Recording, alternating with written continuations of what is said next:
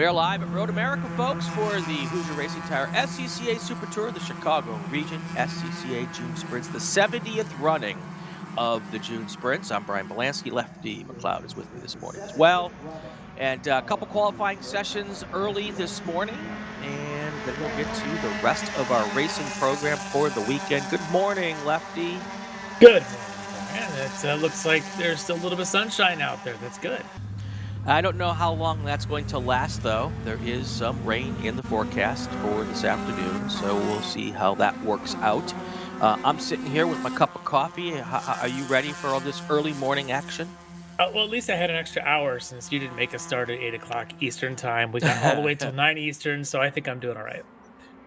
Very good, very good.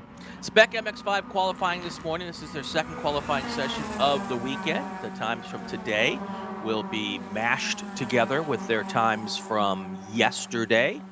And it will be, and then these guys are going to drive, guys and gals, are going to take the track this afternoon. And I believe, yes, their time on track this afternoon for their race is going to be 2:55 p.m. Eastern time, Central time. I keep saying Eastern time. What the hell's wrong with me? You don't live in Eastern. You got nothing to do with Eastern. I know. The whole world operates in Eastern time, right? That's what I was told. My world does. Yes, I know. So we've got our first hot lap. This is starting for some of these drivers right now as they come up the big hill. I think we went through this yesterday. The timing line, Lefty, right around turn 13, between 13 and 14.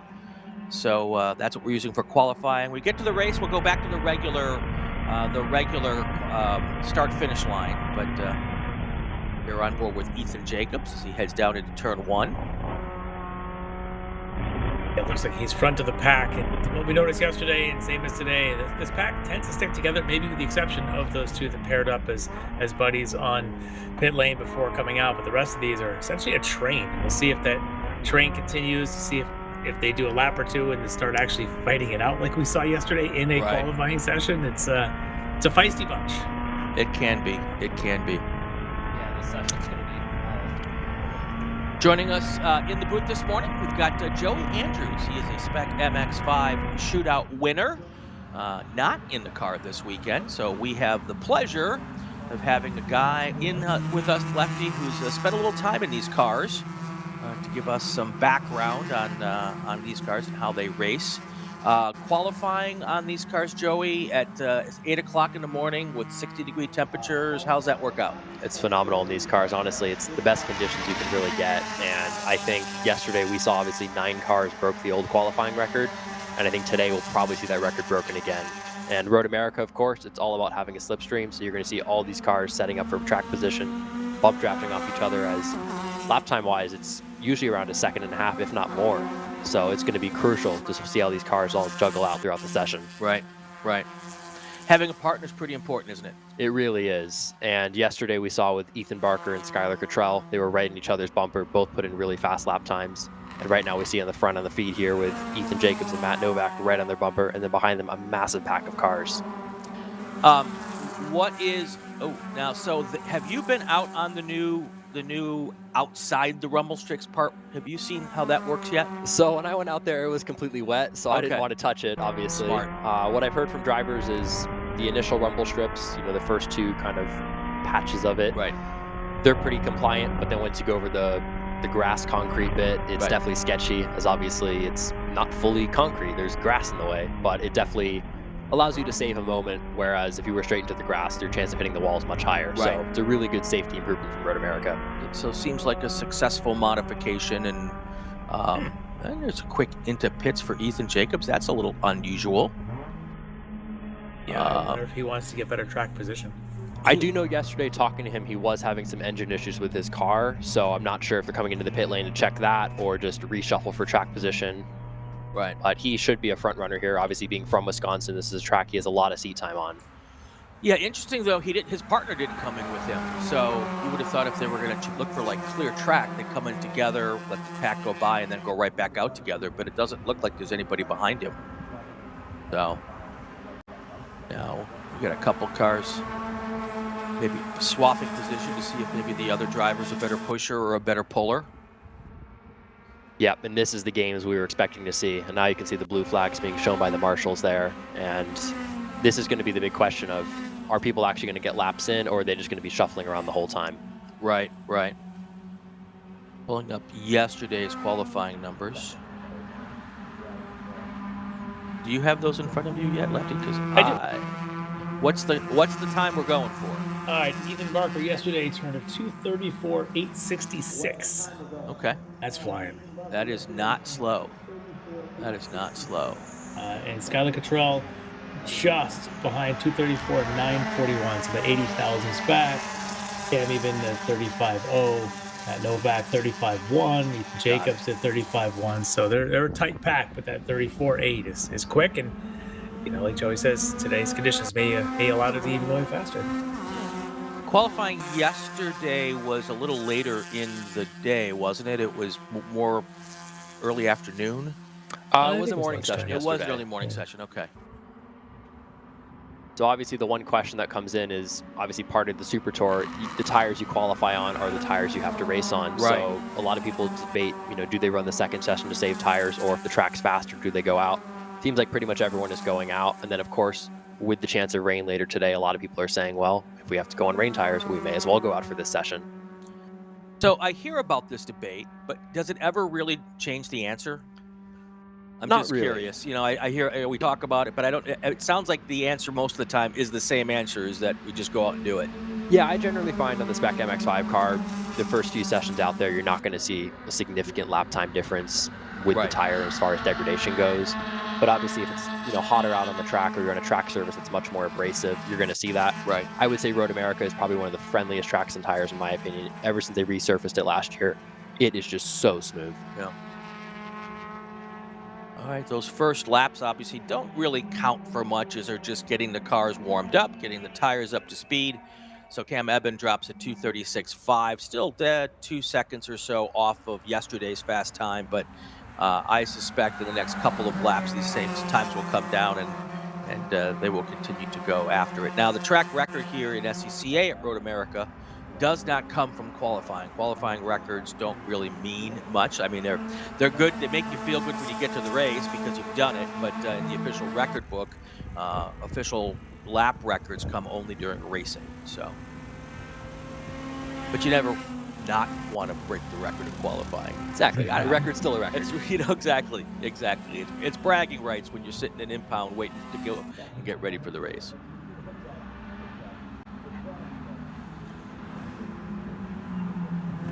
Nobody there yet. Still the quickest time's only at 2:36. So kind of waiting for them to get that speed built up, get the heat correct. I mean, it's first session of the day. Everything's just a little bit chilly.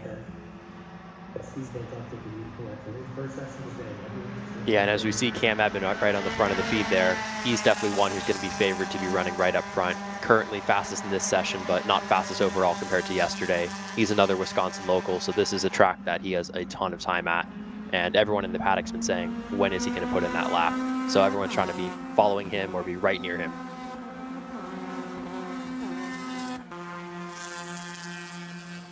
Everyone seemed to be playing like good boys and girls out there at this hour. Yeah, a lot more organized so far this morning than what we saw yesterday. Yesterday, to me, just seemed a little chaotic. Maybe that was just a whole session of jockeying for position and in the end turning laps, but maybe not the best laps they could, even though they were under track record.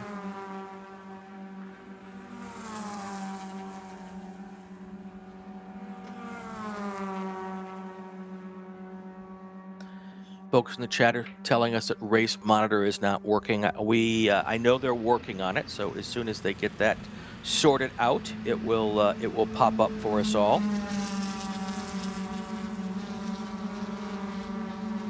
No surprise there. Cam Eben and Matt Novak going faster than the previous lap. Still not into the 34s yet. 35.7s for both of them. I think that's the two of them nose to tail. And who is that going wide? I think that's Cam Eben. Yeah, I think you're right. And one thing that is interesting about this session compared to the race is the start-finish line has been moved just before the final turn. So using the IndyCar timing line. So what's interesting is if he still got that lap in and he went off at the last turn, it actually had no effect on his lap time. It'll have effect on the next laps. Exactly. Yeah, definitely.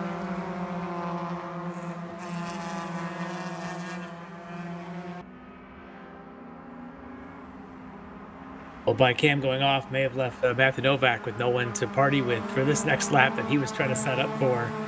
Kind of ruined his strategy a little bit for the next one. Yeah. The good news And is you can see him now actually adjusting that strategy, letting a few go by. He may be looking to pair back up with Cam as Cam comes back up through the field.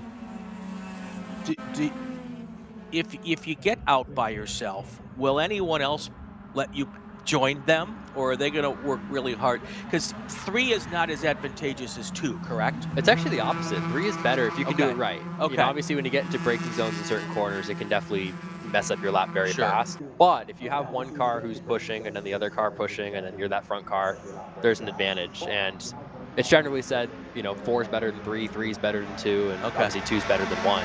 But it's very hard to put a good lap together with 3 cars. But when it's done right, it's remarkably fast. Yeah. So in race conditions, it's probably a little bit more advantageous when you're not really trying to put down a fast lap every lap like you are in qualifying. Yeah, exactly. That's definitely where you'll see the difference come in. Right.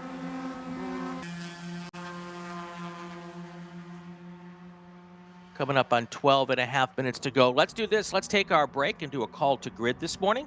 And then when we come back, we'll have the rest of this qualifying session. Attention in the paddock, attention to the paddock. Group 10 cars to the grid. Group 10 cars to the grid for your qualifying session. Group 10 cars to the grid for qualifying.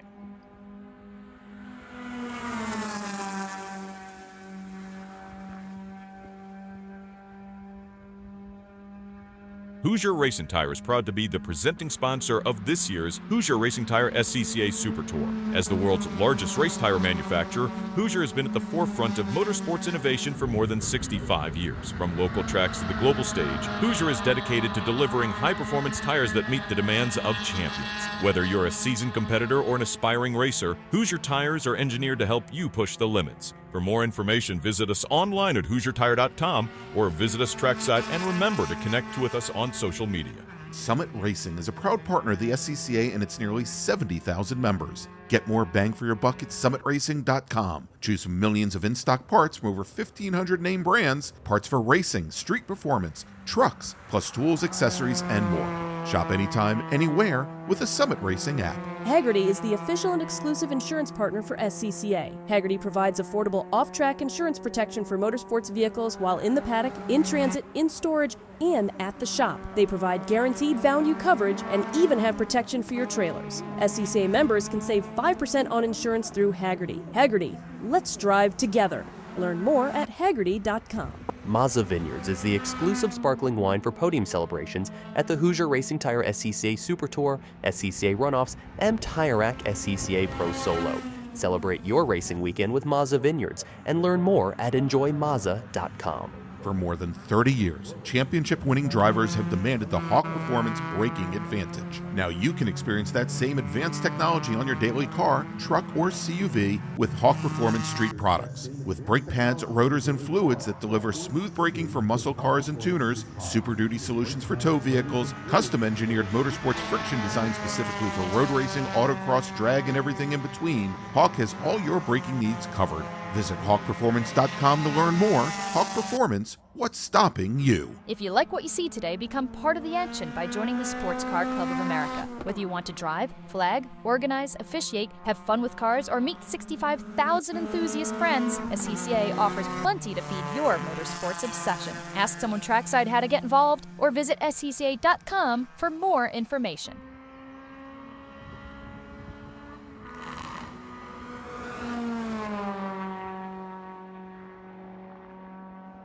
Back live at Road America, 9 minutes to go in the Spec MX-5 second qualifying session. Now we take Q2 and we meld that together with Q1. And our supercomputer Hal, who is remote with us this morning from Michigan, at the end of this session will tell us who's going to be on the pole. Good morning, Hal. Good morning, Brian. Or should I call you Dave? You can call me Dave. Absolutely, absolutely. For those of you who have watched us for the last couple of years, know that math is not my strong suit. So when we have to combine these qualifying sessions, I rely on Lefty or Greg or whoever else is here with me to help me make that happen. And that's what we got to do today. We've got these two qualifying sessions. And just after we went to break, we saw a bunch of cars going up to pit lane. Joey Andrews, as Spec MX5 shootout winner, with us this morning. What usually is the plan when they do that mid-session? Yeah, usually mid-session, that's going to be a case of you want to check your tire pressures. If you need to make a last-second setup adjustment, you can do that. And also, mainly in the track with Road America, it's going to be all about spacing.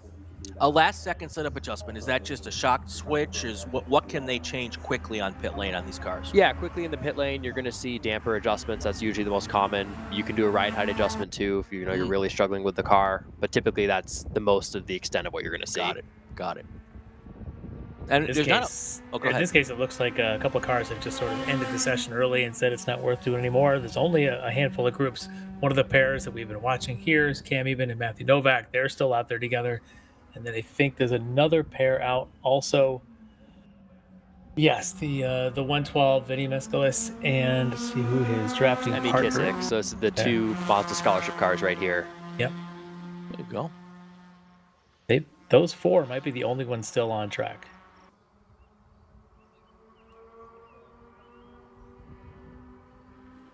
Director Jordan has confirmed your suspicion, Lefty. Oh, a fifth car all by its lonesome. There we go. Yeah, there they are coming across the start-finish line. There's a couple of cars on pit lane. Looks like they're about to head in. So, what is the benefit of turning laps by yourself out there? Is there any at this point, other than if you're new to the track and learning the track a little bit? Yeah, I'd say position-wise, obviously there's no benefits right now, especially based on yesterday's times. But the main thing is if you're having issues with the car, this is perfect. I mean, conditions are really fast and you have clean track all by to yourself.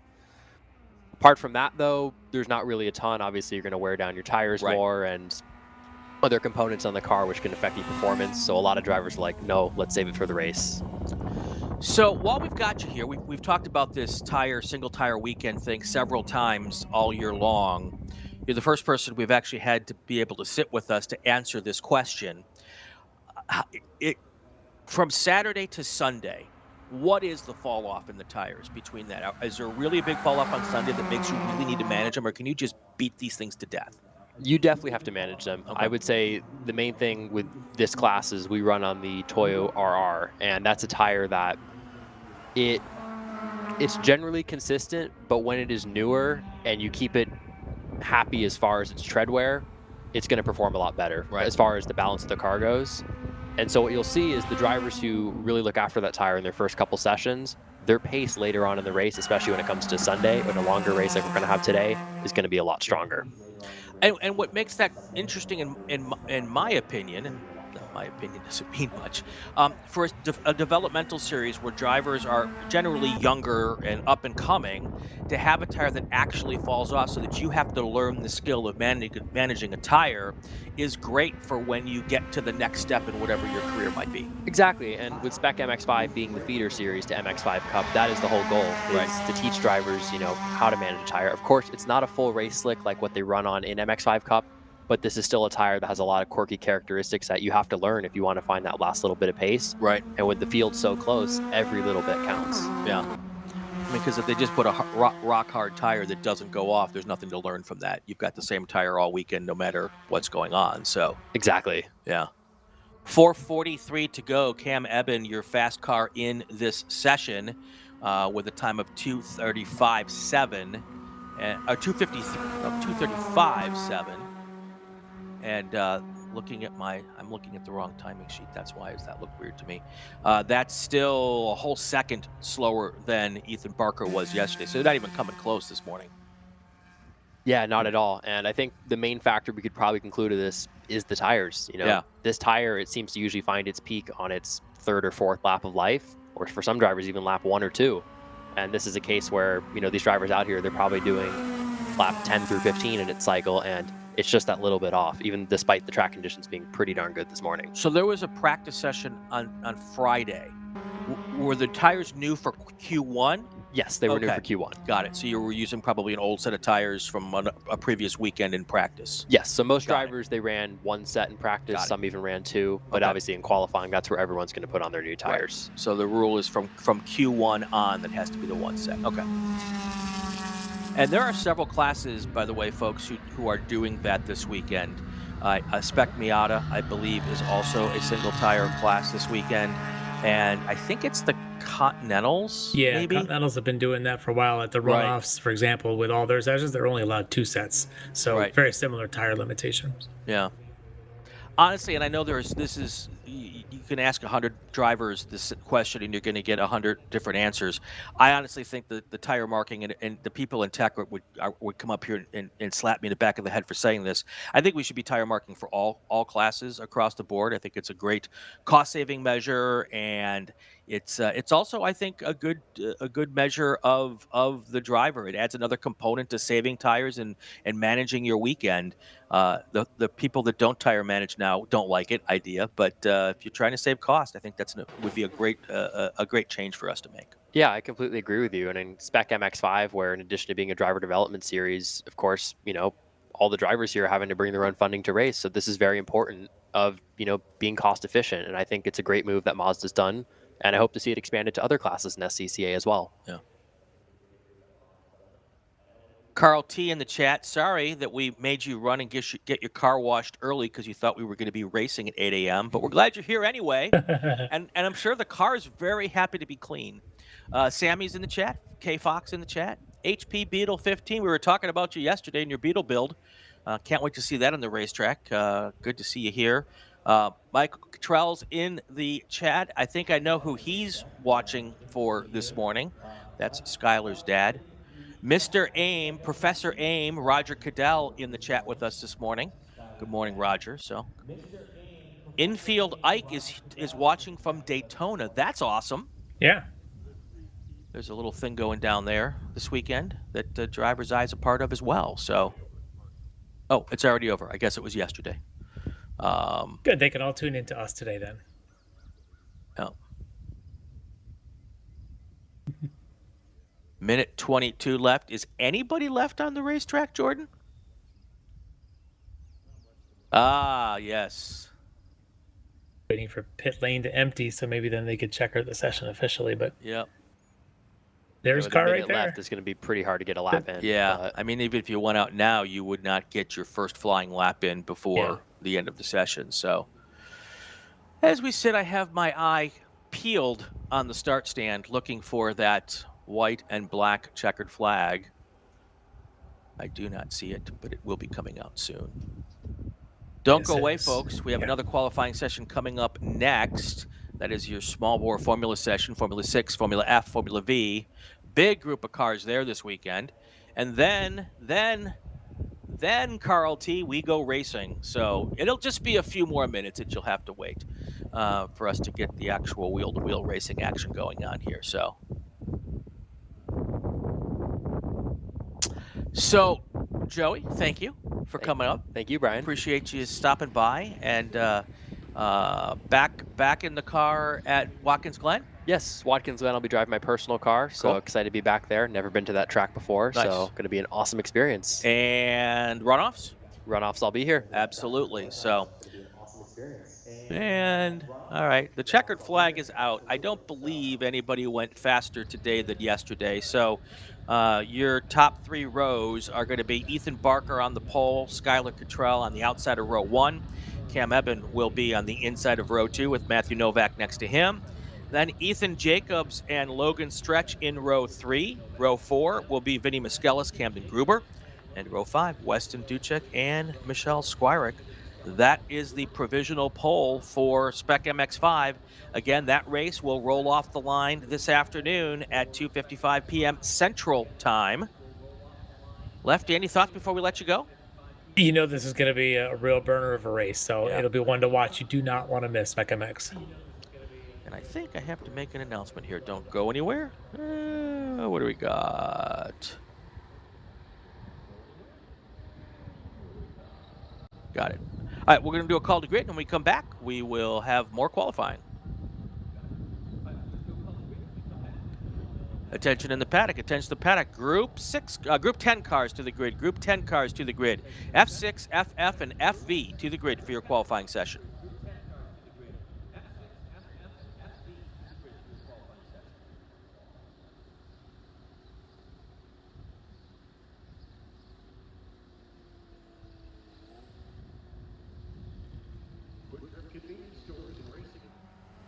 Mazda's been very supportive of racers within the SCCA and all the other grassroots organizations for many, many years. Really, their support for racing and our type of racing is unmatched from any other manufacturer. They've been a great partner for many, many years.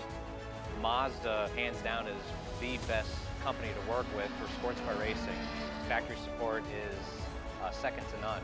It just feels right. You feel connected.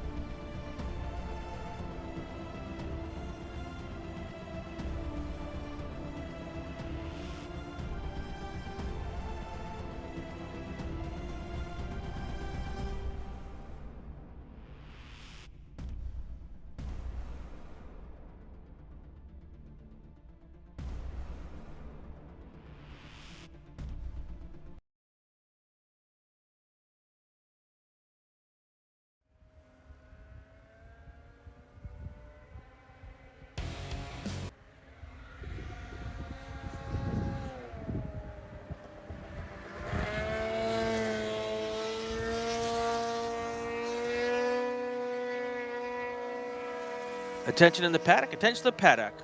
We've got a quick announcement to make. And let me find it again. My phone went dead. Car number 122, GT1, Joseph Frieda. See the race director at impound. Car number 122 in GT1, Joseph Frieda. Go see the race director in impound. All right, we're back here live at Road America. It is a final qualifying session of the weekend. This is our small bore open wheel cars from the 6 Formula F and Formula V. And they qualified yesterday and get their last session of the day. Their race today, Lefty, last race of the afternoon. Yeah, there are 47 cars on track right now. It's a pretty big field. So about 15 of them are F6s, about 18 of them FFs, and then the other 14, well, they are the FVs, and you can see them now in that shot, all the FVs together rolling out of the pits, and they'll obviously want a lot of draft in this session, like the FFs. Maybe they'll try. The F6s, I'd be surprised if any of them are actually doing any drafting on this. Those little rocket ships tend to do things on their own in these situations, but with 47 cars on track, I suspect your FFs and F6s are going to be catching the FVs probably before the end of the session, so it could be interesting in trying to find space.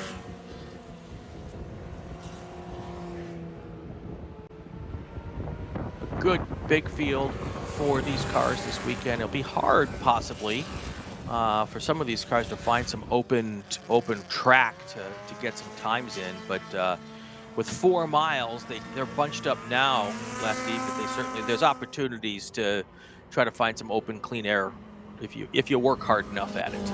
Yeah, and the V's look like they were trying to find a bit of space, and they also look like they're trying to find their buddies, because they definitely want to be paired up, and usually it's with a very specific person that may or may not be actually gridded near them, because obviously they're gridded based on yesterday's results. So they're now looking for their buddies, where the F6s, like I said, they don't buddy up, and they were the first ones released. They're just going to go. They're just going to go. Right. We're going to get heat the tires. That's why I think you may see maybe even 4 laps in some of those 6s catching the Vs. And, hopefully they don't catch them in spots that slows them up, because they'll be looking, obviously, if you're in the 6s, you'll be looking to really get a good flyer. The only one at the back then starting in the 6s would be one of the favorites, Cal Stewart. Doesn't race on Saturday, so he didn't put a lap in yesterday, and you'll see that white full-body Nova car of his probably at the back of these Vs, trying to figure out, how do I go past 15 Vs? And there he is. Yep. Yeah, trying to get past all those Vs, and he's going exceptionally slow with this opening lap, and maybe he'll just pick him off 1 or 2, because he'll be a lot faster. He'll be the fastest car to straight line on the track. Yeah. Did a fun podcast with Cal on Inside the SCCA, and the amount of effort he puts into making that car slippery is really, really interesting. And you will see he's going to blow past that Formula V like it's standing still. He's trying to find that space, but he's kind of used to this scenario. He knows what he's doing. Don't be surprised to see him on the front row, or worst case, the second row when the race actually starts. But the car is so slippery all the time. He focuses on it, and at a track like this, it makes sense. You go back to when he won his first championship at Daytona.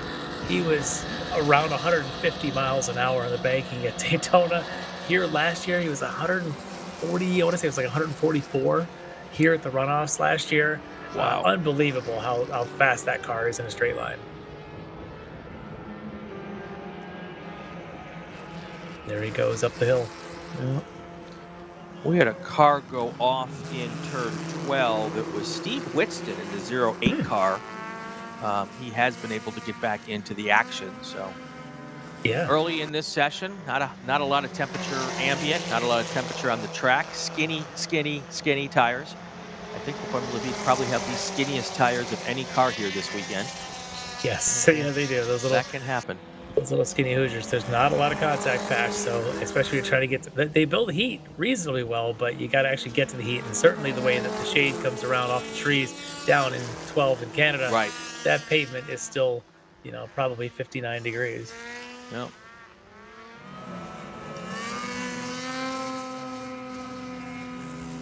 For Steve, the defending champ in the class, would love to be paired up with his brother Zach, or even Dad Ron. I'm sure all 3 of them would like to be together on track to do their drafting thing like they were doing yesterday. Yeah. So the fast time that everyone's shooting for in Formula 6 is 2:20.6.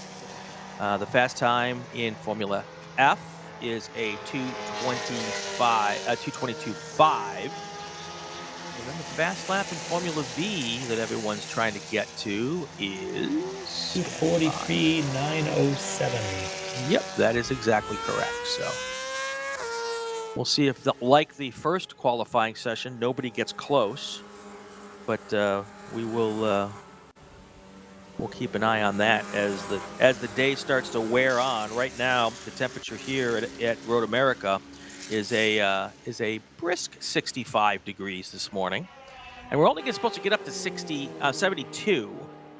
And I'm looking at the weather forecast here, and they're talking about some rain early in the afternoon, right around lunchtime. So we'll see if that actually comes to fruition. It doesn't look like it right now.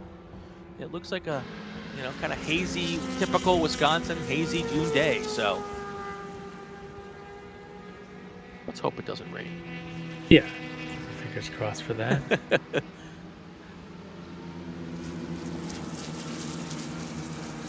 The V's kind of bunched in little packs of 3 and 4, sort themselves out. I am kind of curious where Steve Witston ends up after having his quick off and back on there at 12. If he's able to pair back up with his brother Zach. Like yesterday, they were a machine. The two of them running together, ran those 2:43s. The next row was 2:46s. That's how fast Steve and Zach were when working together. So going to be important for them to hook back together if they can. And I think that's one of them right there going into turn 1. Well,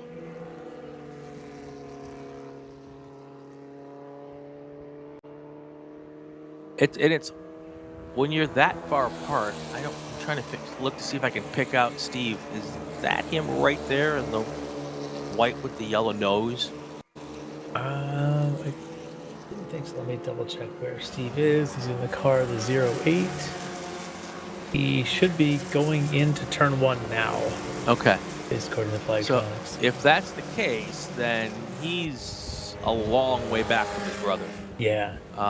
His brother should be going into probably turn 5 at this point. Yeah. Or at least down towards turn 5. Yeah, Zach's in the number 17. He's definitely on the back straight now. So in a bit of this a pack. here, this yellow car then is Steve Witston. That's him. That's him by himself. So he's a full straight back. So to hook up with the brother's going to have to basically give up a lap here and go back to him. James Weeda now his second lap at 2:21.1.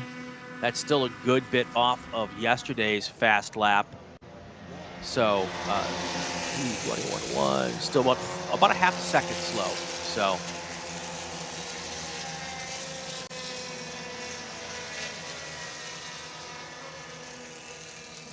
keeping an eye on Cal Stewart, who's on a bit of a warm-up lap again. So he didn't turn any laps yesterday. So he's not only got to go fast today, he's got to get a setup today to make sure that it's the quickest. Where obviously Weeda, Ellis, and the others had their laps in. They were able to tweak their setup for the track and for the conditions. So we'll see what Cal can do with the time he's got. And there you go, Cal Stewart's first real flyer, 2:22.1. Right. Which would be good enough for third on the combined grid with Weeda and Ellis still the front row. And I suspect that Cal was out on Friday for practice. Yeah. So, but the conditions on Friday were not as good as the conditions today by any stretch. Yeah. So,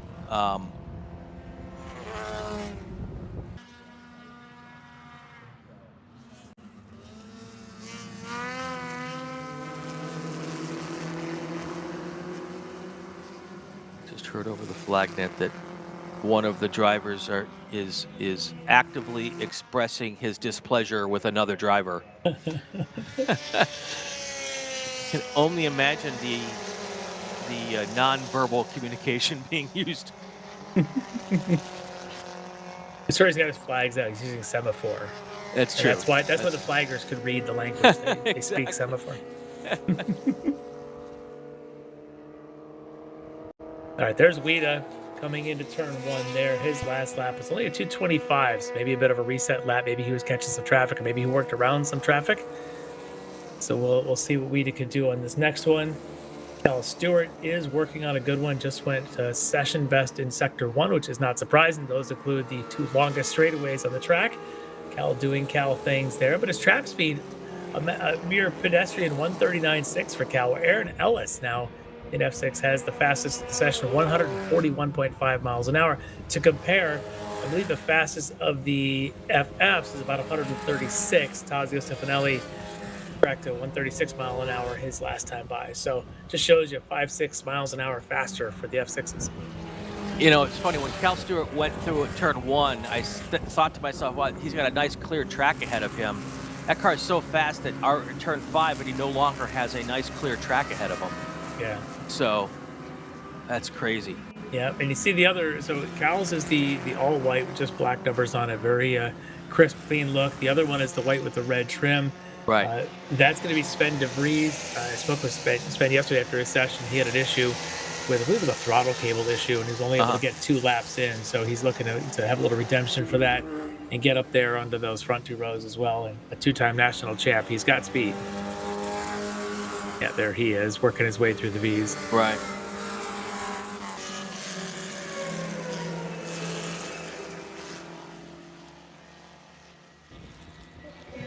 Nice. So the Jeff Jorgensen F6 car had issues at 5, slowed way down. Actually, it sounds like it came to a complete stop and then decided to keep going. Okay. So, oh, now there's a waving yellow at 5. Yeah, that's a frantic. I'm wondering if just beyond our view, if there's a car spun or stopped. It's a popular spot is to spin just at the exit 5 there, and if you get close to that left wall, especially these low formula cars, it's really hard to see. So we've got a car spun with a broken suspension right in the middle of the track, just out of our view there at turn 5. So they're setting out. We're going to go full course yellow here for that. So hopefully then that's quick, because obviously you got the escape road just across the street, so to speak. Yep, and being able to trip those cars up. Hold on one second. I have a view of this. Hold on one second. I'll be right back. Oh, and there's somebody else pulling into the corner station there, actually at 13, one of the V's. Can't tell whose number that is, but oh, and there's another car. Yeah, I think I'm looking on electronics to see if that's Brian Straczynski maybe in that purple V. I'm looking. I think it might be the 21. Is that Brian? So the car is just basically where you would start to track out on turn 5, but in the middle of the track there. So where you track out to get to the outside of turn 5 to head up the hill, that's where that car stops. So they're going to go and have to snag that thing. So that looks like the car number 18, at least what Flytronics shows. So let's do this. Since we're under full course yellow and we're actually at the halfway point, let's take our break. We'll do a quick call to grid. I'll make one more announcement, and then we will get back to hopefully green flag racing here pretty quickly.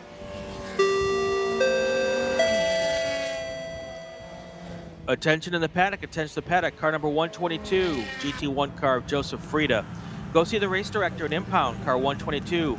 GT1, Joseph Frieda, see the race director and in impound. Also, while we're doing it, group number 4, Spec Miata to the grid for your race. Group number 4, Spec Miata to the grid for your race.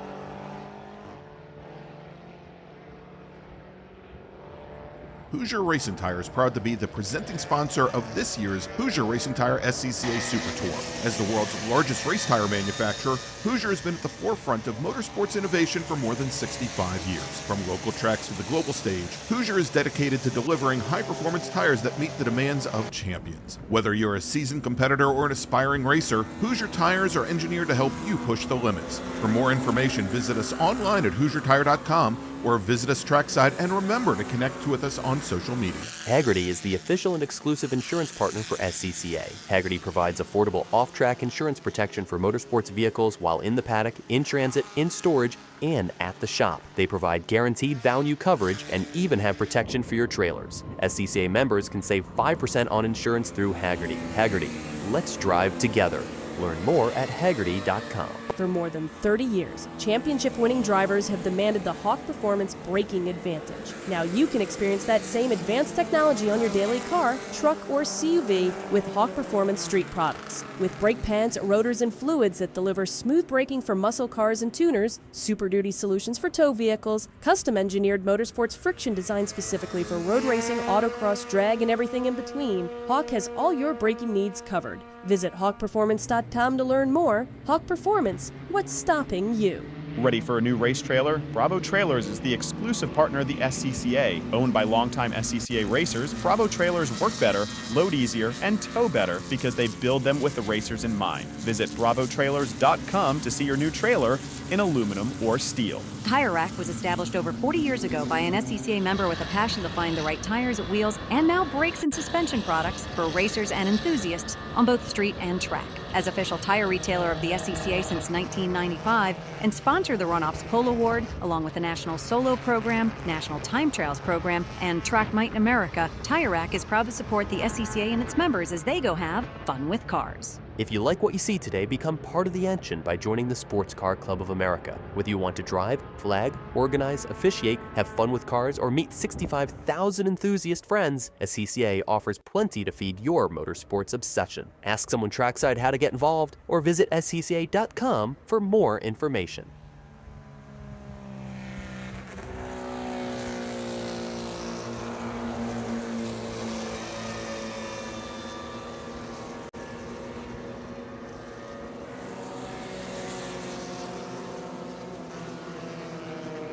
Back here live at Road America, we're under full course yellow. 2 cars being dealt with. One at turn 12, or just between 12 and 13 right here. That's Brian Straczynski with that purple Formula V. He had some sort of a mechanical issue, and he is out of the car and safe. We also had a car at turn 5 here out of our view, but it had a suspension failure of some sort. I don't know if there was contact or if it just broke. But that car spun and ended up right on the racetrack, so that was what really caused the full course yellow immediately. And they're cleaning all of that up. But while we have a minute here, Lefty, you had brought something up while we were talking at the break that I had slipped my mind. Yeah, someone. We've got the F6s out there, right. And somebody who is just instrumental in the development of the class, and you can see his name all over the place, Jay Novak. Obviously, with the Nova car was his design and development. It has been so successful. Jay passed away a couple of months ago, so very, very sad there that influence is no longer with us. But huge influence. Look down the list of cars that are on the track today running his chassis. Obviously we talk about Cal Stewart, who helped, I think actually may have helped develop with Jay the aero that's used on that Nova car. But Sven DeVries, Jeff Jorgensen, Jason Martin, all of them running Nova cars this weekend. And you look at the other chassis, even like the Scorpion and things, they've kind of modeled what had been piloted by Jay in his development. So, so sad to see him gone, but definitely not forgotten in the influence that he's had. Yeah. And I've heard that Brian may come back and run some races this year. Oh, wow. Yeah. All right, coming up on 6 minutes to go on the clock. Like the car at 5's probably cleaned up. That was probably the easiest one to get up and out because there's a little access road there that they can pull that car away. These cars, once you get to them, most of them have a nice open roll hoop at the top if you can get a wrecker out there.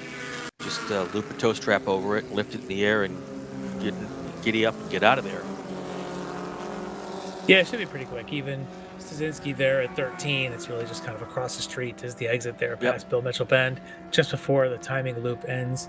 So hopefully we can get this out of the way and maybe get 2 flying laps here. There they are.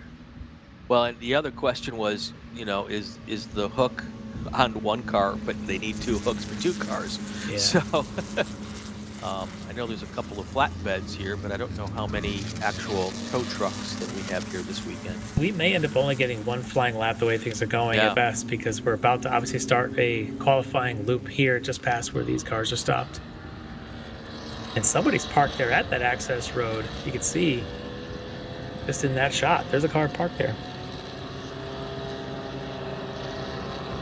So whatever's going on there.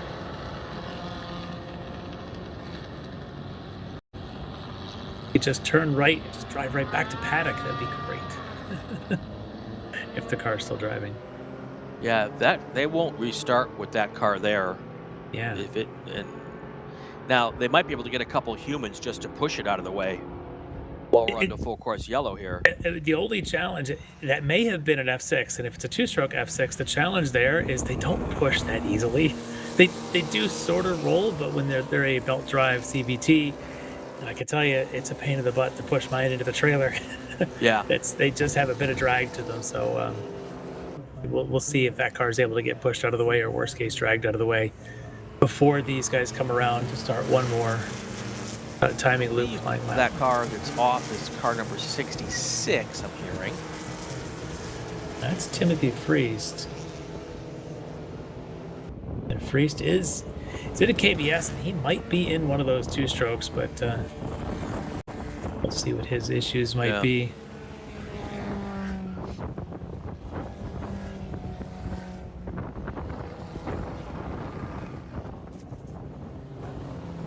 Yeah, I am.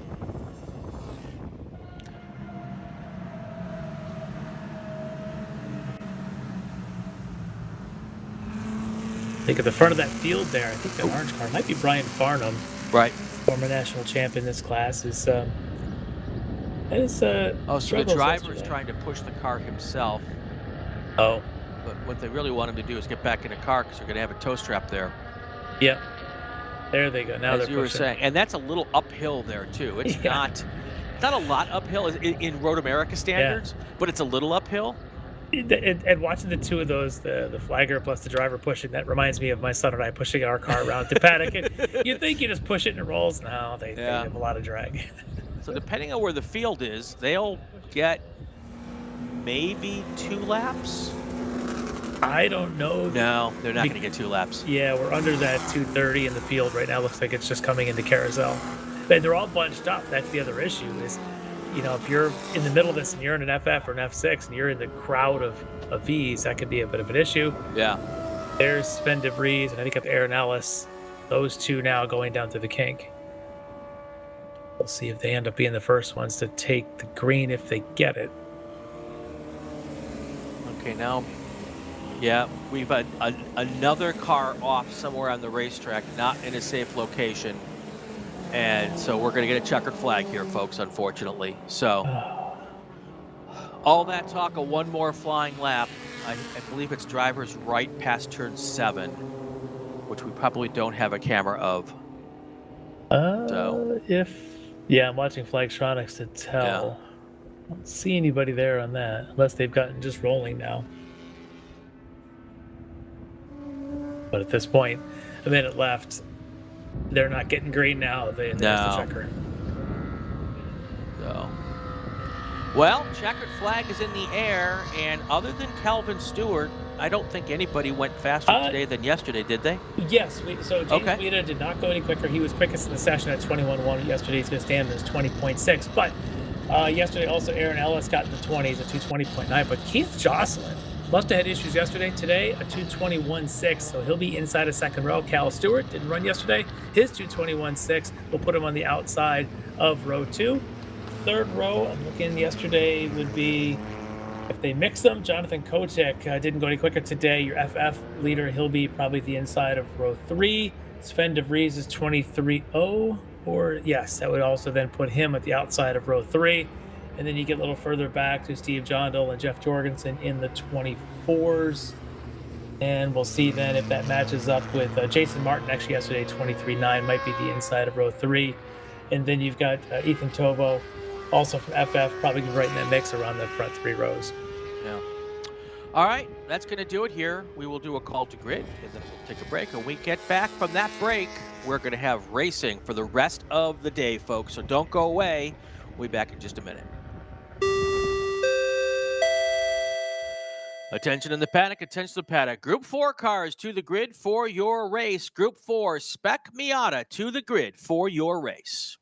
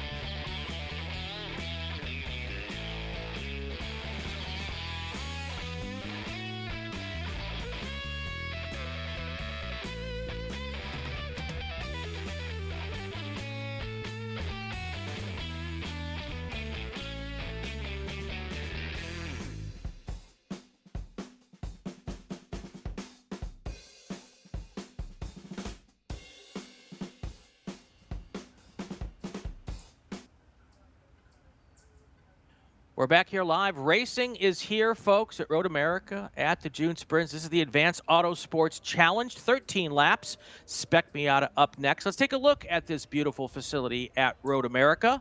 We've got our animated fly-in here, of course, right off of the lake that we call Michigan here in Wisconsin. 14 turns, 4 miles. A natural terrain, probably the most obvious natural terrain road course in the United States. First race here all the way back in 1955. Lefty, there's a couple of important places on this track.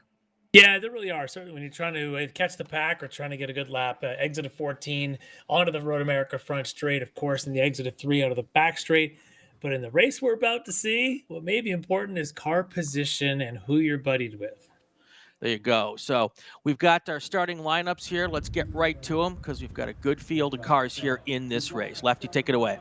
All right, on the pole for this race out of Arlington, Texas, it's going to be Logan Stretch. Alongside Logan is going to be his battery mate in qualifying yesterday, Max Stallone.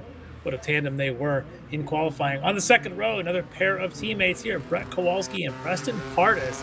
Take a look for that front four. They are going to be blazing fast. But behind them, row 3, Center Smith out of Greenville, South Carolina. And alongside him is going to be Sean Barwig. On row 4, we're going to have Ken Sutherland out of Sherwood, Oregon, alongside Jason Knutson from Indianapolis. Row 5, Beckett Friesen from Omaha, alongside Andrew Devoto from Montana. I love to see drivers from the up north coming on down. On row 6, Jonathan Davis will be lined up with Tyler Brown. Row 7, Austin Pierce and Justin Gravitz. Row 8, Alex Bertoloni, and alongside him, Jason Rollins. Row 9, Kyle Greenhill and Tom Brown. Row 10, Samantha Silver, lined up with Mario Carini. Row 11, Jet Eben and Kyle Jansen. Row 12, Jackson Wolney and Shane Sullivan. Row 13, Sean Hayes and Sam Arndt. Row 14, Warren Sackman and Keegan Bosch. Row 15, Frank Gouffre. And that's how they're going to start here at Road America. 13 laps of racing. Joining us in the booth for this race is a guy that we're really happy to see here, Jim Drago, one of the elder statesmen of Spec Miata here with us this morning. Jim, you were in a pretty big shunt last year at the runoffs. How you doing? Doing well. It was definitely a really big shunt. I don't think any of us ever expected something quite as bad as that. Overall, I'm doing really well, getting around, with more bumps and bruises than normal, and probably 1 to 2 more surgeries to go when I get back. Okay. I put one off. I'm going to get my right foot redone on the 17th, and then we'll see where we go from there. But hopefully that should ease some of the pain in my foot, and hoping to be back into the car sometime probably in January. That's awesome. That's awesome. Well, we're glad to see you here. Of course, we had Denny Stain on the Inside the SCCA podcast giving his update a couple of months back. Good to see both of you interested in getting back into a race car and healthy enough to do it. So yeah, it's really good news. So, all right, we've got something happening right here, though. Spec Miata, you've got a couple of cars in this race, part of your team. Third and fourth starting on the grid. How are they looking today? They're looking really good. Preston had a little problem in second qualifying, so they weren't able to keep their first second from the day one. But I think it should be a really good race. The guys from Mills America are tough, and then there's a whole pack of the Sneaky Moose guys right behind them that are also going to be tough. Should be a really good race. It's going to be interesting at the start because they have new start rules now with the Flagtronics that didn't seem like many people are all that happy with, because we have rolled onto the throttle in Spec Miata for the last 15 years or so at the start. It's worked pretty well, because if you don't, the cars stack up in one, and it usually leads to contact. So the new rules now, they're going to have to wait for the green to come onto the Flagtronics. They're going to have to maintain pace car speed, and if they don't, they're going to get black flagged. Well, we will see how that works out. We'll see how it works out. It could get very interesting in turn one. Well, I got to tell you, in our chat, Jim, a whole bunch of folks happy to hear you on our stream here this morning, all wishing you the best. But we've got a big race to talk about here. Here's that beautiful Corvette pace car coming up through 13, and it'll make that turn onto the front straight. And then right when it gets to pit lane, it will duck off to the right, and then we'll have Logan Stretch in control of the field up that big hill. Hill doesn't seem so big on TV, but that's a pretty big pull, ain't it? Especially for a little 125 horsepower Spec Miata. All right, they're all lined up nice and pretty. It's not hard to get lined up on a 4-mile racetrack, so here they come. That's about as good as you're ever going to see a Spec Miata field come to the line here. And they're going to come up the hill, wait for that green flag to fly. I'm surprised they're so far to the right, to be honest with you. Yeah, I'm not quite sure why that was. There a reason to do that? If you're the pole sitter, it's a great move. Right. And waiting for the green flag to go in the air. And we have that green flag. Here they come down the line, shooting all towards turn 1. We've got 2 and 3 wide, 4 wide in the back part of the field. They come to this big funnel at turn 1. It'll be very interesting to see whether or not we get through it on the first try. Logan Stretch takes the lead early. The third place car of Kowalski there, it looks like, has pulled up right behind him. Yeah, it looked like Brett was trying to get his way in between Logan and Max before they got to 1. Doesn't look like he was able to, so now Preston and Brett are going to have to work from behind with Logan Stretch and Max Stallone taking the front. At least one car went off there at 1, it looks like, but it's come back into the fray. Yeah, it looks like a good clean start. Yeah. Well, at least that worked out. Let's see how the rest of the race goes. They're going to come down to turn 5, the next big passing zone here. Often, especially in these early laps, you're going to see moves trying to be made. There is Kowalski going onto the inside of Logan Stretch. Big brake lock up back in the pack as they cycle through turn 5. That's a double pass. He was third coming off a 3 all the way to the front going into 5 for Kowalski. Big move. In car now with Max Stallone, one of those Wheels America cars. Right in front of him, Logan Stretch pushing Kowalski through 7, down towards 8 now. We've been joking all year that we've got to get Max a windshield sponsor to get that thing fixed. And everyone seems there's Kowalski going a little bit wide. Is that just enough to open the door, Jim? Yeah, could be. Yeah, doesn't look like Logan's been able to take advantage of that, but look at this. Already a 5-car breakaway here. We're not even done with lap number 1. Yeah, and that's with a pass for the lead and going into 5, and they're still able to stay in line. I think they had gotten such a push of each other coming off of 3. That's probably where the break started, and now they've been very well behaved, though, through the 6, 7, 8 complex. Jim, that's the location where you had your wreck. What have your drivers been telling you about the new configuration there? Preston said he hardly even gets out on it. And he said that the initial curb where we always went was not a problem, and then that first extended patch is still pretty grippy. And the squares with the grass in it, it's a little bit sketchy, but it does enable to at least save the car if you do get out there. Right. We have seen a couple of cars go through there and not the dust blow up like we would see in the past, and I know that was part of the reason to do that as well. So, all right, here comes our cars onto the front straight now for the first time in racing action here. Up the hill, a 5-car train. The car in front, Brett Kowalski. Right behind him is Logan Stretch and Max Stallone here as they come across the line the first time. We'll get to take a good look at what the first 10 cars looks like. And here we go. It's Kowalski, Stretch, Stallone. Then we've got Preston Pardis, Sean Barwig, Ken Sutherland, Andrew DeVoto, Center Smith, Tyler Brown, and Beckett Freeze. And that's the top 10 after 1 lap. Yeah, that front 5 being very well behaved here, knowing that they've got a bit of a breakaway started. They don't really want to give that up at this point. Don Varwig, I think the 5th in that train, being very good at sticking to the back of Preston Pardis. Behind them, DeVoto, Sutherland, Center Smith, all of them trying to figure out who's going to lead that pack to try and catch the front 5. I don't think they've sorted that out yet. Yeah, it's very tough to stay on as the 3rd, 4th, and 5th car. Right now, you can see the 3 car. Preston's trying to make a move because he knows being the 4th car, it's hard to stay on. The 5th car, it just gets worse with each car. How hard is it to stay disciplined to keep in that pack early in the race? You know, it is hard because, like I said, you don't want to be the last car in that pack. You kind of want to position yourself up, but then you have to make your decision. Is it worth to try to split the pack up, because you don't want to do that either. So sometimes your best is to stay there and try to stay in that 5th place. But like I said, you'll notice on the straightaways, they'll start to drop the 4th and 5th car. Yeah. And then the stack where they go into the next corner usually brings them back up. Right.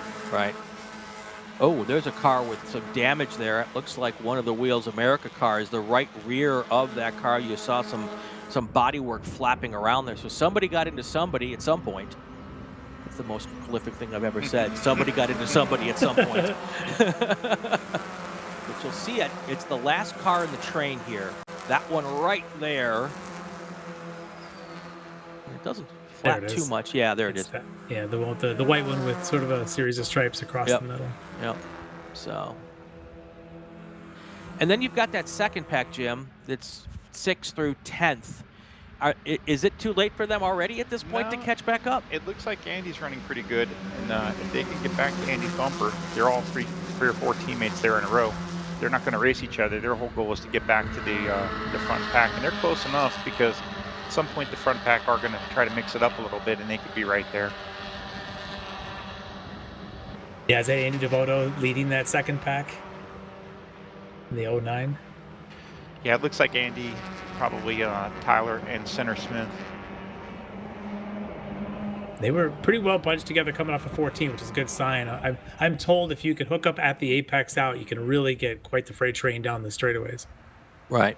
And there's Preston making that move, trying to get around Max there, going into one. I don't know if he's going to be able to make that sticker on the outside. But he does. Yeah. And now that 5-car pack it's got a little split between the first and second car and third, fourth, and fifth. Almost as if the guy sitting next to me knows what he's talking about. And as those third, fourth, and fifth place cars start to pull back, that may help that second pack come back to the front. And the second pack, like I said, they're teammates. They run here all the time. They're very familiar with each other. So if they can get back to Andy's bumper, I think they'll be able to get there. Looks like Preston's going for another spot. Yeah. And the more those cars up front do that, the easier it will be for that second pack to stay somewhat within striking distance, or maybe even close the gap a little bit. For sure. Jim, how important is it for Preston to try and catch up to the back of Brett and get a 1-2 going to have the teammates work together rather than having Logan and Max be paired up? I don't know that it's so important that he gets back to him right away, but he needs to keep himself in contact. At least he wants to keep himself at least in the top 3, so he's got a chance to get there at the end. And if he could split those two teammates apart, it'll be easy for him because he won't be able to work against him as much. And is Brett thinking at all about trying to keep his teammate close, or is he just doing his thing at this point? I think Brett's trying to do the best he can to win his own race right now. If Preston gets there, they'll figure it out and work together. But when you're in the lead and you got two teammates behind you, you're thinking about the two teammates. And when you know how good those two teammates are together as well. Max and Logan have been great all weekend long. All year long they've been running together. So they had a really good race at Mid-Ohio. They finished 1-2 both days. And they know each other well, so it's almost like one driver driving two cars. One of the things that there you go. Yeah, there we looks go. like they're able to work their way to get past Brett already, going into Canada now, coming up Bill Mitchell Bend. Should be Logan, and then Brett, and now Preston third. And Max has dropped back, it looks like. I wonder what happened with Max. Maybe he got a little loose and just had to lift just a tiny bit, and those other cars were able to go right by. I didn't see it, but I imagine something happened in Canada because the whole order shook up out of Canada corner. And they're all bunched up. About the top 9 now are all together. There goes Andy's popping out. Oh, look at the draft. Max will follow him around. This is about as perfect an example of how the drafting works in this class as you're ever going to see, folks, here. Yeah, Max is going to have to make friends with somebody now. Yep. He got shuffled pretty far back after all that.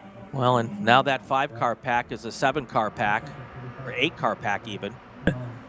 So just when it looked like that first group was going to start to drive away, they started to get a little racy, and now we're back to trying to work out how 8 cars work together.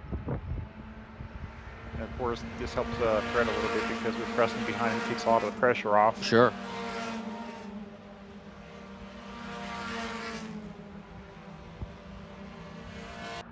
Ten laps to go here in this Spec Miata race.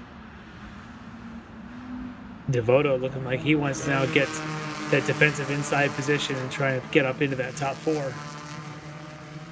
Yeah, Andy's run a really good race. He's been slowly, methodically moving himself towards the front.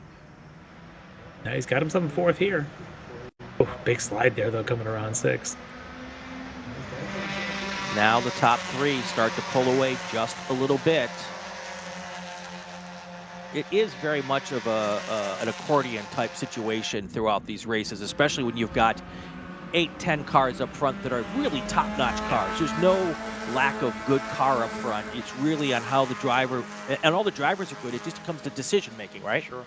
And Sean Warwick in third is also a very good driver, not as well known as some of the other guys, but he's a very solid driver. So he's going to drive smart with Preston and Brett too. He's not going to make any moves until it matters. He's going to try to break away with those two cars to get away from the rest of them. Yeah. And Devoto with the second train, I think the car looked loose as he came around 6, again coming off of 8. The car just loose. I think it's cost him on his exit speed, and now he's just getting pulled through the kink. I think he pulled to the right to let the cars go. I don't know if something happened. Yeah, the car just looked exceptionally loose, and I'm wondering if he even had to lift through the kink a little bit, and the rest just have a lot of momentum. He's lost 3 more spots. Yep. There's a pass now going into turn 13. Try to get that done before they get to 14. Varwig pushing Kowalski around there to go double pass around Preston. Yeah, I wonder if Preston made a mistake in Canada or if they just went for the pass. And when you're out front like that, if you know you've made a mistake or you look like you're going to get past, does it make sense just to kind of let it happen at this point so you can keep the train together and keep pulling away? You know, sometimes you almost have to force yourself back in when you do make a mistake because if you get yourself too far, they'll leave you. It looks like Andy did have a problem going into the pits. That's unfortunate because you had said he'd done a great job there for a couple laps, pulling himself back up to that front pack, and now it looks like the car may have given up on him. So we've got Kowalski, Varwig, and Pardis. That's your top 3 right now, with Stallone, Stretch, and Center Smith is 4, 5, and 6. And a whole bunch of others behind him. It's in there. So now you got Logan and Max back together again. Again, that was the front row of this field. We saw how fast that those two were. Look at that big slide in the background. Yep. And that is stay on that side of the track. For sure. Looks like Jonathan. He's got himself backed away from the track, trying to re-enter a little bit more cleanly. That was really smart that he backed up and got out of the track. Yeah. And whether that was the backing up was definitely a decision, but the rest of the spin, whether it was skill or just luck, thankfully he stayed where he stayed. Yeah. Sometimes, like they say, it's better to be lucky than good. No question. No question. All right. I was mentioning there before that big spin is you've got Max Stallone and Logan Stretch paired back together again, 4th and 5th, and another car off. This one's actually to get to the wall on the left. Not sure who that is. It might be Center.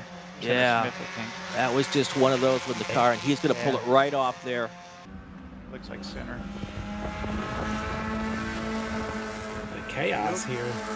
The Wheels America guys will get the air off the front pack if they could put some laps together and get just a little bit closer to start to get the air off the front pack. They were so good at this in qualifying yesterday, getting down to those 40, the low 43s. It was just, if they could do that here for just a couple laps, I think they have a chance to catch back up to this front pack. Right. Now, not coming into an issue early in the race, but when we get down to the end, one of the things I know that stewards are going to be looking at this weekend is doing any kind of weaving on the front straight, trying to break the draft or on any of these long straights. And they've made a decision to police that more this weekend, so we'll have to keep an eye out for that as well. I think that's always been the rule, but sometimes it's not looked at as closely, and that's one of the things that the race director shared with the drivers this weekend, so they all know that they'll be looking at it. So looks like the American cars are creeping up on the pack a little bit. Yep. Well, they've proven to be really fast as a duo. So, and I think right behind them is it's Ken Sutherland in that NA that's following through on Logan and Max. Well, and last lap, Logan Stretch went purple on the first sector, so they're definitely working well together.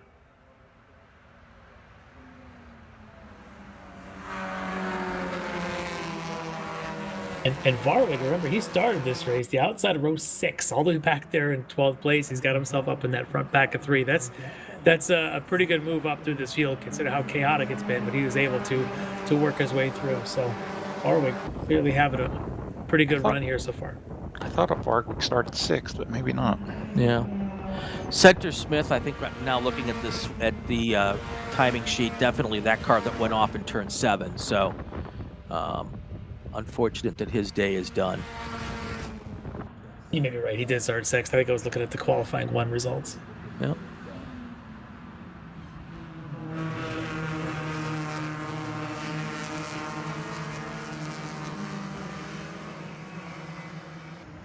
This is usually the time in the race, Jim, where we start talking about when you decide to go. But a lot of these cars have been deciding to go the whole race. There hasn't been a lot of holding back and waiting for the right time here. It looks like Varwick and Brett are starting to pull away from Preston a little bit. So, if I'm Varwick, the best thing that I could do is get Brett away from Preston and try to just race Brett at the end. So Preston's going to be pressing for all he's worth right now to get back onto the tail end of that. He's tough to shake, though. I mean, you know as well as anybody how fast Preston is at any time he wants. He almost seems to be able to will himself. You guys are using the 1 set of tires per weekend here as well. Correct. How does that play late on Sunday? With the 1 race schedule, I don't think they're going to have any problems, and the temperature's pretty cool. So they only have basically 3. This is the 3rd session, so the Hoosiers hold up really well for 3 sessions. Got it. I don't think they'll have any problems with the tires. When it's a 2-race weekend, it's a little hotter. Does that become more problematic? The second race is usually the tires are on their way out.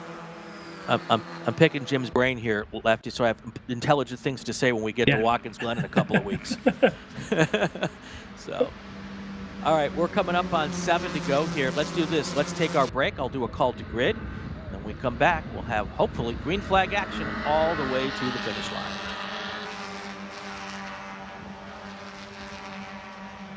Attention in the paddock. Attention to the paddock. Group 5, I believe. Hold on. Let me pull the schedule up. Yes, Group 5 cars to the grid for your for your race. Spec Racer Ford 3. Spec Racer Ford 3 to the grid for your race.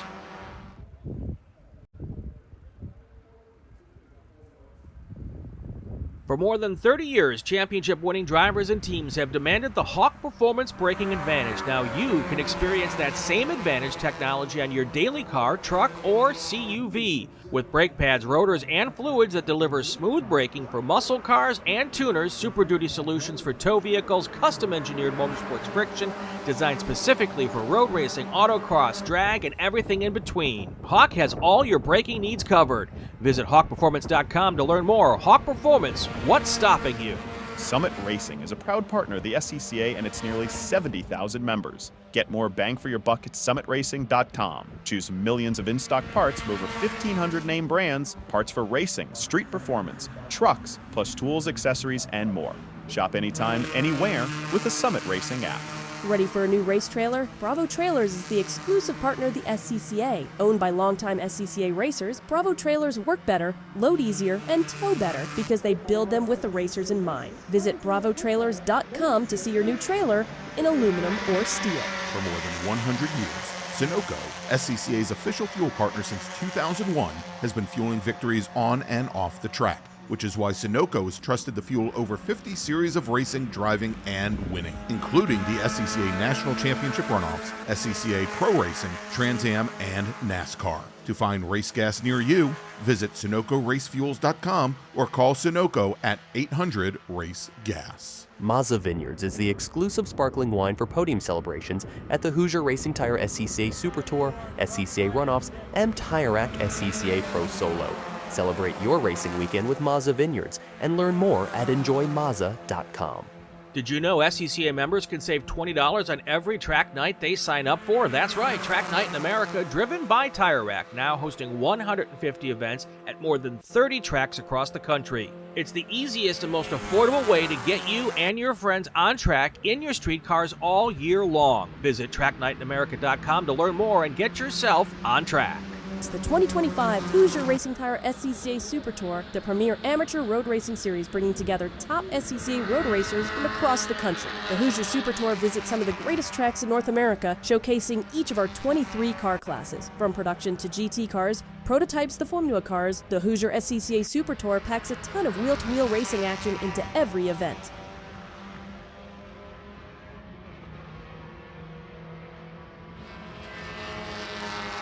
Back live at Road America, 7 laps to go here. Actually, I think now 6 to go as they cross the line. Exactly. We now have pretty much a 6-car battle for the lead right now. Brett Kowalski, Preston Pardus, they're the teammates up front. Then you've got Sean Varwig. Then another set of teammates, Max Stallone, Logan Stretch, and then Ken Sutherland in the mix here. It is a very interesting way this thing has come together here.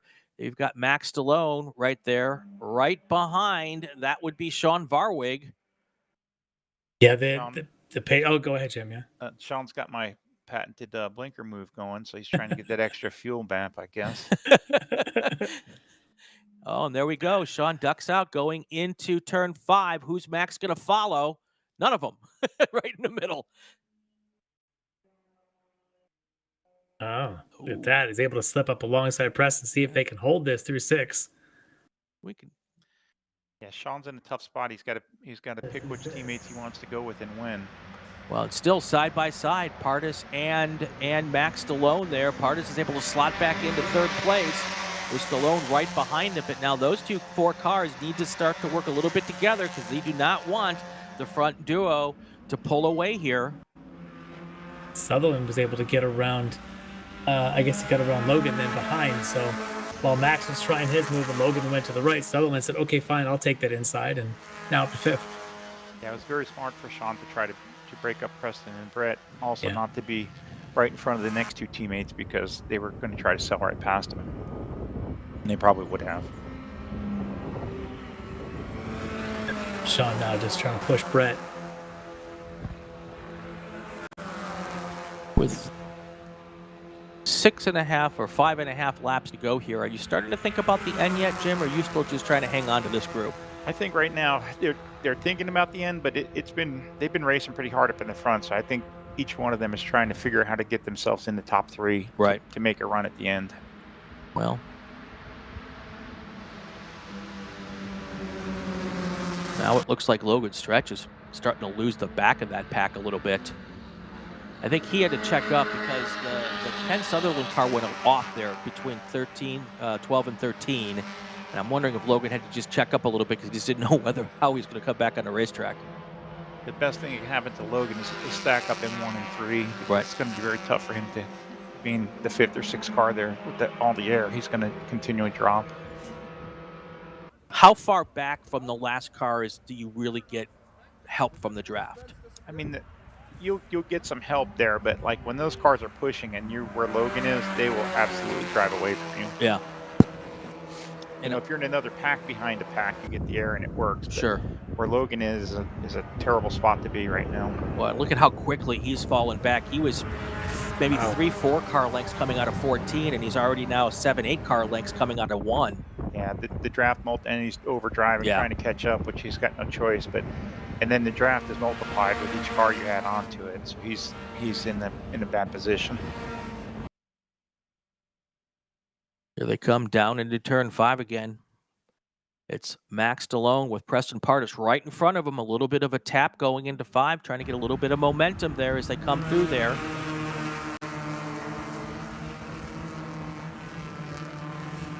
Max has got some decisions to make. It doesn't look like his teammate's going to get there, so probably his best bet is to, at this point, team up with Preston, and at some point, if he pushes Preston past it, it'll probably be best to team up with Vargas because he knows Preston and Brett are going to go together. Right. But they're going to start. He's going to have to start making moves now, or he's not going to get to the front. Right.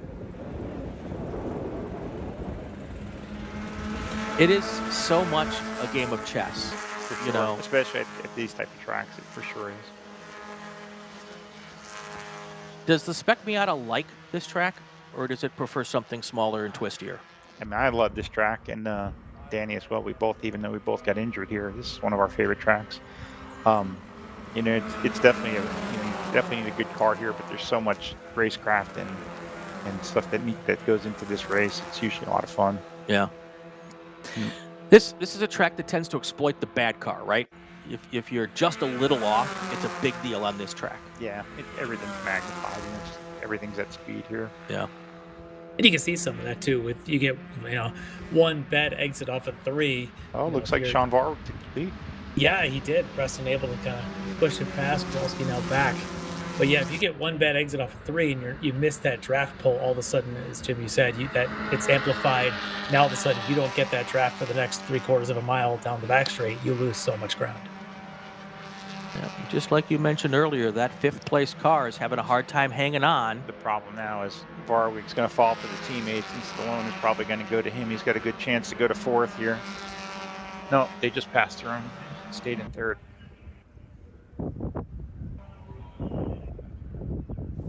Your new leader, Preston Pardis. He's got Brett Kowalski right behind him, then Varwig and Stallone hooked up now. And Brett and Preston, I would say at this point, this is a better order for them with Preston in the lead and Brett pushing them. I would expect those to stay stationed until the end of the race and then go for the race win, barring mistakes. Yeah. Well, let's see now if Max and Sean can stick together as well as Max was doing with Logan, his teammate. And Brett's car has been so good for so long, and Preston is so consistent and so fast through the corners. That's a really good order for them to be in right now. Got one car that has had a suspension failure and went off. I don't think it's still on the racetrack, so I think they're going to try to cover it with a local yellow. Believe it's in 13, maybe.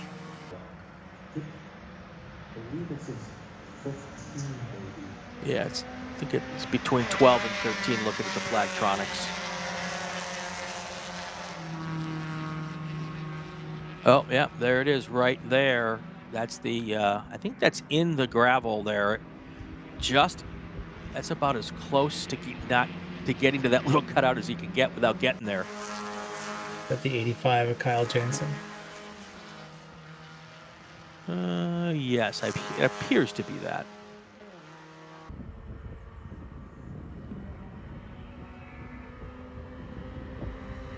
Yeah, look at that gap already. Preston and Brett ahead of now Sean and Max. And, again, these guys drive a lot together, too, and they've been driving for 3 days together, just like they are now. Sure. So. Tyler Brown's come up. Looks like he had a rough start. He lost his transmission in Q2. He's usually a big threat to win this race. You just can't spot those guys, that big of a lead when you qualify back. Right. So how much bigger of a gap do Preston and Kowalski need before they can kind of breathe easily a little bit? It's just going to be those two. They won't breathe easy till the end of the race. They won't breathe. Okay.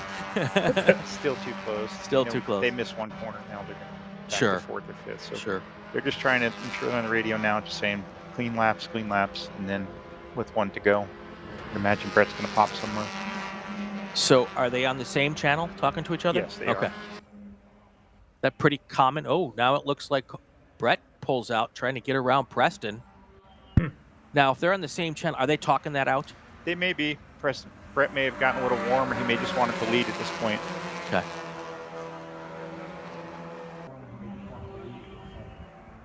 It's a bit of an opportunity here for Sean and Max now to close up a little bit. Yeah. I don't think I would have made that move unless he was hot, but you never know what's going on in the car right now. There's Preston. There's a problem with that car. Yeah. Had a shut-off issue yesterday. It looks like it may have happened again to him. That's unfortunate. And that's unfortunate for Brett because that was his partner. Yeah. And that could be... Well, now you've got 3 cars up front that technically don't have teammates, right? Yeah, looks like it. So that'll play things out a little bit differently there as well. Throw in Ken, you got 4 cars now basically nose to tail. What's interesting now, and Jim, you mentioned a minute ago, is Tyler Brown, his starting position back there. He's hooked in with Logan Stretch. There's still time now with what's going up in the front for those two to get there. Oh, look at that slide by Brett. Wow. And the teammate strategy is going to work. Who's ever 2nd and 3rd is going to be teammates. Right. To get the guy at lead at this point. Yeah. Now, they all need each other. Exactly. All right. 2.5 laps to go here. Now it's starting to get interesting. And look at this now. Ken Sutherland's also pulled up to the back of Max Stallone. So he is now part of this discussion as well.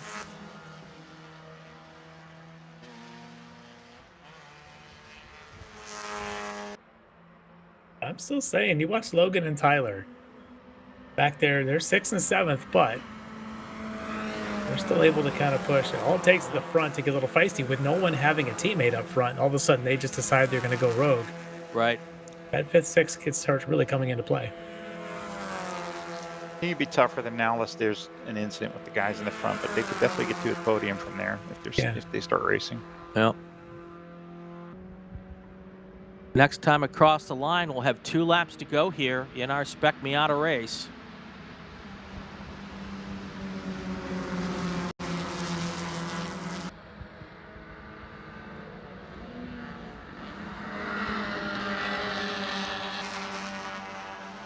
If Sean gets underneath the back of Brett here, going up the hill, and gives him a good strong push. Yeah, Sean got such a great run out of 12 that he was able to hook right up there by the time they got to 14. Yeah. Yeah, I think of them if I'm second and third, I try to get a spot where I can both get past Brett if possible. Right. Now it looks like, though, third place has fallen back a little bit, so now it's that first 2 train. So now you've got Sutherland, who's being pushed by Max Stallone. We've seen yesterday Stallone's a really good pusher. Mm-hmm. That 1.6 of Sutherland's fast. And they spend a lot of time on those cars on the West Coast. That thing is really fast and very light. Our off drivers left here, coming out of 3. Yeah. I believe that's the 67 car they were talking about. Just pulled off there with a mechanical.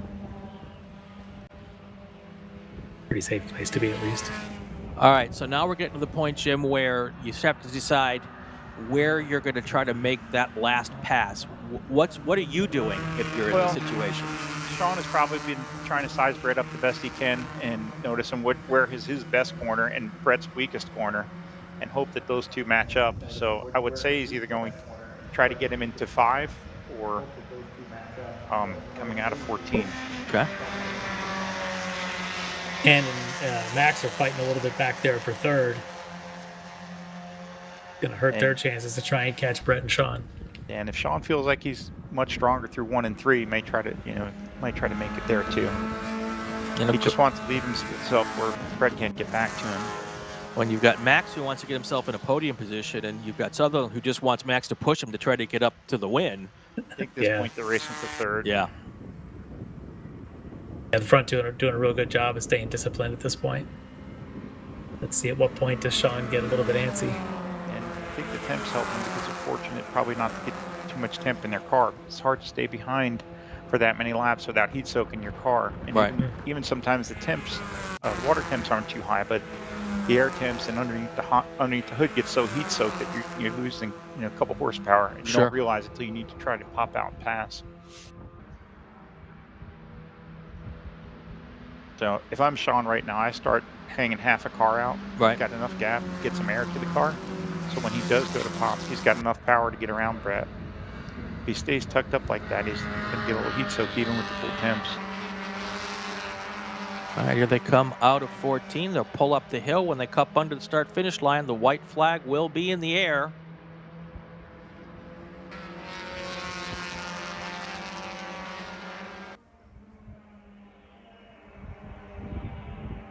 And here they come. One of the final really good passing zones here into 1. Will they make a move here? So in this situation, Jim, you're Sean. You mentioned you'd like to get a little bit of cooling in the motor if you can avoid that heat soaking. But if you could just pick your best spot, is it the last possible? Is it, post kink all the way down to Canada? He's got to decide now whether he needs to get ahead of him here and force it into 5, or if he feels like he's better through Canada, through the carousel and the kink, and can get him down the back straight. He's probably already decided in his head when he's going. Yeah. If I'm Brett, I'm already moving to the inside to make that pass into 5 harder. Yeah. Let's see what they look like as they come down the hill into 5. Yeah. All right, there you go. Yellow cars, Brett Kowalski. The white and blue car, Sean Varwig. One of those cars, if they don't get together, will be the winner. The other one will be the second place car. Then we have to talk about who's going to come in third. There's now kind of a 4-car battle for third place brewing at the moment. Kowalski that's wide. Goes a little wide at that corner pretty much every lap, but the second place car often not able to take advantage at this point in time. See if he does the same at 8. He's done that a couple times earlier. Last lap's very clean exiting 8. Let's see if he can be as clean or if he's going to run wide again. Not bad. Much cleaner through 8 this time. Yeah, if you get too far out on those rumbles at 8, it actually hurts your forward momentum because the wheel is bouncing up in the air quite viciously there. Yeah. All right, well, this is the run. This is where Sean needs it, right? Coming out of carousel down to He kink. absolutely He needs the run here. And look you at don't already. he's in a good spot. You don't want to be right on him into the kink. Needs a little bit of air. He may be a little bit too far back. For Brett, is that considered a little bit of weaving here? Well, that was one weave and then a move to the apex. I'm going to give him the benefit of the doubt. He's on him, though. Sean is there. So yeah. See where it looks like in Canada. He's definitely closed the gap. Next time we see these cars, they'll be coming up through Thunder Valley. And who is in the lead? Right now, it's Kowalski. It's going to be tough for him to get him up the hill here. That is just not close enough to really be able to pop out. And this time, Kowalski has a much better run through 14. And Varwig still about a half a car length away. This is a big drag race up to the finish line.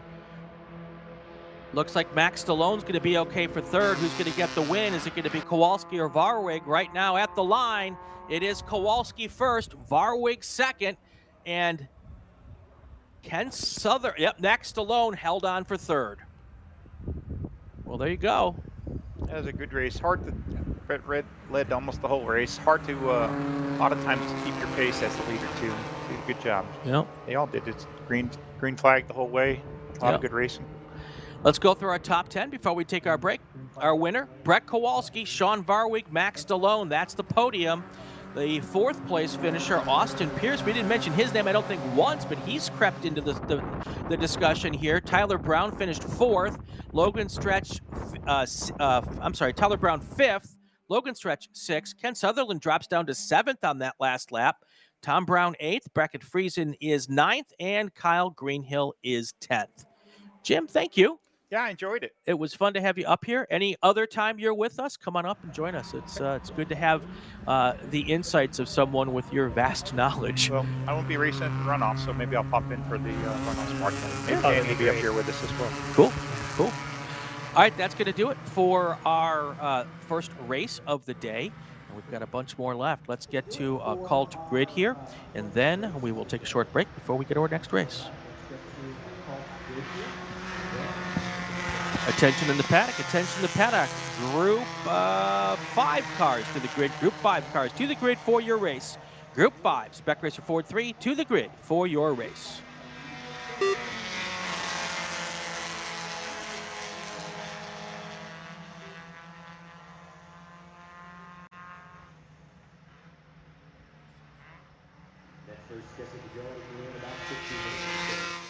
My customer experience with Mazda has been absolutely fantastic.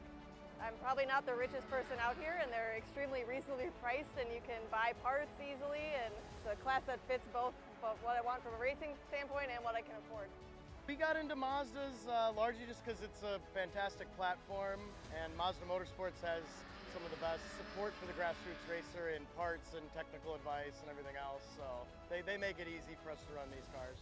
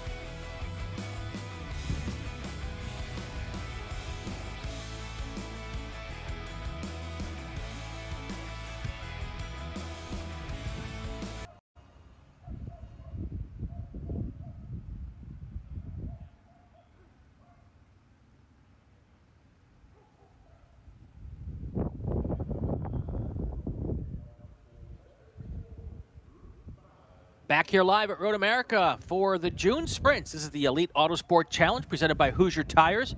Spec Racer Ford 3 is the class. Of course, they are on spec Hoosier tires. And we have a big field here. Let's get right to it for our qualifying and grid. All right, 59 cars on today's grid. Let's get to the top 15 rows. But on the pole, in fact, the front row lockout, our teammates. On the pole today, it's going to be Tyler Stevens alongside Tyler, his battery mate, Peyton Long. On row 2, it's going to be Brian Schofield on the inside out of Lakeland, Florida, alongside Caleb Rothel from West Bend, Wisconsin. Row 3, it's another Caleb on the inside. This time it's Caleb Schrader from Tiger, Oregon, alongside a multi-time national champ, Bobby Sack from Bluefield Hills, Michigan. Row 4, Gary Glanger out of Dallas, Texas, alongside John Black, the former champ out of Olympic Valley, California. Row 5, you've got Justin Clardy out of Jackson, Michigan, alongside Jace Petty from Oakland, Illinois. Row 6, Todd Vandergore from Ormond Beach, Florida, alongside Chris Jennerjohn from Hartford City, Indiana. Row 7, Simon Gamble from Lake Barrington, Illinois, and Keith Heineck from Bixby, Oklahoma. Row 8, Keith Grant from Germantown, Tennessee, alongside Scott Monroe from Seabrook, Texas. Row 9, Jackson Deal from Granger, Indiana, alongside Dan McBreen from Atlanta, Georgia. Row 10, says here Memo Gidley. I don't think he's making the start to the race. We'll have to see. Novato, California, alongside Chris Funk from Kansas City, Missouri. Row 11, you get Cliff White from Huntsville, Alabama, lined up alongside Mark Greb from Iowa City, Iowa.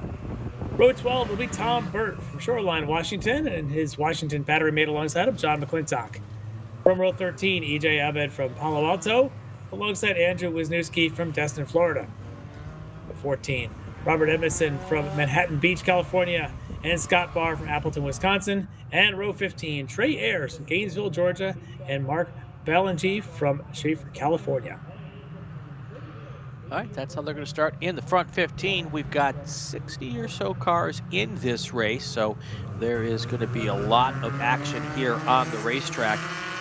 Of course, Spec Racer Ford, one of the most popular classes here in the SCCA, always a huge field, especially here at the Sprints. Not the biggest field ever. At one point in time, there were at least 88 cars in the field because that was a race my family was part of way back in the day. But 60 cars, nothing to sneeze at. Yeah, it's a very big field, biggest field of the weekend, and very popular. At these cars, they race so well that we talked about in the Spec Miata race just a bit ago about how important the teammates were. I mentioned here on the grid, a couple teammates on the front row, those young kids out of Oklahoma there, Tyler Stevens and then Peyton Long from Arkansas, but they both part of that Hallett racing team. They are going to be a force to be reckoned with here. We'll see if the ones behind them have anything to say about it. I would keep your eye on Bobby Sack, two-time champ from this field, wins a lot of Super Tours, I'll tell you that. And he is from the Midwest, if I remember correctly. So He's a Michigan guy, yeah. He's probably raced here a few times. One of his runoffs championships was at this track. Well, there you go. There you go. So.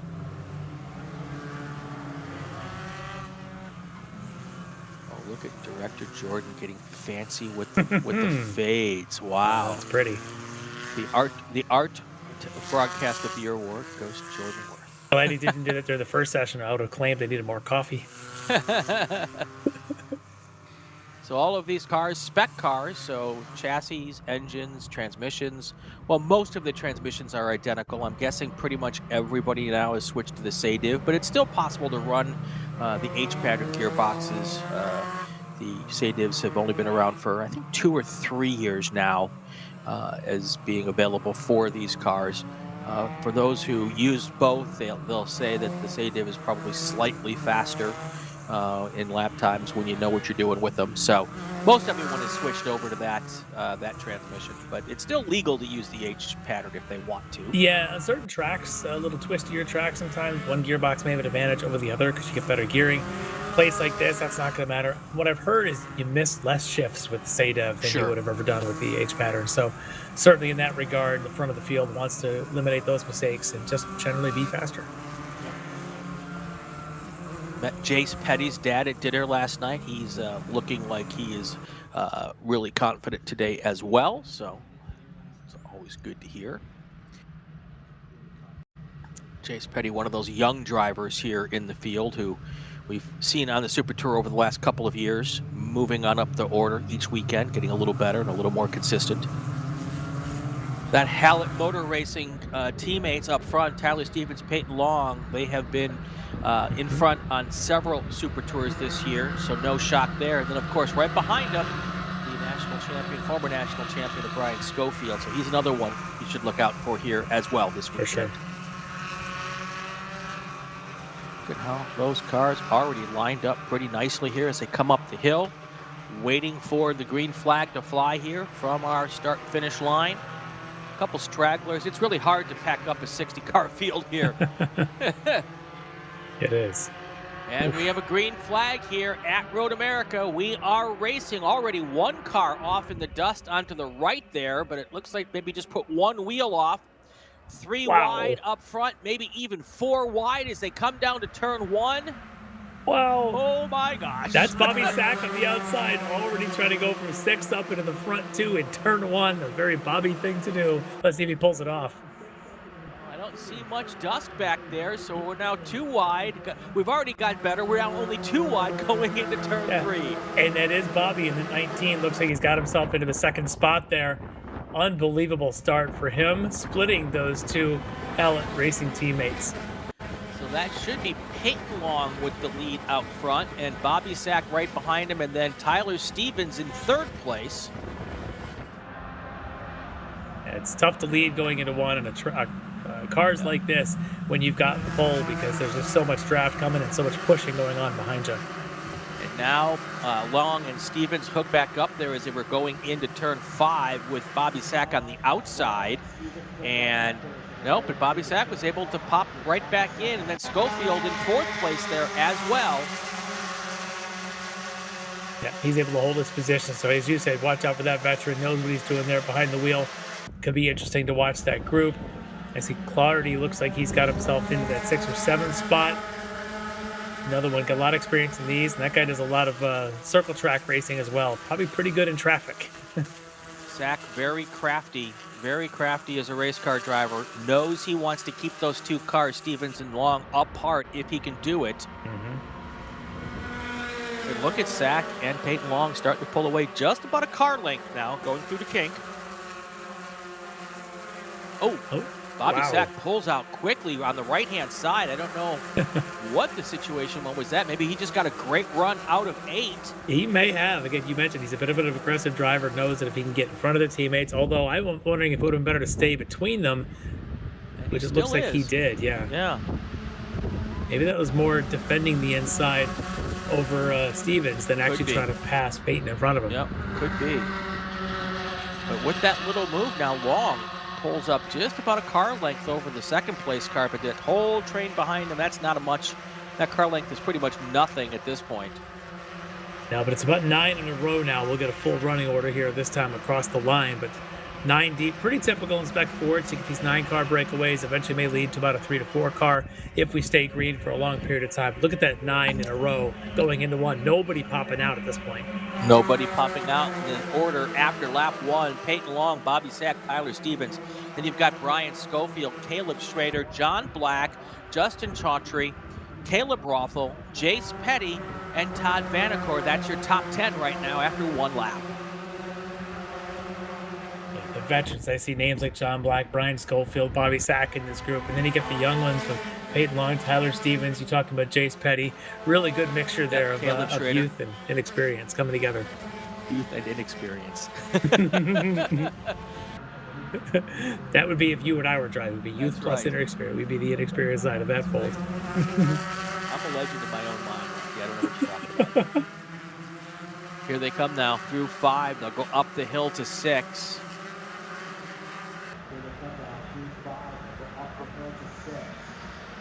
Hardy now on the driver's left, getting past a little bit there. But it looks like John Black now in front of him. It might have been Caleb Rothel and Chase Petty, who both went underneath Clardy. So a little bit of shuffling there in that second half of that front 9.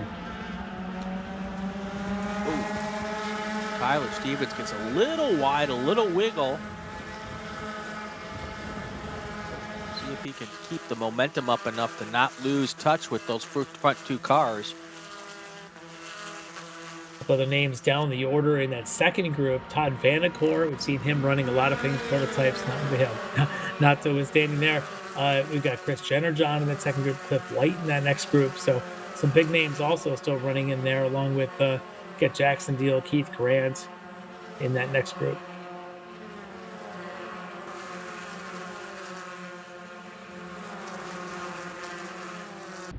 One of the allures of this class and why it is so popular, Lefty, and I think you'll probably agree, is that even if you're running in 30th, you've got a bunch of people around you to drive and race with.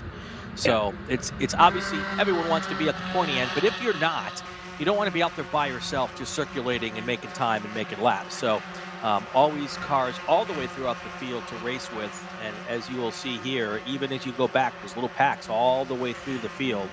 Yeah, and today, with qualifying not going his way, is back there's a very familiar car number and driver, a number 11 with multiple championships. Mike Misrandino started this race down beyond that 30th place, and you might be racing alongside of him, and that's that guy's going to be a tough race to get past, but that'll be a fun one for anybody who happens to find themselves near that multi-time champ.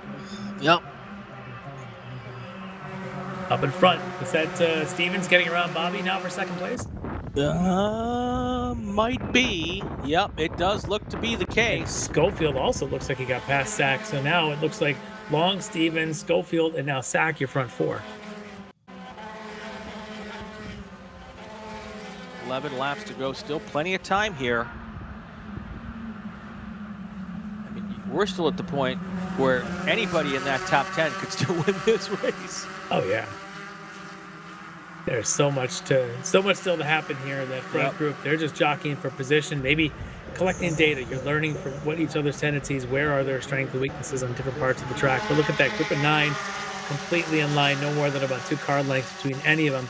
Behind them, though, is where it gets interesting. Right now, last time by the stripe, that next group was Simon Gamble, Jackson Deal, Chris Jenner-John, Todd Vanacore, Keith Grant, and Cliff White, Grant Heinig. So you got a pretty big group forming there, and it may not be in that same order now, but they're still jockeying around too. Well, and to show how good and important the draft is, the fastest lap of the race was run on that last lap by Caleb Schrader, a 229.8, and that car sitting in 5th place right now. So, way out wide there, coming through the kink. Was that John Black? Might have been. And that blue with the red trim, his traditional colors, that number 17.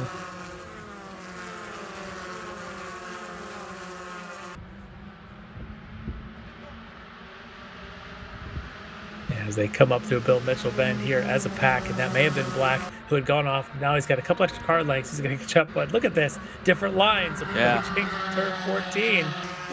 Different lines is one way to put it. Defensive, another way. You saw Tyler Stevens try to go a little on the inside of 14. That could have even considered that a block, maybe. Maybe. It's hard to tell with so much chaos going into there. We'll see how they come out. It looked like they broke into two little groups, a group of 4 and then the ones behind, but that may not matter. Look at this, 2 wide going into 1. Schofield, Sack working together or trying to go into 1, but they shuffle right back into the order. So that hasn't changed now. It's still Long, Stevens, Schofield, and Sack, but Schofield saw a little opening and tried to take advantage of it here. Tyler Stevens playing a little defensive again going into turn 3. Yeah, Stevens definitely getting defensive there. Oh, look who's that going wide back there. Let's see who that was, if that's the 117 of Jace Petty. I think it might have been.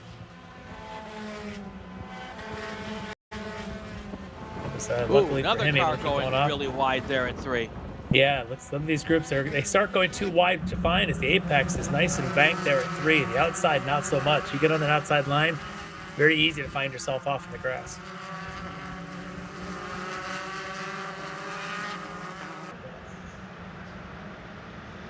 But even with all of that action, those front 8 cars still staying close together here.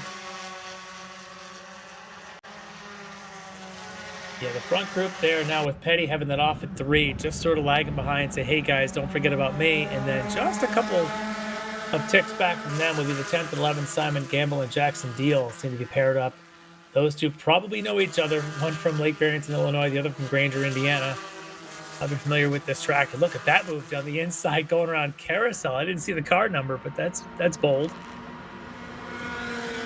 Peyton Long's opened up about a 4-car length lead over the second place car. The problem with that is if that line from second gets a momentum, they could freight train right past him. And that may be happening as Schofield sitting in third, maybe willing to push one of the others along a little bit. And Bobby also probably willing to push if he thinks it'll help him get up into that front 2.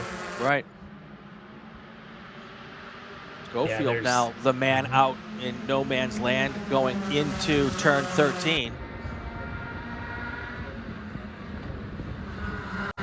Still a little chaos going in through 14. With Schofield sort of in that odd position there. He's able to slip back in as they get through 14. I think he had Caleb Schrader or Caleb Rothel there alongside of him.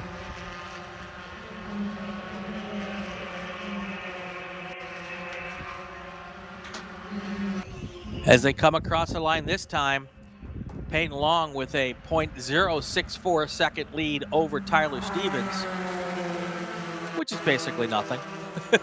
Yeah, it's essentially a bumper's width. Is there? Bobby Sack did get around Schofield there, so he now moves into third.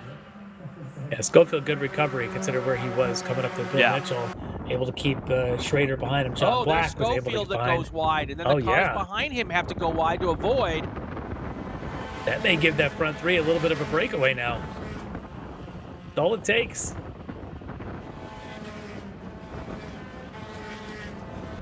Everyone pushing so hard, lap after lap here.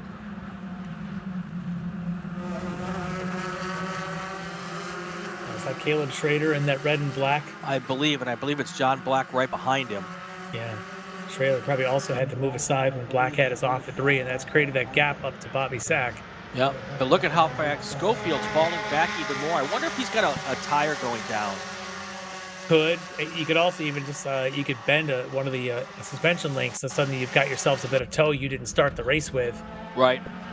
We know that last year in the runoffs, Dave Ogburn had that happen, had a little bit of a bent suspension, had to run the entire race, essentially with dynamic toe, he felt like. And in these cars, you can continue as long as it's not moving around too much, but certainly it's going to change the handling a little bit. Yeah, I remember Ogburn telling me he had to learn how to redrive the car in like 4 corners. And once he figured it out, he said it wasn't great, but it wasn't horrible. Yeah. But ended up on the podium. So you could do it if you could drive through it. All right, Schofield seems like he's got it back in order here. Yeah. Whatever it was. Maybe it was even just tire, got a little bit of dirt on it or something. Could be. Got a lot of Bobby Sack fans in the chat. Jennifer Stevens is, of course, rooting for Tyler Stevens and Peyton Long. Tim Adelson here. Jonah Oshner is in the chat. Sandy Satullo from the Northeast up in the chat. Stevie Ray from Ray Esports is here. Hey there, Stevie. How you doing, my friend? Tim Adelson. Amy Jennings is rooting for Bobby Sack. A lot of Bobby Sack fans always in the chat. Of course, it's the June Sprint, so this is kind of a home race for him almost. Almost. I'm sure Waterford Hills is probably just a little bit closer, but sure, this isn't too far. Exactly, Waterford. There's some really good little tracks in Michigan. Yeah. Waterford's legendary around these parts. Schofield is back up to speed, but it doesn't look like he's handling like he was early in the race. Not quite. He's a little bit of a struggle back there. I'm just kind of watching that Caleb Schrader, John Black duo now to see if those West Coasters, can help each other catch up to the others up front. Obviously, Long and Stevens are going to work well out front. Bobby seems to know what he's doing up there as well, obviously.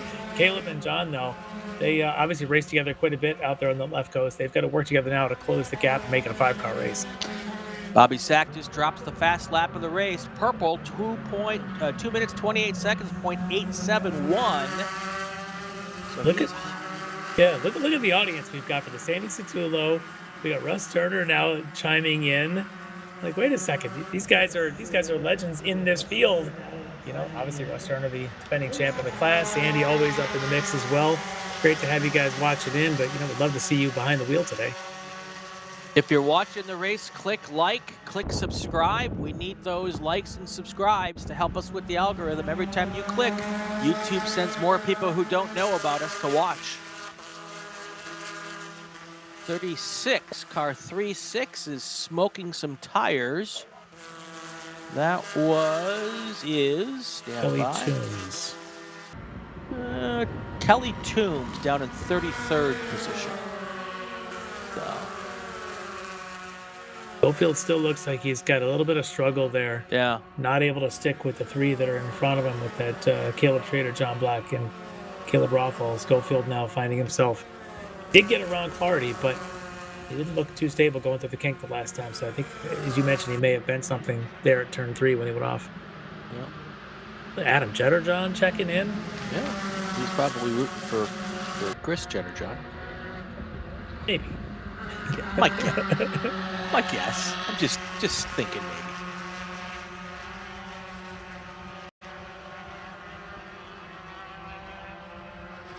Now look at the front two now. Stevens and Long hooked together very well. Coming off the final corner, Bobby having struggles to get there. Now, having talked to, and we've talked about Dave Ogburn and Russ Turner and Denny Stripling and that threesome, knowing that those three, I've talked to those guys about this, and they say 2 cars drafting is actually a little better than the third. The third can't get around the front two. They just can't quite get enough. In fact, there's an air cushion between the second and third car. So Bobby's in a tough position here with the 2 teammates hooked together. He's going to almost have to stay with them long enough for one of them to maybe make a mistake. Good luck with that, because Peyton and Tyler are extremely good, and they may be young, but they get a lot of experience at this. Yeah, it's been my experience watching them over the last year that they don't typically make mistakes. Yeah. They handle the pressure extremely well for drivers who are not as experienced as some of the old shoes here that race in this class. Yeah, Bobby almost needs John Black to get up there. Yep. John right now running in 4th. A twosome of Bobby and John might actually be able to challenge Peyton and Tyler, but Bobby by himself, I don't think he can get there.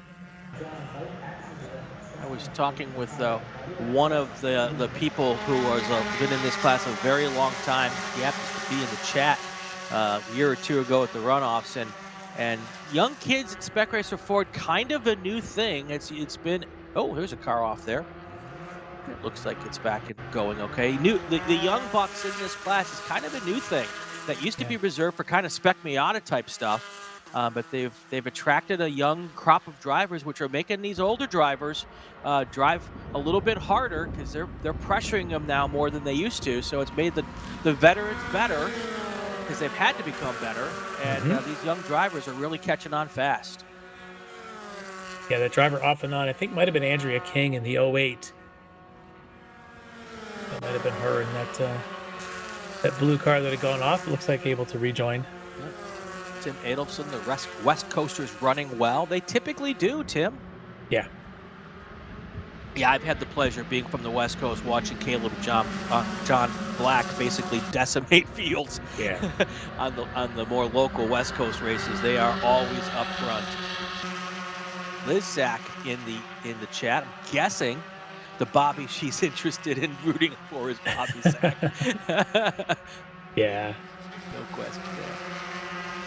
Yeah, and she even says if John Black can get up to Bobby's bumper, they could work well together. I absolutely think she's right, and I think that maybe what's going through Bobby's mind. He's got to be just enough to give the draft to John while trying to stay with the front two, and I think he's done exactly that. In fact, it looks like Caleb Schrader and John now are both up to the back of Bobby. We've got a 5-car train again.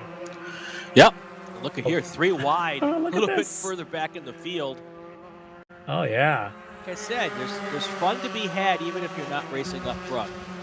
Let's see if that was the Keith Grant, Simon Gamble, Cliff White group that was coming through there. That might have been them going down into turn 1. Now, I think we're getting to the point where we're not far from the front pack starting to work their way into possibly reaching some of the slower cars. Look at now, 5-car train. It's Schofield still a ways back to stay in this as well. Schofield now with Caleb Roth and Justin Clardy are able, and Jace Petty are able to stay up there now. So we're back to this almost virtual 9-car train again. Or is it 8? Looks like 8. Jace Petty, there he is. Jace now coming through 7. May have lost a little bit of the pack there. 6 laps to go. Let's do a call to grid, and we will take our break. When we come back, we'll take you all the way to the finish line. Attention in the paddock, attention to the paddock. Group 6 cars to the grid. Group 6 cars to the grid for your race. T2, T3, T4, GT3U, STU, and STL. Group 6 cars to the grid for your race. We'll be right back. Hoosier Racing Tire is proud to be the presenting sponsor of this year's Hoosier Racing Tire SCCA Super Tour. As the world's largest race tire manufacturer, Hoosier has been at the forefront of motorsports innovation for more than 65 years. From local tracks to the global stage, Hoosier is dedicated to delivering high-performance tires that meet the demands of champions. Whether you're a seasoned competitor or an aspiring racer, Hoosier tires are engineered to help you push the limits. For more information, visit us online at HoosierTire.com or visit us trackside, and remember to connect with us on social media.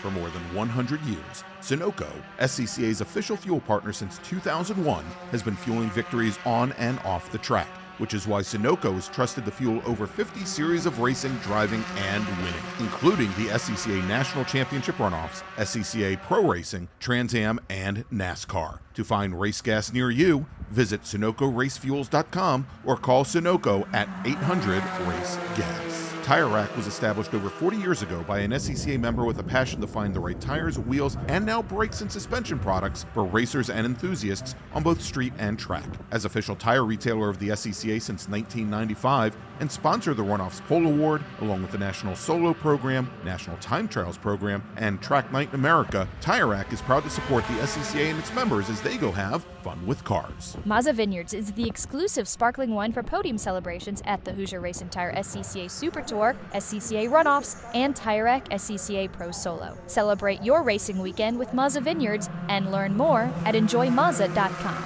Hagerty is the official and exclusive insurance partner for SCCA. Hagerty provides affordable off-track insurance protection for motorsports vehicles while in the paddock, in transit, in storage, and at the shop. They provide guaranteed value coverage and even have protection for your trailers. SCCA members can save 5% on insurance through Hagerty. Hagerty, let's drive together. Learn more at Hagerty.com. Want to try SCCA racing, but with an approach focused on fun and learning? The SCCA Experience program is exactly that. With both short sprint races you can drive by yourself and endurance races you can do with friends. All you need is an SCCA membership, a driver's license, a properly equipped car, and the right driver gear. Visit scca.com/racex to find more information and events near you. Back live at Road America. We're under about 4.5 laps to go here in Spec Racer Ford, and we have 9 cars still in that lead pack, 5 basically up towards the front. Nothing yet decided here, Lefty, and it's going to get exciting here in the next couple laps. Yeah, we're down to 8 cars. Jace Petty sort of lost touch of them. And that front 8 now, we've got this local yellow between 5 and 6 taking out the passing zone, going into 5. Last time by, it looked like perhaps Bobby Sack was going to get a push from John Black going into 5. They had to back out of it. He was trying. Oh, look at that big slide. I think that might be. Was that Bobby was sliding? Tyler. No, that was Tyler sliding. And watch, the whole train's going to go right past Tyler. I thought that might have been the silver car of Bobby. Actually, he was trying to stay on that outside. We'll see where this ends up. But still, it's Peyton Long leading the group. Yeah, because that's still Tyler Stevens up in the second spot. We got another issue, apparently. Somebody's rescue's been released from one. Yep. We've got a car off at 7 with some contact, it sounds like, between 7 and 8. There may be some debris down there. So lots of little issues that the drivers are going to have to deal with. Might not be able to go through all of these sections without having to lift because of these yellows. And we're still yellow at 5, so that's going to be take out that whole passing zone. So right now, Peyton Long, Tyler Stevens will be safe at least until they get clear of 8. Yep, there's your yellow. Yep. Schofield's got to back Schofield out. Now trying to get around John Black, but he was there's a trying yellow flag there. Until he saw the yellow, and then he was locked up being offline and had to let Black by. And there's that car they're dragging out of there. All right, well, there's the Schmazel at 6, or at 7. Is there another car, or is it just the one? There was another one, because that's... I think that car that we were just looking at was the one that was off at 5, maybe. Yeah. All right, so now we've got Peyton Long, Tyler Stevens, John Black is the 3rd place car now, Caleb Schrader 4th. I think Schrader may have gotten by on that front straight push as they all went around Bobby Sachs. So I think Schrader now in that red car is up into 3rd. Black, as you can see in the blue with the red trim, he's in front of Schofield. You've got Long and Stevens, their teammates, Black and Schrader, their teammates. Then you've got Sack and Schofield, a couple national champions. Bobby Sack just did put down a purple speed trap of 134 miles per hour. And that was right as they grabbed the yellow going into 5. That's where the speed traps measured. So he couldn't really do anything with it. And that's the unfortunate thing about the yellow being at 5. It takes away a huge passing zone. But look at this. Is again, Stevens getting defensive this time in front of Caleb Schrader as they go through 14. And now Bobby and John Black and Schofield, these guys are going to have to really work now to get around that front group of Long, Stevens, and Schrader with just 4 to go, almost 3 to go. So we're just inside of 4 to go now. Looks like we're going to get the white flag next time by. Oh. I guess there's too many things going on the racetrack. Well, we know that if you don't make a pass here, coming out at 3, you're probably not going to have it because you got to be back in line for yellows at 5, 6, and 7. You got to get that pass done before we get there. It's still Long, Stevens who's going to protect him, and then Caleb Schrader and John Black. And I don't see anybody challenging from behind. Everyone's pretty much spaced out a little bit.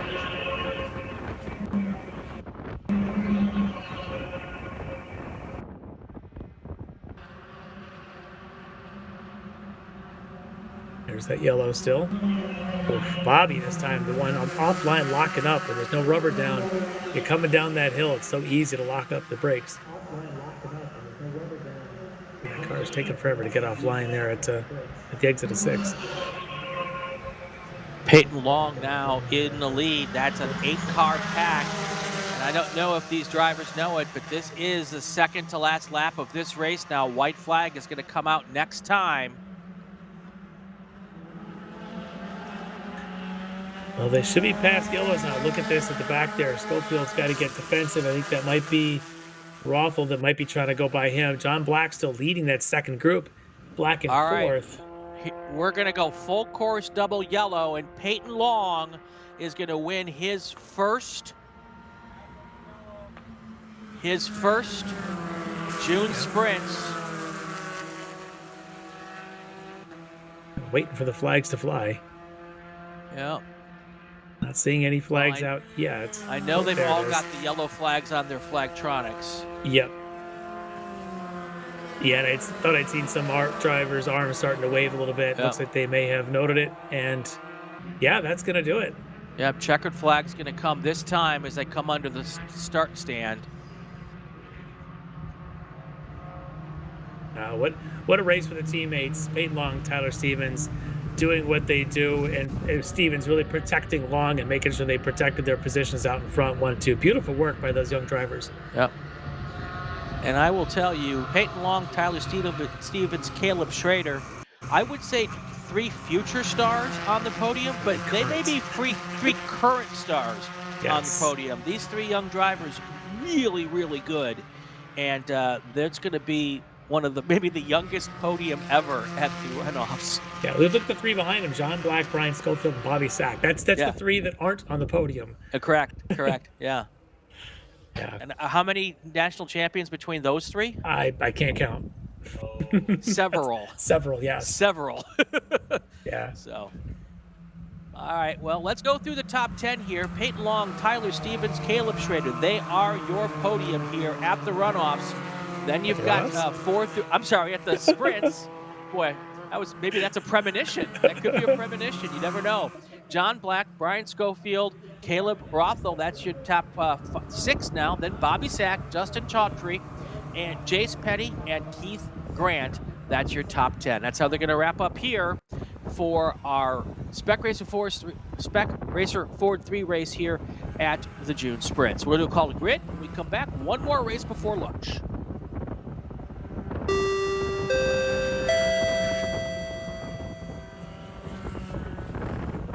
Attention to the paddock. Group 6 cars to the grid for your race. Group 6, Touring 2, Touring 3, Touring 4, GT3U, STU, and STL. Touring 2, 3, 4, STL, STU, and GT3U. Group 6 cars to the grid.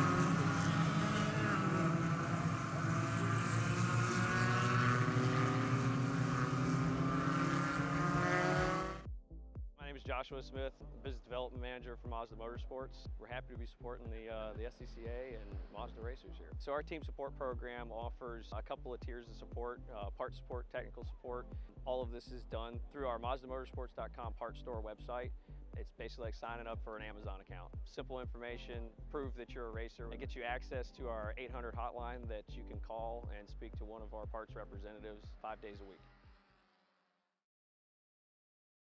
Picture your perfect garage. How many cars are in there? Great, great. Now picture reality. How many cars can you actually have? Me too.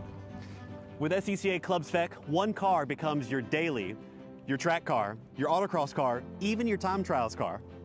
S197 Mustang if you like V8s and torque, NC Miata if you like compact and agile. SCCA Club Spec, spirited dailies, competitive race cars. Learn more at scca.com.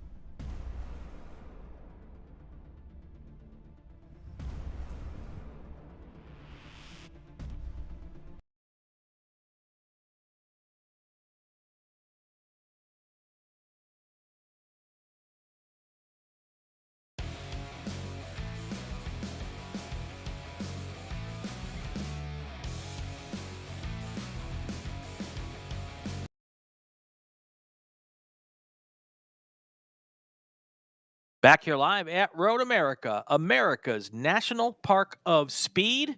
Group 6 coming up next. Touring 2, 3, 4, GT3U, STU, STL, the Breakometer Challenge. 13 laps of production-based car fun and frivolity. Larry Lefty McLeod's with me. He has got our starting lineups. I do. We've got a mixed field here. We're going to start out on the front row. It's all T2. Charlie Peter, driving that BMW M2, will be on the pole today, just ahead of the legend himself, John Heinrichsey, running that Cadillac Blackwing, filling up that front row. Row 2, we've got our STU top qualifier, Peter Cunningham, a familiar name there, driving his TCR Honda Civic. He'll be lined up alongside another T2 entry of Alan Kossoff in a Porsche 996.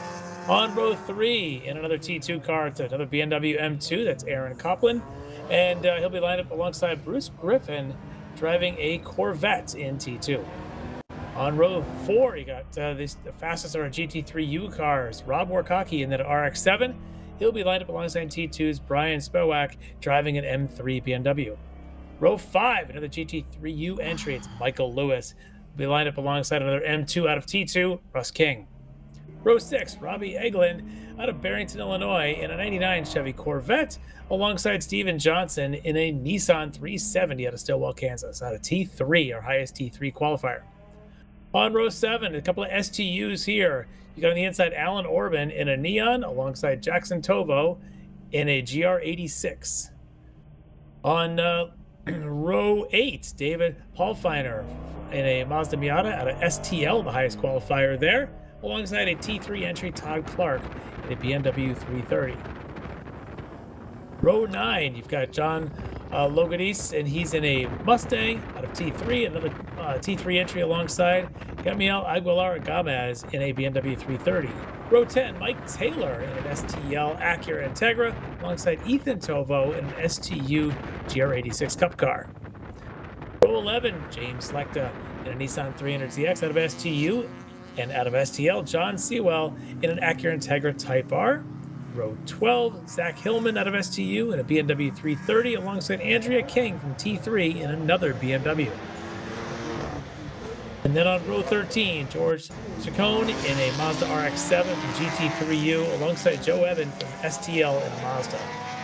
On row 14, Michael Neumeier out of STL in a Mazda, and Nolan Elder in yet another Miata in STL. And then finally, row 15, we'll just get through that far with it right here. Jay Devin Oram in a BMW Z4 out of T3, and Robert Daimler out of T3 in a Mustang. There are a lot more cars to go, but I'm getting tired. We'll cover them as the race goes. Yes, we will. So, all right, it's time to do a little spoiler alert. So if you don't want to know what happened in the Spec MX-5 Cup race, mute your sound for about 15 seconds. We'll give you a second to reach for the mute button. All right, so former or current reigning Spec Miata national champion Ethan Goulart has won his first Spec MX-5 race at Mid-Ohio, Spec MX-5 Cup race at Mid-Ohio, and congratulations to him. Awesome job there as well. So, all right, done with the spoiler alert. Also want to let everybody know who is here for our last race. So it was ended early because there was some pretty significant tire wall damage at turn 7 that needed to be taken care of, and they wanted to get the race slowed down to do it. It was going to take too long to fix it to end the race, so get them back going. So that's why they ended the race early. Wanted to give that clarification.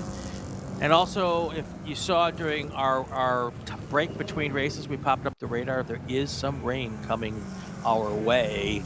And I think we'll get through this race just fine, but sometime this afternoon, I have a suspicion that if they have rain tires and umbrellas, both of those might be used this afternoon. So, all right, let's get to it. We're ready to get this thing started. As our fields start now, coming up in, yep, right there, coming into turn 13. There's that Cadillac.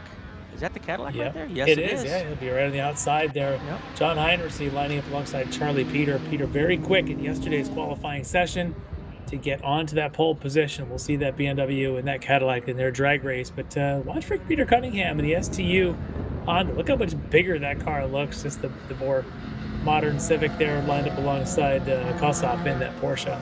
Interesting couple of front rows. All right, pace cars going to hit pit lane, and now they'll get everybody lined up 2 by 2, waiting for that green flag for everybody to get started. Coming up under the NTT data bridge. It's a new feature here at Road America.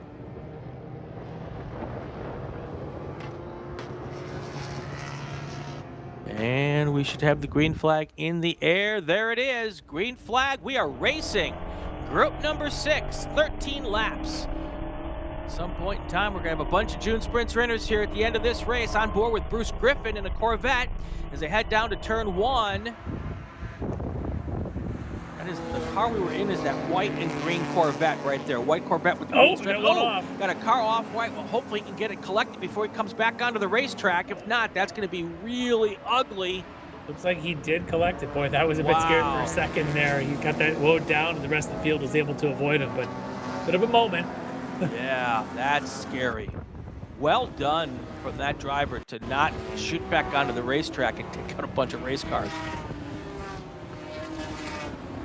There's still 3 wide here on the back look at straight. that, yeah. Big field here. All the T4s. We didn't even get to the T4 pole sitter. Actually, I think it was, if I click down to that order, I think it was Ethan Barker in the Miata T4 fastest driver there. James Evan would be right alongside him on the grid, so keep your eyes on those Miatas.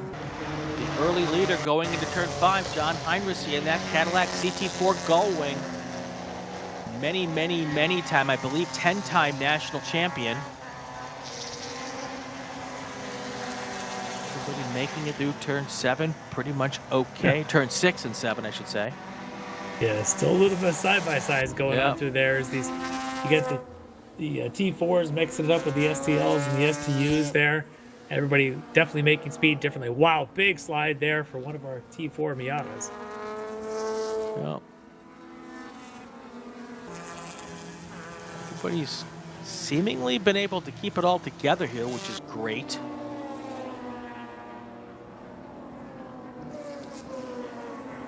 Catch our leaders here as they come up through 13. Aquilante definitely wants to see where Heinrich is with Charlie Peter, and there they are. Heinrich with the advantage. There you go, Joe.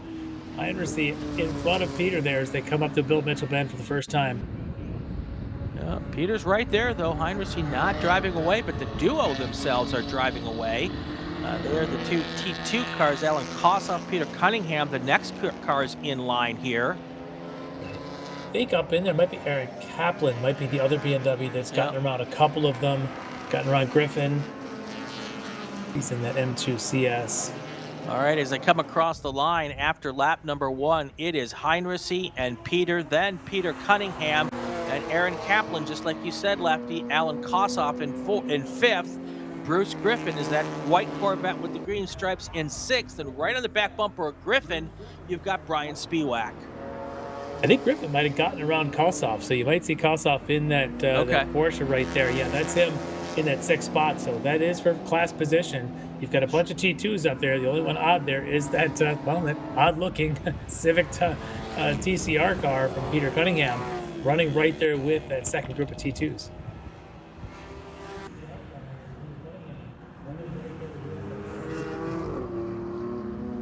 And leading that second group of T2s, coming into 5 now for the second time.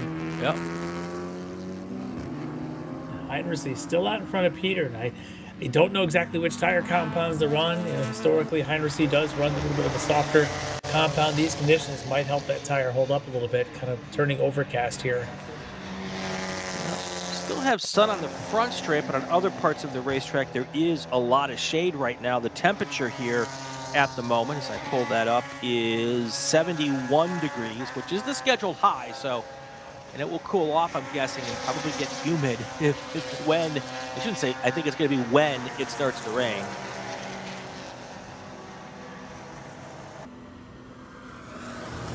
Yeah, those front 2, huge gap now. Wow. Heinrich and Peter back to Cunningham, Kaplan, Griffin, and Kossoff, which is similar to how they qualified. Their lap times in qualifying were also a pretty big gap. You were in the 24s for both Peter and Heinrich. Cunningham ran in the 25s, but Kossoff, Kaplan, Griffin were all in the 27. So this is kind of as expected here at the start of the race. We'll see if these tires can maintain this pace here for a couple more laps for Heinrichs and Charlie Peter. After the first lap, the top two cars had a 4.5 second lead, but it's going to be even bigger now when they come across the line this time.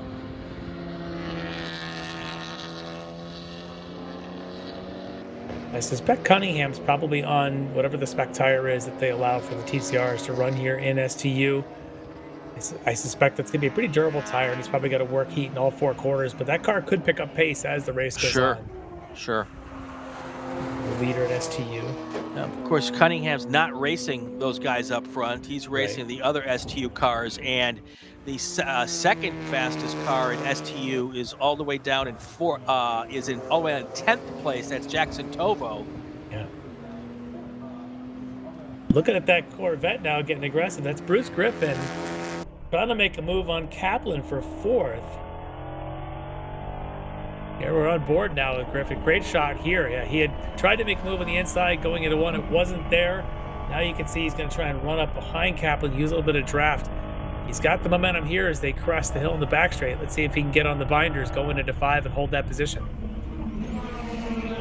Looking to see what happens out the rear view mirror of that car, and there you go. But the over-under is being attempted, and right back, answering back, is that BMW. Griffin got past going into 5. The BMW said, no, I've had enough of that. I'm going to come right back around on the inside. Gets the job done. These three, including Kossoff in the discussion, all three of them qualifying were within essentially a half, or just about 2/10. So they have even pace all around, even though it's a BMW, which is front engine rear drive, Corvette, big front engine, torquey rear drive, and then of course the Porsche rear engine rear drive. So different cars, different power. Here they are all running the same lap times in T2. Taking a peek at what's happening in STL, John Sewell has a 0.4 of a second lead over Mike Taylor. David Pelfiner is in 3rd. Joe Eben in 4th. Michael Newmeyer in 5th. That's how they're running early in this race. T3 right now, Stephen Johnson has the lead by 1.5 seconds over John Laguitas. And Todd Clark is in 3rd. Gamil Aguilar Gomez is in 4th, and Andrew King 5th. Taking a peek, giving our T4 cars a little bit of love. James Eben, Ethan Barker, Richard Mooney. That's your top 3 in T4. A 1.6 second lead for James Eben at this point in time. Yeah, keep an eye on that pack of Miatas. That could be some pretty good racing. I think Barker and Mooney kind of running nose to tail at this point, trying not to lose Eben. At the start of the race, a little bit chaotic as there were some other cars in their mix, some STLs and whatnot, but as they sort themselves out, they may end up actually in a 3-car train as Barker and Mooney try to keep up with Eben, and they might be doing that here in this lap. Yep.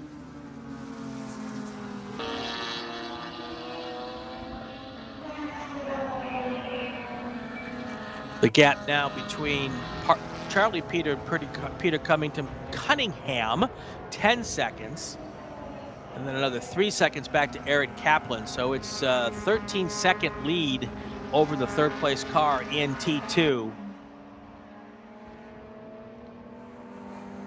Of course, you've got Heinrichs and Peter, 2 really, really good race car drivers up in those front 2 cars. Oh, here we go again. Yeah. Griffin trying to make that move on the back straight again, trying to get around Aaron Kaplan. Looks like he may have actually done it. Does Kaplan have the defensive move coming back? He might. He did the last lap. Yeah. Very defensive there for Griffin. Where now is Kaplan? Could be in the right spot here going into 6, and he is. Yep. Oh, that looks like so much fun for both of them. It does. And again, Corvette. You've got that heavier Corvette. When he goes through 5, it's just holding on for dear life, and he tracks out wide, and the BMW is able to take a little tighter exit of a 5, which puts him in a great spot going up the hill towards 6. They seem to have gotten a little bit of gap now to Kossoff back there behind them, but I don't know if that's going to last too long, especially the way Aaron and Bruce are swapping positions here.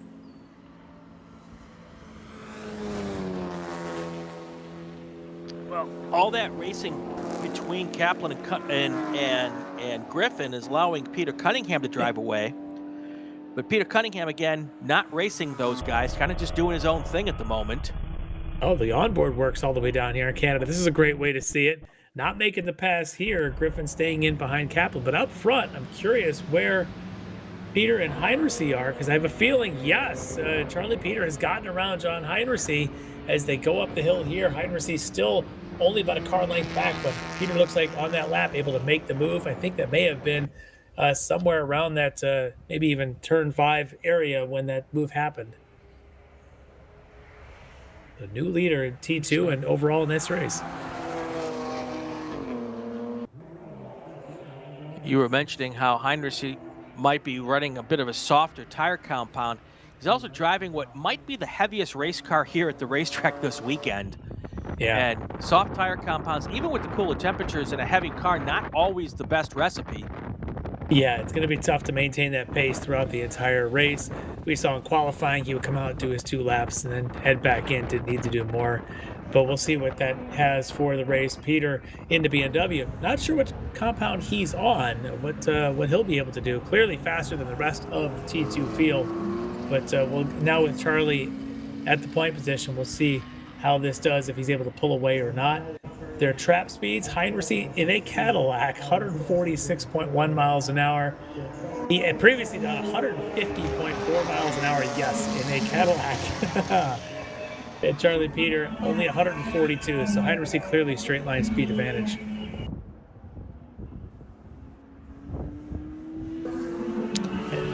Your top 10 overall right now: Charlie Peter, John Heinrichsey, Peter Cunningham, then Griffin, Kaplan, Kossoff, Brian Spiewak, Rob Workaki, Russ King, and Steven Johnson. That's your top 10 at the moment.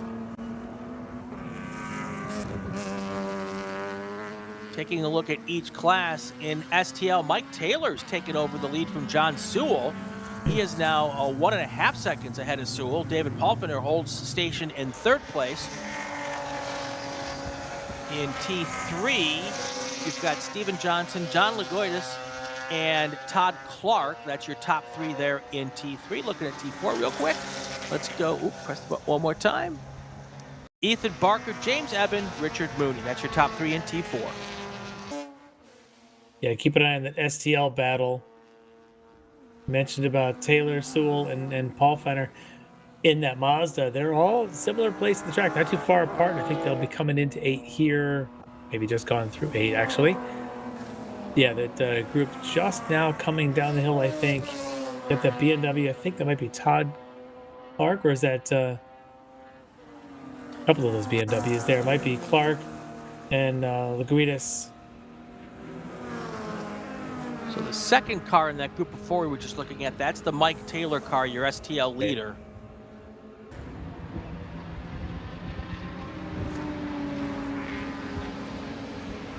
Good shot of Michael Lewis and his GTU Mazda RX-7 coming out of through Bill Mitchell Bend. And there you go. Oh. There's the Acura, the BMW, and the Neon. Neon of Alan Orban out of STU.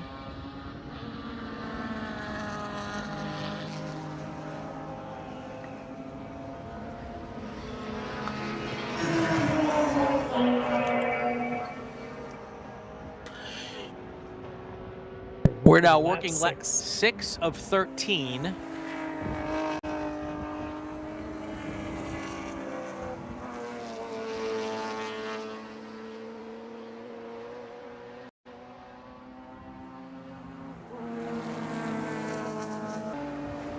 Now about a 0.6 of a second lead for Charlie Peters, so he's slowly inching away from John Heinrichsey. There's that STL leader, Mike Taylor.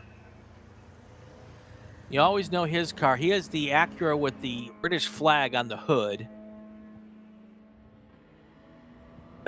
Big bunch of dirt there coming out of carousel. I think that was Heinrichsey dropping a wheel.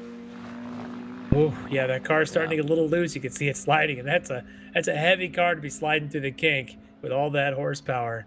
Well, now the still dust in the is air. dust is starting to dissipate, right?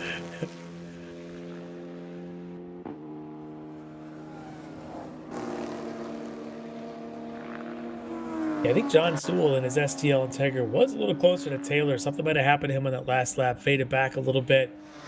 Taylor with that lead now. Pretty substantial, maybe about 10 seconds or so ahead of the rest of the STL group, but he's still kind of in the mix there with some T3 and some STU cars with Aguilar Gomez and Alan Orban right in his vicinity. There's a good shot of them. Yep. And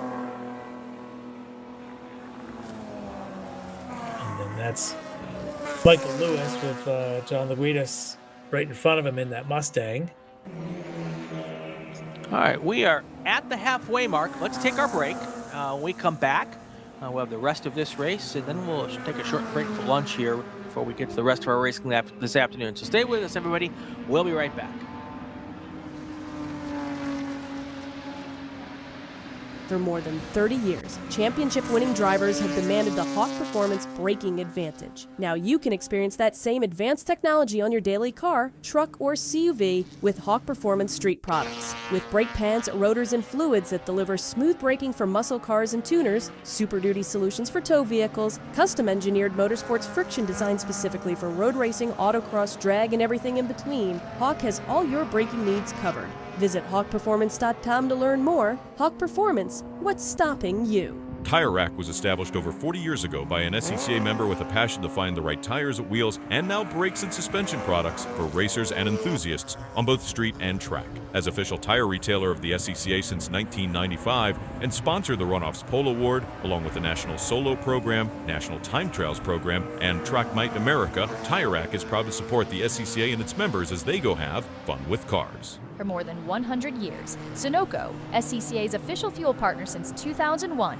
has been fueling victories on and off the track, which is why Sunoco is trusted to fuel over 50 series of racing, driving, and winning, including the SCCA National Championship Runoffs, SCCA Pro Racing, Trans Am, and NASCAR. To find race gas near you, visit SunocoRaceFuels.com or call Sunoco at 800-RACE-GAS. Hoosier Racing Tire is proud to be the presenting sponsor of this year's Hoosier Racing Tire SCCA Super Tour. As the world's largest race tire manufacturer, Hoosier has been at the forefront of motorsports innovation for more than 65 years. From local tracks to the global stage, Hoosier is dedicated to delivering high-performance tires that meet the demands of champions. Whether you're a seasoned competitor or an aspiring racer, Hoosier tires are engineered to help you push the limits. For more information, visit us online at HoosierTire.com or visit us trackside, and remember to connect with us on social media. If you like what you see today, become part of the action by joining the Sports Car Club of America. Whether you want to drive, flag, organize, officiate, have fun with cars, or meet 65,000 enthusiast friends, SCCA offers plenty to feed your motorsports obsession.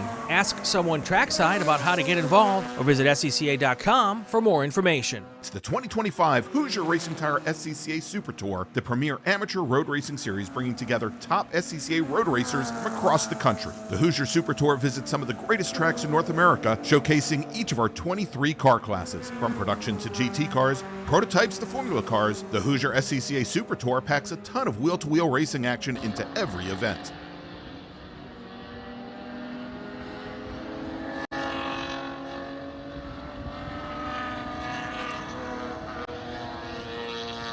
All right, welcome back. We are in the last race before the lunch break here at Chicago Region SCCA Hoosier Super Tour June Sprint in North America. We are working lap 8 here of the small bore, I guess. We got T2, STU, T3, T4, STL, and GT3U. Big group. I'm Larry McLeod alongside virtually Brian Bielanski. We've got some dust kicking up there coming out Look of at 14. That. Yeah. Starting to hang things out here as we get to the final laps here of our 6th race of the weekend.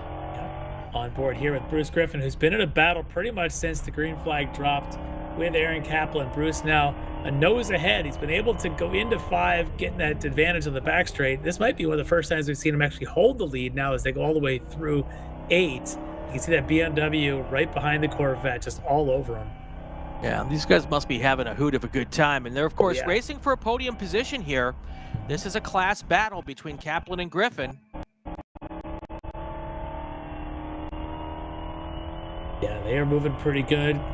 Fastest lap between them so far has been a 27.9, which is pretty close to where they qualified. So these two are really burning the pace pretty strong. They've actually been able to lose Alan Kossoff a bit. There's Alan in the Porsche in that 996. He's now a couple seconds back from those other two. All of them in T2, so that's your third, fourth, and fifth place in T2.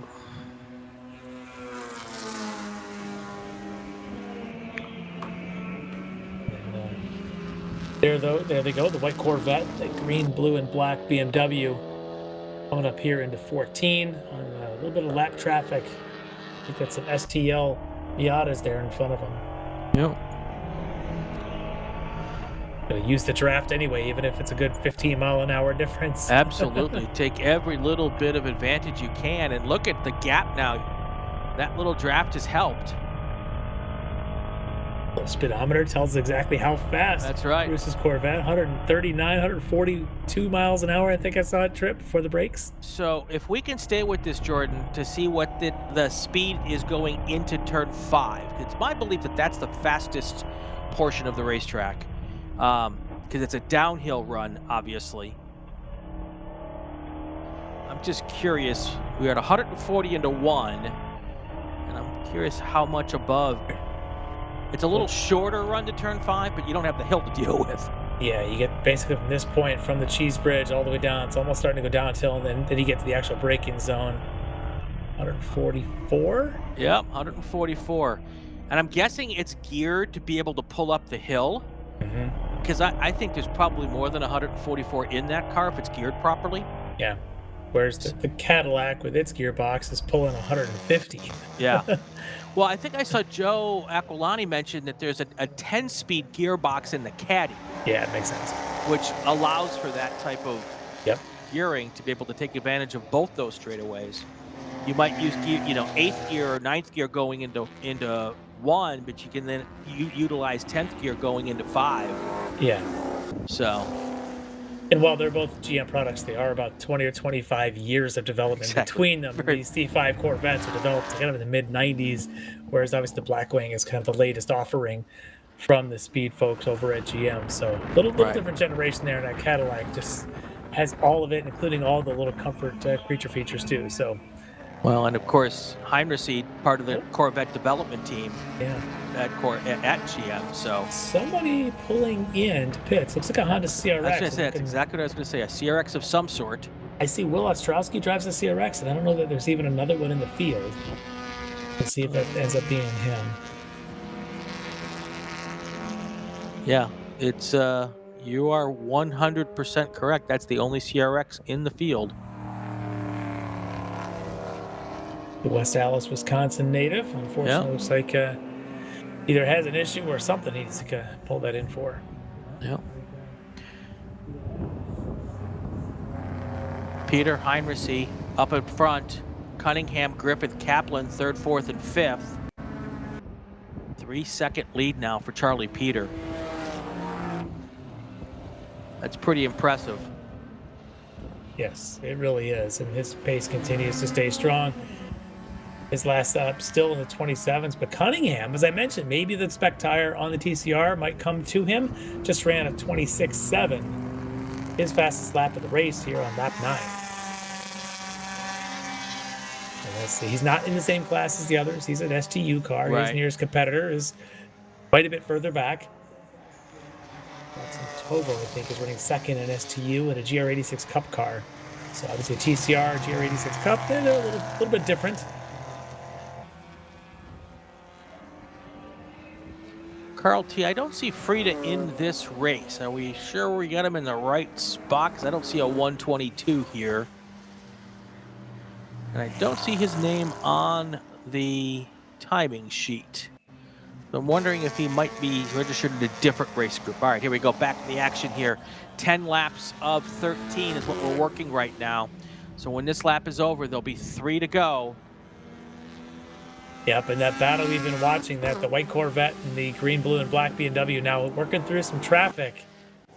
This is going to make things interesting for them as they go through Carousel, and then in front of them they've got a Mazda and maybe another BMW in some traffic again. With multi-class racing, huge field. There's 48 cars were registered. We've probably got about 3 that maybe 4 that have not finished so far. You still got more than 40 cars out there that you've got to work through if you're in some of the faster traffic.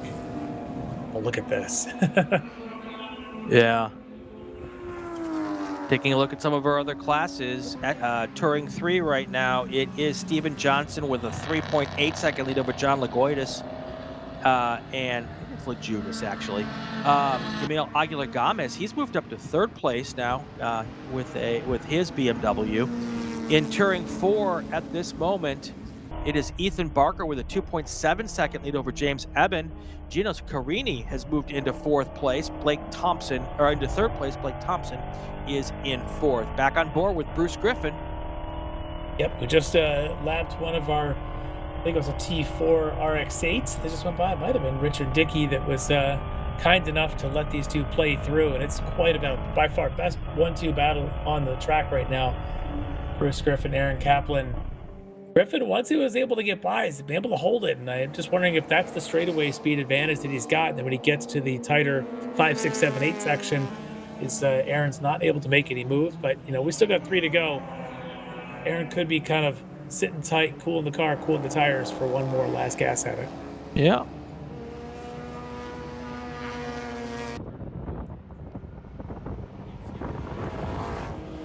Although if he wants one more shot at Griffin, he's going to have to get closer to that rear bumper, because he is not in last lap gasp mode position just yet. No, but there's traffic ahead, as we just saw before true. These two come into turn 5. There's about 5 more cars up in front of them that are going to definitely make things interesting in the next 2.5 laps. Yeah, no question with and that. That's that group of 4 right there. Yep. BMW, a couple of Mazdas, and a Ford.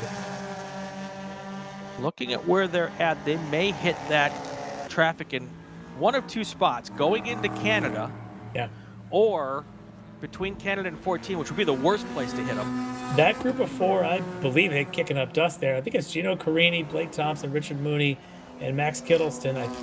I think are the foursome that you see there. Max in the Focus, right? The back of them, Gino Carini in the BMW at the front of them. They're all battling. That's a couple of T4s and an STL in there, so they're not necessarily going to want to give up anything to let these T2s through. Yep. Yeah, there they are. Yeah, that's 3rd, 4th, and 5th place in T4. So there's a podium out there for a T4 driver. Right now, Carini's got the advantage, but I'm not necessarily going to lift, And here we are on board Bruce Griffin, trying to figure out what does he do here. Yep. And not a better or worse place on the track to hit. Who's off car left? Way off left there. That's one of the ones in front of him, actually. That might have been Blake Thompson. Yeah, Griffin's just having to hold on here. Makes the move on one of the cars going into 14. It looks like Kaplan's going to come through also, so that's not a problem for Kaplan. Kaplan got a good run. Him. Yeah, absolutely. Now the big drag race up the hill. They'll catch the rest of these cars on the front straight, so not a huge issue. That is about the best case scenario for Kaplan.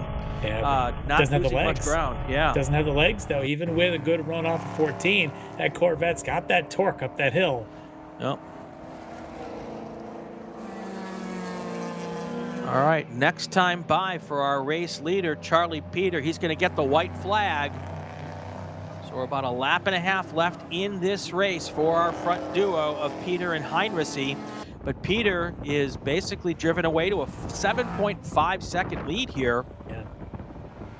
That car we saw go off at the exit of Canada, we couldn't figure out which one that was. Gino Carini, who at the time was 3rd at T4, now dropped back to 5th, putting Richard Mooney and Blake Thompson in their Miatas 3rd and 4th. Of course, they're all still chasing Ethan Barker and James Eben, who are 1st and 2nd. And there's another big off in 14. Wow. Yeah. Let's see if that Look at that. That looks like the neon. It is. And that is Alan Orban. And that STU neon running 3rd in STU. And with that car going around him. The 4th place STU is the Nissan that just entered the shot there. Okay. With James Slechta. So a little bit of gap, so he's got some luck behind him, but very lucky. As soon as the cars didn't get any damage. Yeah, now all the cars on the front straight. Oh, we got a slow car through the turn 13 area. There's a good place for that car to drive off there. Hopefully he will do that. Yeah, it's a Honda Civic with the 4-ways on. He got the 4-ways on. Don't mind me coming through. Yeah. I think he's going to try to limp it to the pit lane here. Yeah, he's got enough pace. He should be able to, as long as the car can pull itself up the hill. Should pleo right and is he going to try to move? He's going to try to complete one more lap. Maybe just had an issue there coming out of Canada, missed a gear or something like that, and just was slow, but seems to be better now. Or like we saw earlier, Spec Beato with Preston Pardis had the car shut off and back on. Right. Maybe something like that he experienced. So hopefully he can with We Are Now White Flag Lap. Yep. Oh, we have a car with a heavy impact, it sounds like. And a lot of smoke out of that neon we just saw go off at 14. I'm hearing there has been one car with a heavy impact somewhere. Oh, there it is. Oh, I was coming out. It looks like that. Oh, that wow. Bruce Griffin? I think it is. The white Corvette, and that's coming out of carousel, hooked to driver's right. Wow. All right, well that's going to final lap. Elevate Aaron Kaplan to second place or third place in T2. A lot of damage on the front of that car. Yeah, emergency services now reaching the scene there. But out in front, Charlie Peter, once he got around Heinrich, he's been able to do his thing. With a shot of Orban in that neon, still spewing some smoke there, trying to hang on to a podium. I don't know if he's going to be able to at this point. Hanging on for dear life. There's Charlie Peter, your leader in that first of those BMWs that went by that shot. There he is. Yeah, he's run a pretty good race here. Was patient at the start. Didn't need to lead the first couple laps. And then has just continued his pace all the way through here. Half a lap to go.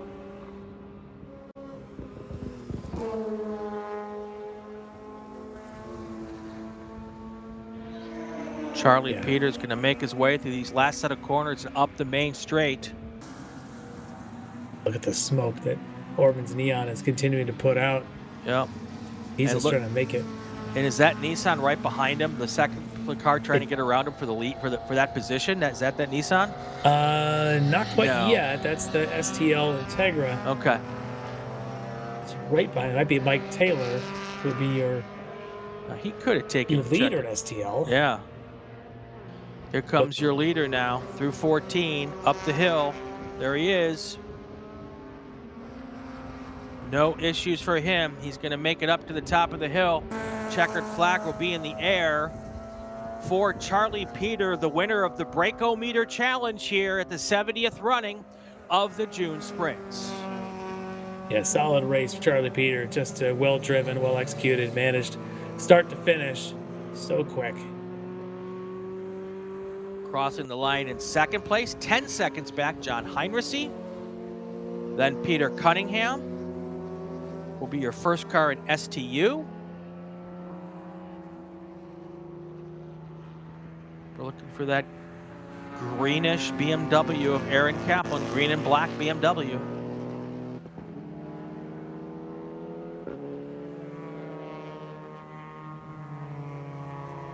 And there's your third place car across the line.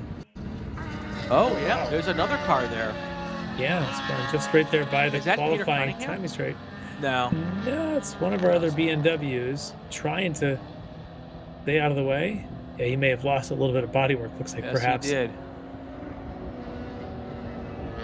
Yeah, he may just leave it there and let the others do their cool down lap around him.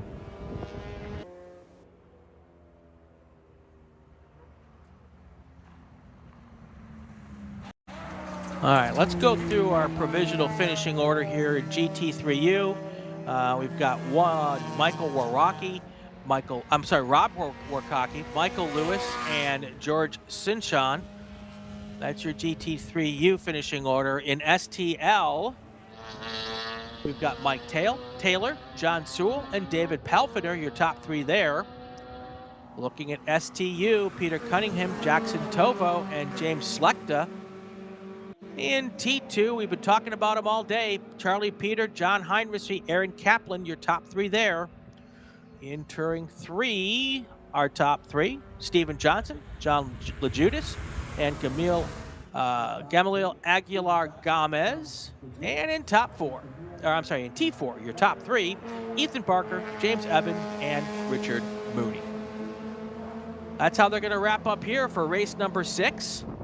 We're going to take ourselves a break here. Well, there's the neon. Didn't quite make it around on its last lap. Anyway, we're going to take a break here. When we come back, it'll be probably about an hour from now. Start time, let me look to see if I've gotten the note from race control yet. Should be 1 p.m. per the schedule. 1 p.m. Central. is the plan, exactly on schedule. So that will be Formula Atlantic and Formula Continental, the Carl Haas Challenge. That's up next, folks, at 1 o'clock Central Time. I got it right this time. Go enjoy your lunch or your breakfast if you're on the other coast, and we'll see you in a little bit.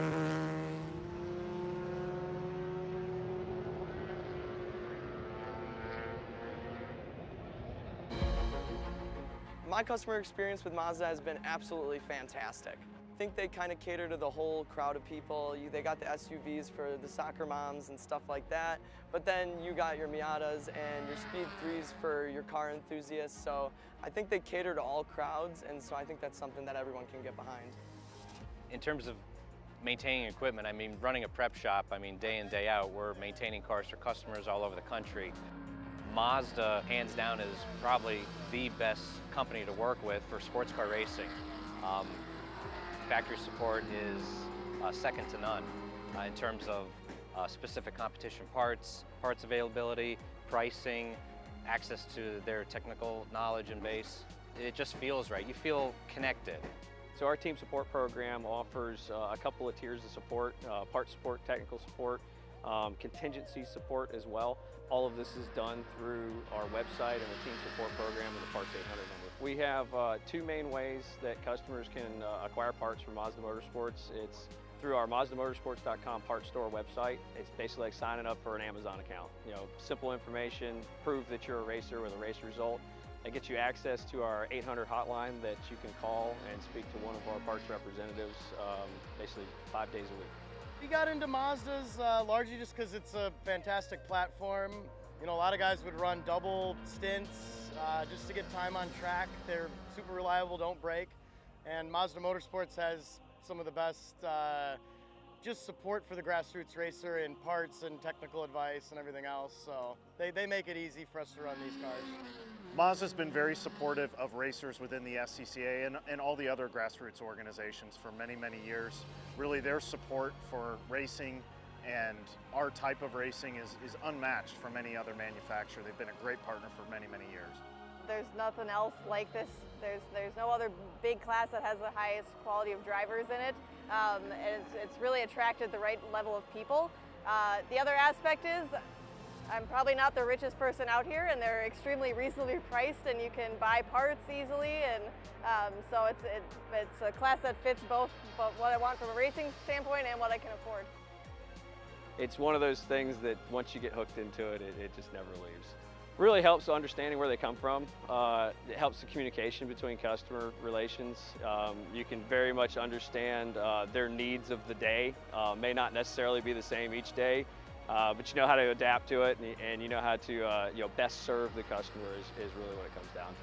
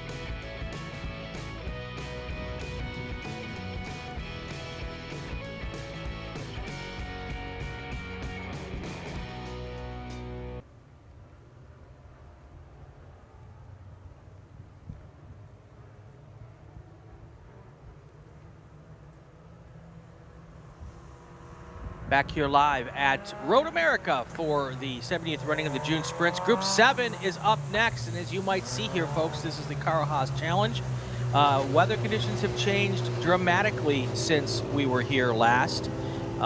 Looking at that radar right now, I'm feeling like we're about an hour away from this being done. There's that little splotch of dryness in the middle there. That'll probably close up if it's not the way my life works.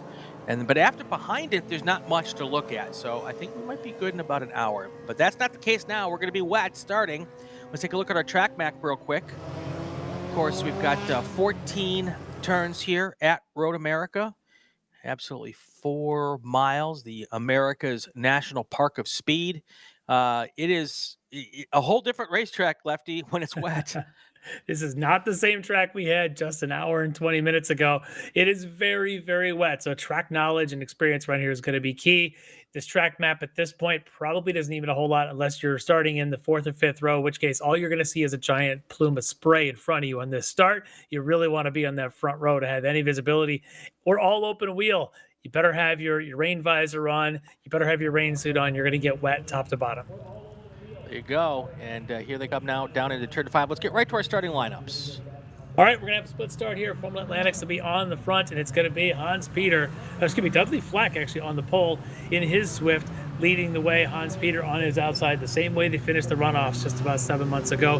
They'll be doing it again here. Row 2, John McAleer on the inside. Shane Kinnett will be on the outside. Move to row 3 on the inside, in another Swift, David Burkett. And then alongside him is going to be J.R. Smart on the outside of row 3. Row 4 going to be Riley Harris and a Van Diemen alongside John Norton in another one of our Swifts. Row 5, Alex Conger going to be lined up alongside Rod Radman in a Crawford Alex in a Mazda Pro Formula. And then finally the last of the FAs driving a Phoenix F1 K12, Jeff Keecher on row 6. As then we get to our FC grid.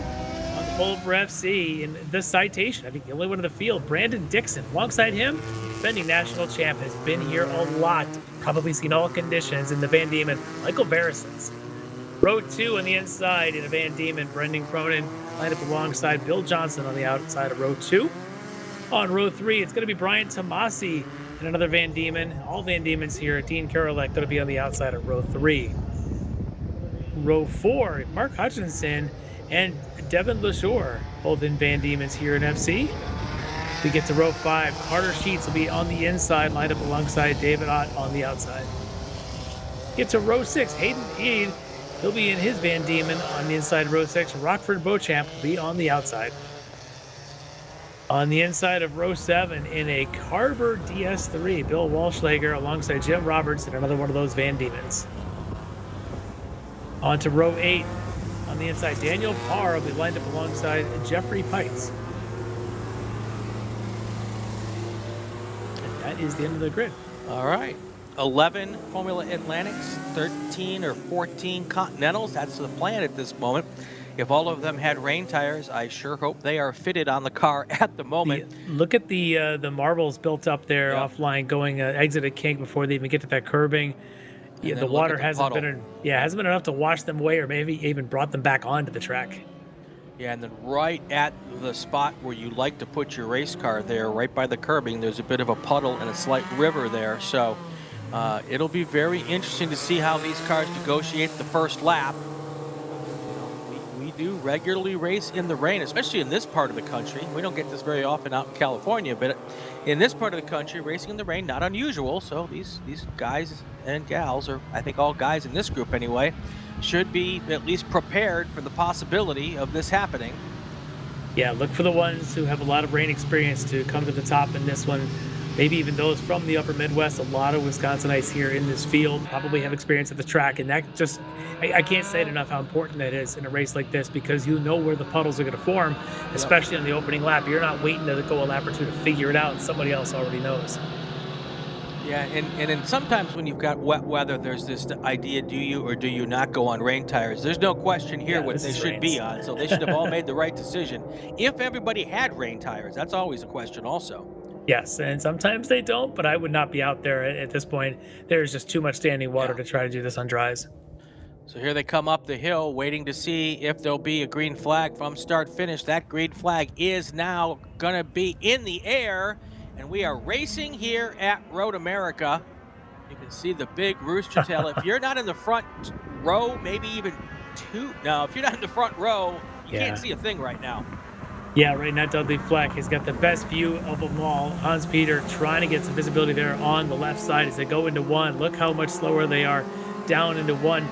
This will be interesting. Who's got a good setup? And Tim Adelson in the chat mentioned it. Setup means everything here as well. You've got to learn what to do. You got to soften things, probably change the trim on your wings a little bit too as well in a class like this.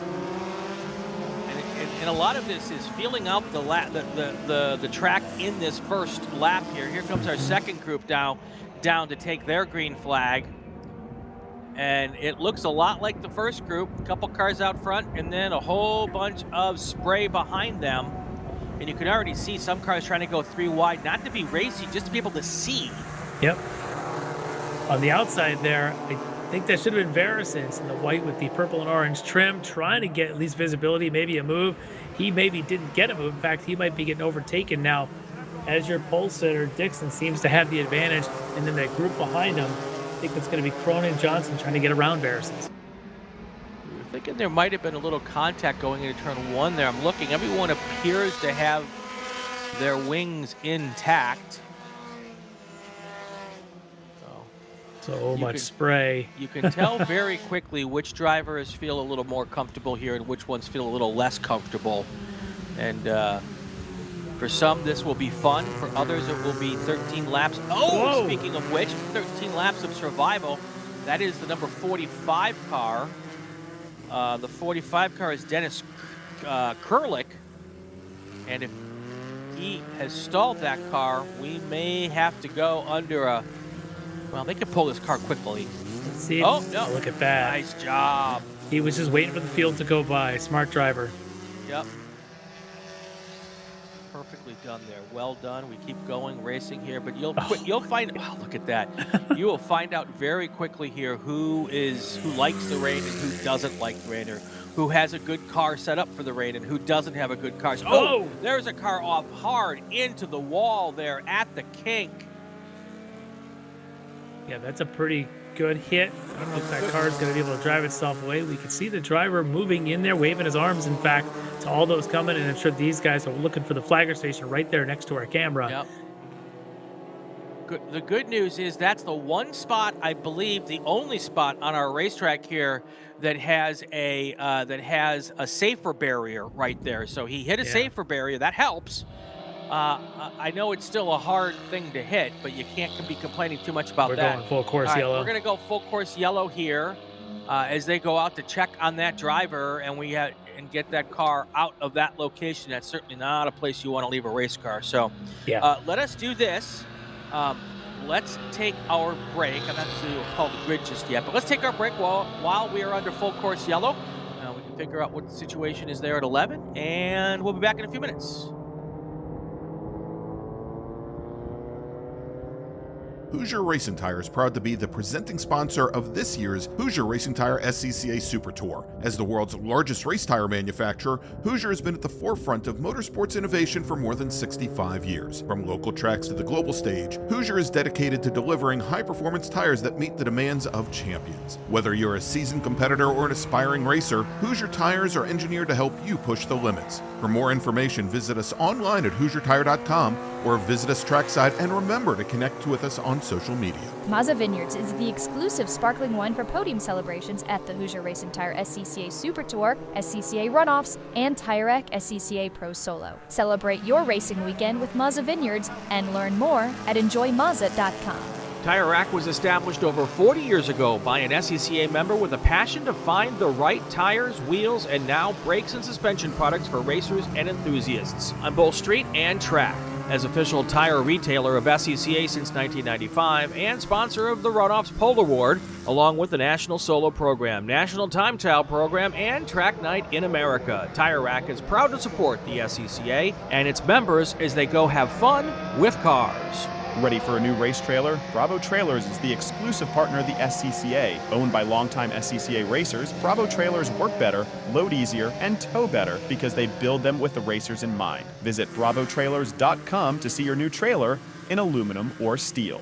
Summit Racing is a proud partner of the SCCA and its nearly 70,000 members. Get more bang for your buck at summitracing.com. Choose from millions of in-stock parts from over 1,500 name brands. Parts for racing, street performance, trucks, plus tools, accessories, and more. Shop anytime, anywhere with the Summit Racing app. Did you know SCCA members can save $20 on every track night they sign up for? That's right. Track Night America, driven by Tire Rack, now hosting 150 events at more than 30 tracks across the country, is the easiest and most affordable way to get you and your friends on track in streetcars all year long. Visit tracknightinamerica.com to learn more and get yourself on track. Hagerty is the official and exclusive insurance partner for SCCA. Hagerty provides affordable off-track insurance protection for motorsports vehicles while in the paddock, in transit, in storage, and at the shop. They provide guaranteed value coverage and even have protection for your trailers. SCCA members can save 5% on insurance through Hagerty. Hagerty, let's drive together. Learn more at hagerty.com.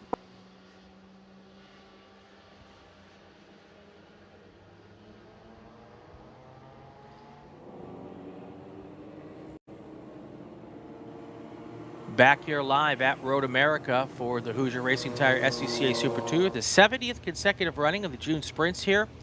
And we are under full course yellow condition here because of a car that went off fairly hard into the wall at the kink. Thankfully for the driver, that is one of the, might be the only spot on this racetrack with a safer barrier. And he hit the safer barrier square on. He also hit all the side wheels, so it was a side impact, which also tends to be better than a front impact. Yeah. So I think it's... We did see when we did it, the camera always saw the driver's arms waving as other cars were coming up. So we'll let the recovery team do what they do. And while it never doesn't hurt to hit a wall, they were going a lot slower than they would normally be going through the kink. So all of those contributing factors is good news. So... Well, they queue the field up. Yeah, while we're under full course here, let's take a look. Do you have our schedule handy, Jordan? You can pop up. There's only one left, but we should pop it up there and show. It's not updated. Oh, that's fine. We could still take a look at it. I could talk around that. There we go. We are at Road America this weekend, and of course that means one race left, June 27th, 28th, and 29th at Watkins Glen International. That's the final 2 rounds of the Super Tour. And those will be the last chance, well, not the last chance, but the last Super Tour opportunity for drivers to help themselves qualify for the runoffs.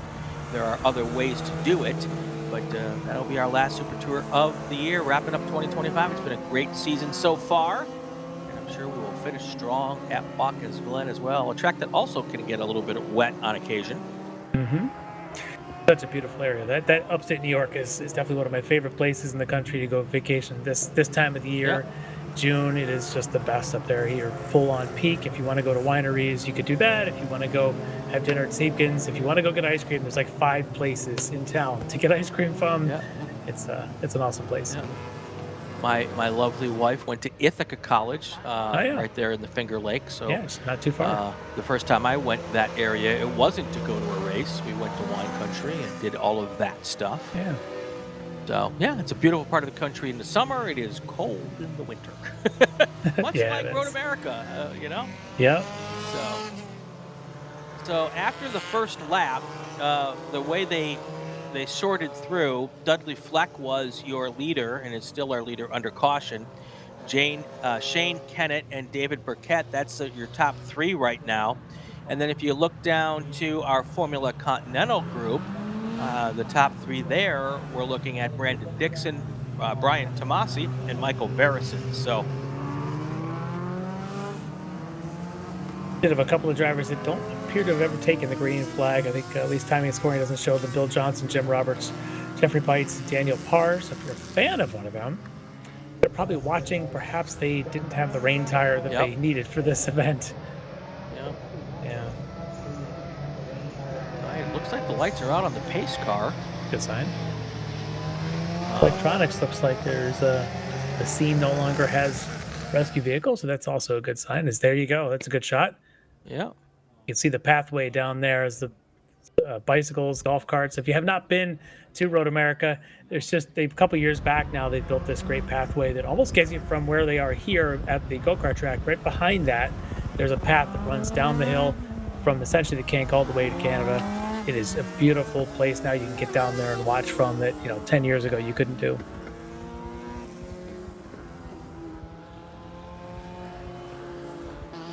Oh, now we've got someone off at turn 7. Okay. Do we have a shot of that at 7, Jordan? Has you seen anybody? All right, well, maybe they had a moment and they have recovered and they have now taken their place at the back of the pack. Well, lights are still out on the safety car. That's good news. I just heard clear at 8, so... Are we anticipating that the FCs will be just a little bit of a lag start from the FAs? Well, I think if they do it, they'll be self-regulating. Right. I would do that if I were the Continentals. Yeah. They haven't yet, because you can see right there, the last of the FAs in that group, I think, would be the Jeff Keecher, who might actually be a Formula 1000 type car, but in Formula Atlantic, and then Brandon Dixon, Brian Tomasi, Michael Verison, so the first of the FCs right behind him. Let's keep our eyes. That might be happening now as you look at the field starting to leave about 10 car lengths between the back of the FAs to the front of the FCs. Yeah, especially since none of the Atlantics, they didn't catch the back of the Atlantics before the full course yellow, so it's advantageous to do that, their own kind of like self-regulated split start here. So if I'm on the front row of the FCs, I definitely would want to, because I want visibility. I don't want to see 10 FAs worth of spray in the air when I'm coming down the front straight. Sydney Burkett is in the chat. Real happy that Dad's in 3rd place right now. Yeah, he had a good start. Congratulations there. Brad is here. Carl T's back. Megan Sauce is here. Megan's dad designed a great Formula V for guys more my size. Formula 4. All right, let's see what kind of restart we get. Let's see how Dudley is able to manage the field there behind him. Dane Kinnett, David Burkett, Riley Harris. Hans Peter got shuffled back to 6, as we had seen him having a little trouble in the first corner. Let's see if he can work his way back up to this front 2 or 3.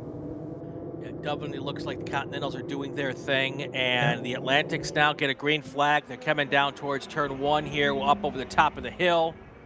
Again, lots of spray. It appears, by the way, it has stopped raining. I think we're in that little break between the 2 bands of the storm, so that'll be good news. One thing we did learn last year, Lefty, this track does dry out pretty quickly once the rain stops.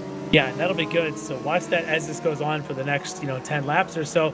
Let's see how that happens and see if these drivers start looking for drier patches just to sort of keep the grip through some of these corners. They're probably already right now still looking for rain lines, especially here in 3 where you got that great banking at the apex at 3. Not so good here in the rain. That's where the water wants to collect, so a lot of drivers going to stay wide there.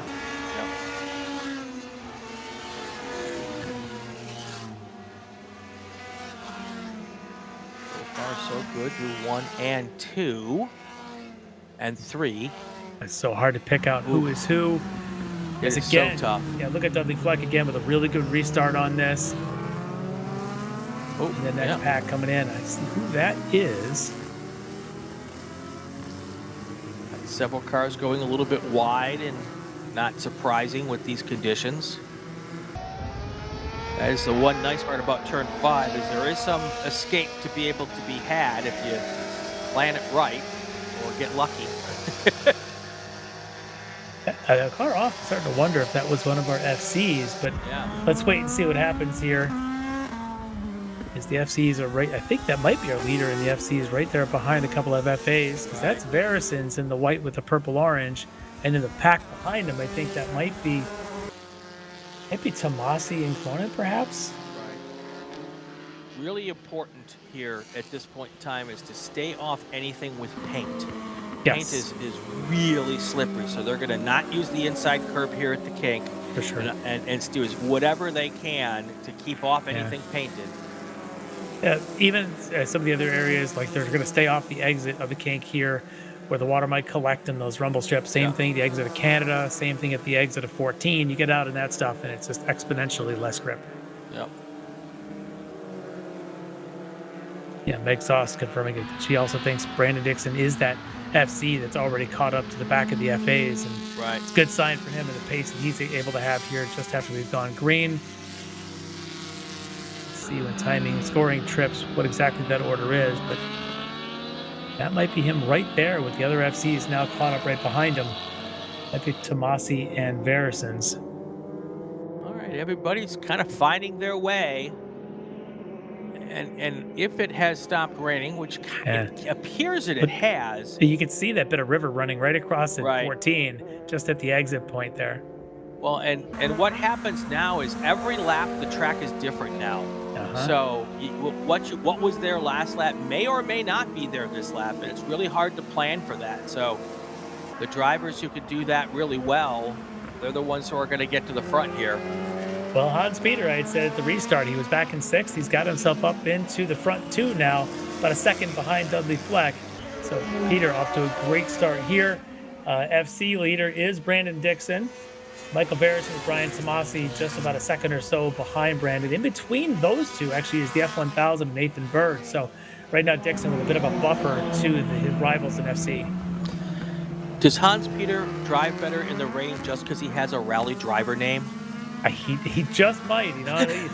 I tell you what, that's a good training ground. Ice racing, rally driving, any sort of low grip sort of training is a great opportunity. And so Hans Peter, I'm sure, has done a little bit of limited grip racing in his day. One would think. All right, there's the group of FCs right there. I wonder if perhaps Tomasi may have gotten himself up there as well. We're going to keep our eye on that. It's really hard to spot them. Look at Brandon Dixon. He's already worked his way up to 6th place overall. So he's driven around at least 5, 6 Formula Atlantics. Yeah. Also, Michael Verisons and all these Continentals really finding their way well, working themselves into that Formula Atlantic field. Yeah, well, you think about it, an Atlantic is a big horsepower, large car, big tires. Continentals, now these little 2 liters don't have a ton of power. These tires are very skinny. The reins are even skinnier. Yeah, they're going to be able to push that water away and get through there a lot easier than the Atlantics. You've got to be very good, especially with your right foot. If you're in one of those Atlantics, Dudley Fleck, Hans Peter are doing exactly that. And I think Hans actually has the lead already as they come up the hill now to start the next green flag lap after our yellows. Ian Reinerson is standing in the carousel and can confirm that right now it is not raining in the carousel. So thank you, Ian, for being our reporter out there. Appreciate that. So Hans Peter now leads the way, just ran a 2:29.3. Dudley now about 2 seconds back from Hans. So Hans able to be patient there in that restart. So quick at this stage. Well, and you get that huge advantage by being out front, not having to worry about the spray. Dudley Fleck not getting much spray either at the moment. So your top 3 cars pretty much got clear vision. Now, you go back from that, it's not as bad as it was at the start, but it's still pretty spray-filled visors for the rest of the pack. Yeah, and I'm watching here as you've got... I think that's Dixon. He is really racing. Dixon's this group right now. The white with the black would be Dixon's, because you've got that Van Diemen of Riley Harris that looks a little like an FC. It's actually not classified as an FC car. Similar chassis, though. And I think he's fighting out maybe with the F1000 of Nathan Bird, and that's the little longer looking chassis you've seen in the mix there. But Dixon, Verisons, and Tomasi now essentially nose to tail all 3. This twosome here, I want to say that is Riley Harris perhaps in that all black. Yeah, because that right there, those last 3, and then the 4th one through that shot should be Devin LaSure in the 4th of our FCs. You can already see a dry line developing, or a drier line developing. Yeah. Yeah, you start to see where the deeper puddles are. The spray starts to come down a little bit. Oh, we've got one going off into 8. That's Oh, he's gonna come back on. Oh, wow. It's one for F1000s. I think that might have been Nathan Bird. Maybe we could put him right in the middle, right in front of the rest of this pack with Harris, Radman. Then you got the Dixon, Verisons, Tomasi FCs. That's 6 of them now all lined up going through carousel and coming down the hill. For a split second there, I thought we were going to have an unsafe re-entry, but he actually got out in front well ahead of the other cars and didn't seem to cause any problems. Oh, the visibility. If you're the third car, fourth car through. My gosh. Oh, that's a bit of a wide run. That's what you want to avoid, because that new curbing at the exit of the kink, it's a rumble strip, so you get pockets of water through the entire thing. Right. Grip is not good. Now, the good news is that's not painted there, so that helps a little bit. It does. But when I was out there on yesterday morning, it's also, there's not much like abrasiveness to that curbing. It's pretty smooth cement. So not painted, but also not very grippy either. Yeah. Well, the FC battle is really heating up. Dixon, super smooth there. Verisons, Tomasi, and Lejour are all pushing each other. And I just saw two of them side by side. And it might have been Tomasi and Verisons going into 14. They seemed to sort it out before they got to the exit. But Dixon's the only one having an easier time, as he's got the lead now in that class. You got car 31, Jeff Keecher, who spun at 6 and continued.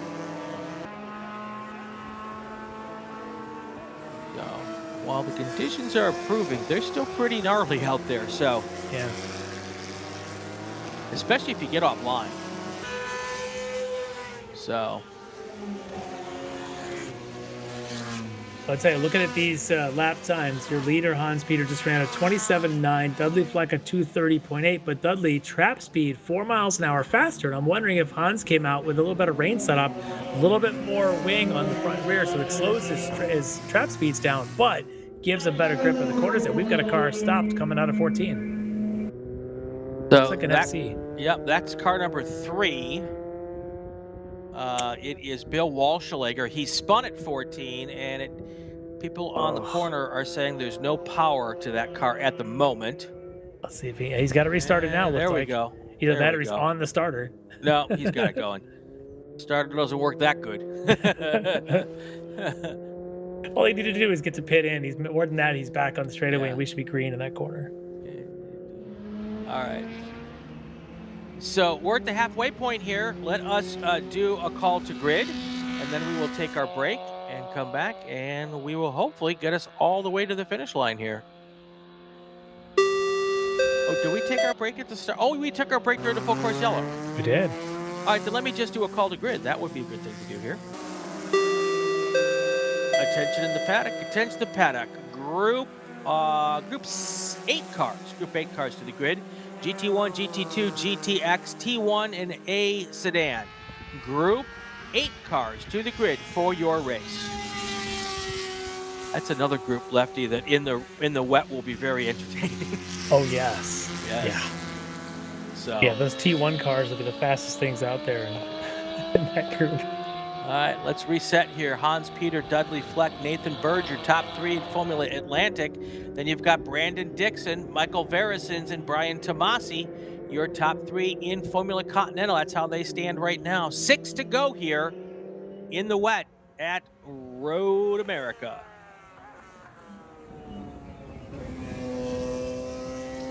Irvin says he would have stayed at his motorhome. Well, yeah, it would not have been a bad idea. Well, that's really close racing here in the wet. Ooh, we're going to have one going, almost went off there, got late on the brakes. Look at him now. Yeah. Probably having to adjust the brake bias again as the conditions, like you had said, every lap is like a whole new track in front of you. Yep. You can see there are a lot of little wiggles under braking, perhaps need a little bit more front brakes going into there. As that's the battle there of Verisons and Tomasi fighting it out for second. Brandon Dixon has got a pretty good pace here. He's about 2 seconds a lap faster than the rest of the FC group. Brandon now 5th overall on the track. Sven de Vries in our last race of the day in our chat right now says he's hoping the track is dry before he goes out in race 10. I can imagine that most of the people in your group are shaking their head, yep. He says that, but I believe his second gold medal national championship was in the rain at VIR. Okay. First race of the weekend, I think that was the weekend of the hurricane. Yeah. So he does okay in the rain. Oh, that was the weekend I thought I was going to die in a motorhome at VIR. Yes, that one. That weekend. First race Friday morning. It was dry as they were about to go to the false grid. It started raining. They all threw rains on. Oh, somebody's going wide there, Nate.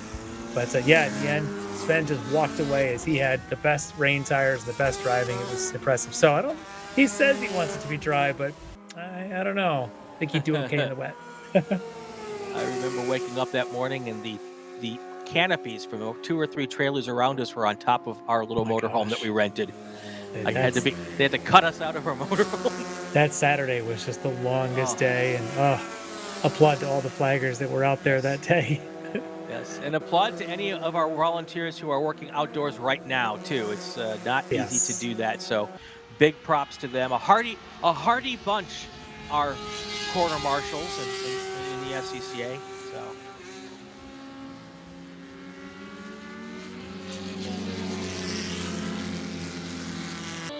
yeah, still Hans Peter out front, Dudley Fleck, Nathan Bird, all Atlantics, all 1, 2, 3. Rob Radman running 4th, a couple seconds back, I think, from Bird. And you get your FC leader, Dixon. Another one goes off there at the exit 14. Everyone's trying to figure out how much grip there is, and that river's starting to dry up, though. You can see there at 14.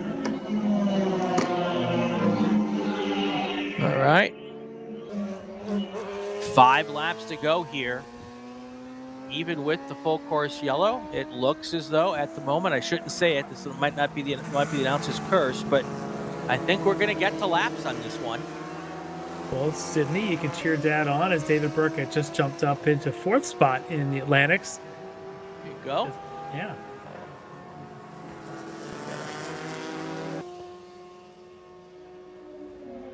We have car number 45 in the gravel at Canada Corner. That is Dean Kurluck. That's the car that had a problem in that first lap. Oh, that's right. Yeah. Yeah. The local yellow there. She can keep our eyes on that. Yep. See if that car might be able to rejoin. I think it is. 4-5 has continued. Thank you to our flag crew at 12. Awesome. Ian Reinerson, 45, just had a big moment in Canada Corner. Yes, that's what the flaggers are telling us.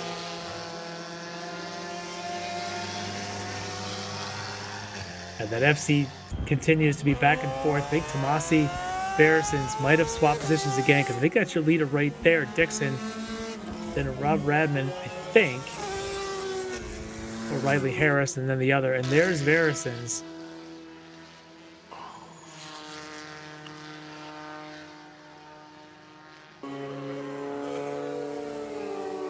John Jeffords is asking about that wreck on the first lap. The 02 car did make it into the wall, but they were able to get him out pretty quickly. So not sure how much damage, but I'm sure there was some damage to that car.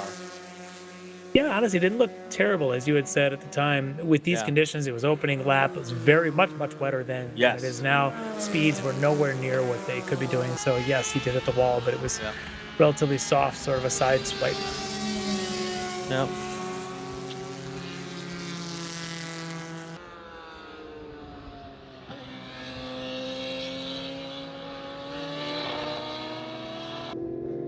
We're getting to the point, Lefty, in this race where there's going to be an easier rundown to talk about the cars that didn't have a moment in this race rather than the cars that did.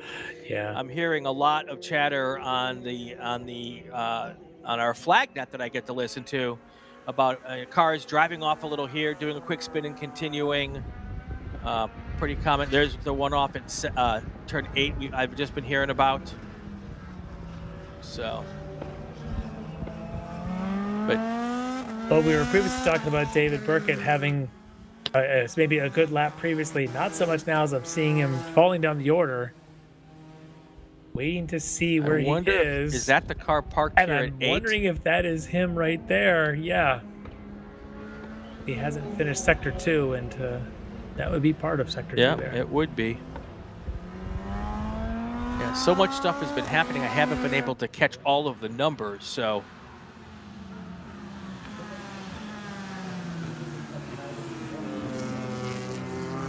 Hans Peter just went purple Sector 1 in the lap that he's on, and somebody else pulling off. There is an exit to the track there if drivers want to. It's possible to go past our camera through the turn 5 exit. And one would think with the drying track, we might start seeing a purple lap every lap here. Yes.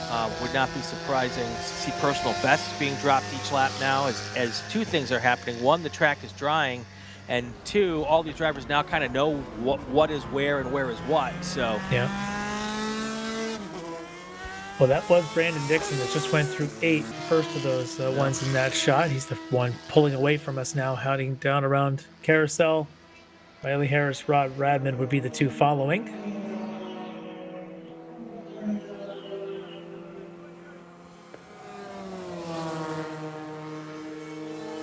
Now the question is, how daring are you in places like the kink where you can see pavement now is just wet? Right. But on these rain tires, this is when they're at their best, but still, this is not the grip like it would be in the dry. Well, and also if you're trying to go around people, there is a rain line. There is not 2 rain lines at the moment. Yep. So, and there's an example right there. Yep. Where the trailing car had to go into the heavier water to go around as they're heading down towards Canada.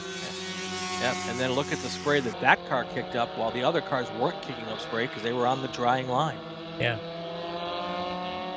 3 laps to go here. Yeah, there were 2 cars that popped right into the wetter part of the track, and the second one suddenly couldn't see anything because the first was picking up a lot more spray than the other car was offering. It looks like so much fun, though. It really does. There is nothing like driving a high-performance open-wheel car in the rain. It's just nothing like it. Yep. As somebody in the chat had written a little bit ago, these guys don't have to worry about taking showers after this race. That's true. Probably true. Yes, full change of clothes, several towels to dry off, and then hopefully you've got friends or a crew or some buddies you can hand some beers to drive a car, because the rain will get in places you didn't expect. We are at Road America for the 70th running of the June Sprints.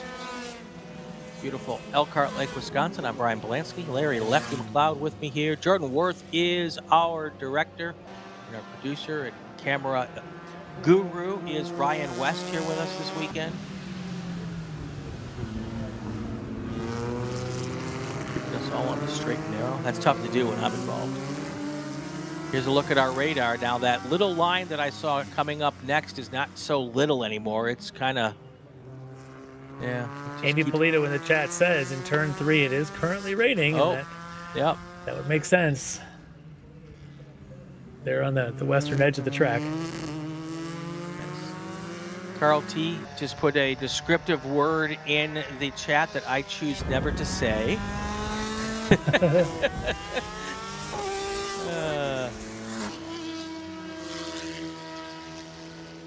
Cool. Kurt Schneipel in the track said he'd be here except he'd come home from vacation last night. That's not a good excuse, Kurt. If you were home last night, you should be here today. Sheboygan Falls, that's only about 25 minutes from here. Maybe 45 minutes from here. The closest race in class on the track right now might be Riley Harris and Rod Radman. Okay. They've been running pretty close together in FA, one of them in a Swift, one in the Van Diemen. Keep our eyes on them. I think that might have been the first pair we had seen going through the kink a few moments ago. And that would be a race for a podium position in Formula Atlantic. That might be the second 2 cars coming in the shot here. That might be Harris in the white Van Diemen and Radman in that red Swift Toyota. Just got the word from the starter that next time by, your leader, Hans Peter is going to get the white flag this time by. He has a sizable lead over Dudley Fleck. 50 now is, no, that's not 2 Formula Atlantic cars. I think one of those cars is getting lapped, and the other, I think, was Verrison's, who's currently running second in FC. Just keeping an eye on these two, see if that red car, Rob Radman, can do anything. Seems to have a bit of a disadvantage on the straightaways. We'll see, because the previous couple sectors, Rob in 4th was actually quicker than Harris in 3rd. So getting closer. He's got all of about 6 miles to get it done, though. That's right. I believe, is this Hans Peter here in the red car? No, I think that's still the battle of Radman and Harris. Okay, yes. Just kind of following those two as the closest battle around the track. Right. And they're coming up on another guard. That actually in front of them might be... All right, our leader is at turn 11 right now. The first car in that shot, actually we had seen a moment ago, that's Brandon Dixon, your FC leader, leading the 3rd and 4th place FA's car. So yeah, there you go. You get your FC leader as the white car, first in shot. Followed quickly then by Harris and Radman. And this is, I think, where Radman in that last car, the shot, the red one, is quicker than Harris in front of him. It's through these shorter sections. tighter corners. They can see how much closer he is than he was on the front straightaway. Yep. All right, our leader should be on the front straight right now, coming towards us for the white flag. And white flag goes into the air, and he'll get to the start-finish line here at some point. There he is. That is Hans Peter. Look at that, absolutely no spray at the moment. So his is the other red car. That's why I got it mixed up. Correct. Yeah, he is in a red Atlantic, just not the one we had on the screen before. That's him coming down the hill here.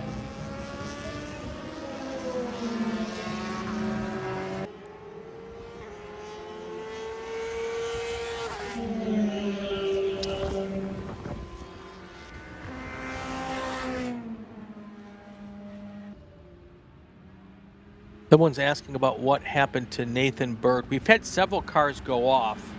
A couple of them stayed there, so I don't know. He's still turning. 3 laps down. That might be him right in front of the leader. Okay. In fact, I think it does look like an F1000 car.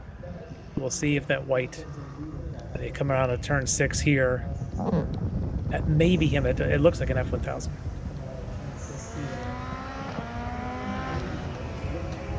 Yeah, I think that's it. Yeah. There's your leader going through turn 7 for the final time. Hans Peter, once he got to the lead, has had a relatively easy go of it. Yeah, he may have been happy with that. Not that anyone's happy of a yellow, full course yellow, but he was certainly content to see that, even though he had fallen back to 6 after being on the front row. Kind of gave him a chance to reset things. Yep. And once he did, by the time he went through turn 1, the next lap, he was up in the front too. Rain is coming down really strong now here through the carousel and the kink. Yeah, so all the drivers thought the track was going to get faster and faster. It's not now. Yep. Oh, look how heavy that is. And if there was any thought by our GT 1, 2, 3, T1 A sedan drivers of putting dry tires on, remove that thought. Because this track will be soaked here in about 5 minutes if we keep this up. Oh, it's pretty wet now. Yeah, you can see it. Even these camera shots are picking up that rain pretty good. A lot more spray. You were saying the last time leader Hans Peter went down the front straight, there wasn't much of a spray. Look, there's a lot of spray now. Yep. And here he comes. Yeah, you can actually see he has slowed down a lot. No one fighting him for position as he comes up the hill. Hans Peter will take the green checkered flag here, and he will be your 2025 June Sprints race winner in Formula Atlantic.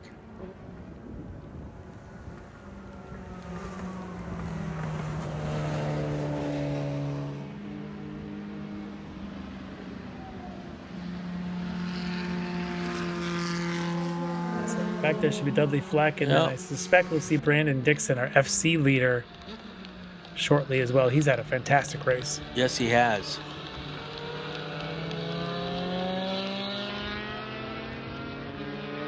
All right, Dudley Fleck has crossed the line in second place.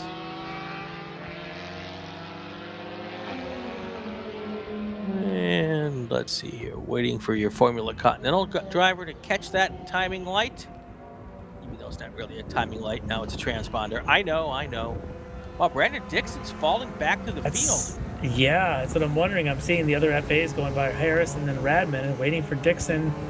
Looks like he did finally cross. Yeah, just before running out of first place into second. So Dixon must have had some sort of a moment out there, but was able to collect the car, get it back on track, or get it back at least up to speed. Yeah, that, or he had behind him the FA battle of Harris and Radman. What if he recognized it and let those two just do their thing? That's possible. Very nice of him if that's what he did. Well-driven race there for Dixon to get that win. Dixon, then Barrisons, and then David Lesueur. That's your top 3 in Formula Continental. Your top 3 in Formula Atlantic: Hans Peter, Dudley Fleck, Riley Harris. All right, well, now it's time to wait and see how those big bore cars coming up next will deal with these wet weather conditions. Let's do a call to grid when we come back. Got some more racing. Attention in the paddock, Group 8 cars to the grid. Group 8 cars to the grid. GT1, GT2, GT3, Touring 1, and A Sedan. Group 8 cars to the grid for your race.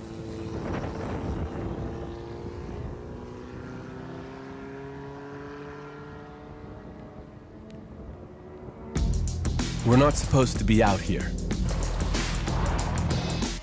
Outside expectations. Built for the outdoors. With the capability to climb this high, we're not supposed to be out here. Which is exactly why we are. The off-road ready Mazda CX-50. We're looking for outsiders.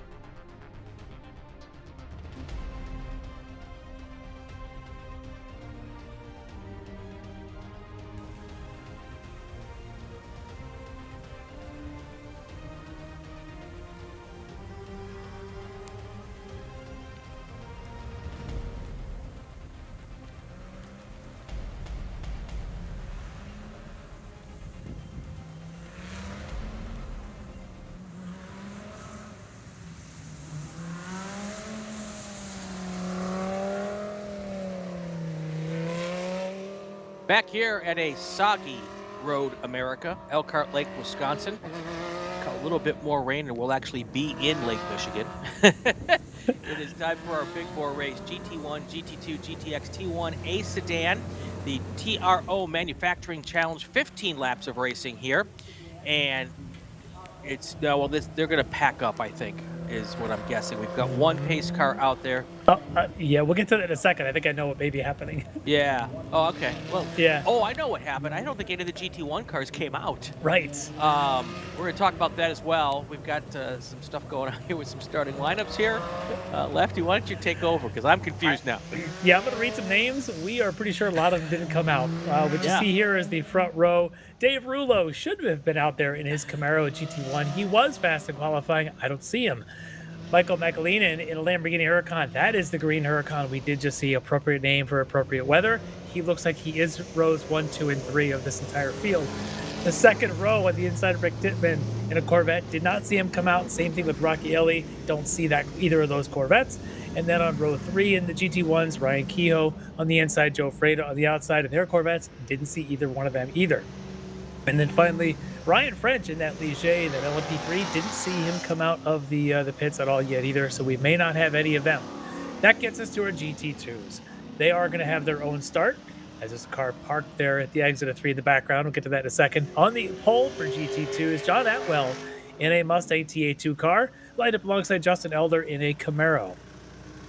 The second row GT2 is going to be Jonathan Start in a Viper ACRX. That'll be a fun one to watch, alongside Ray Mason in a 2023 Ford Mustang.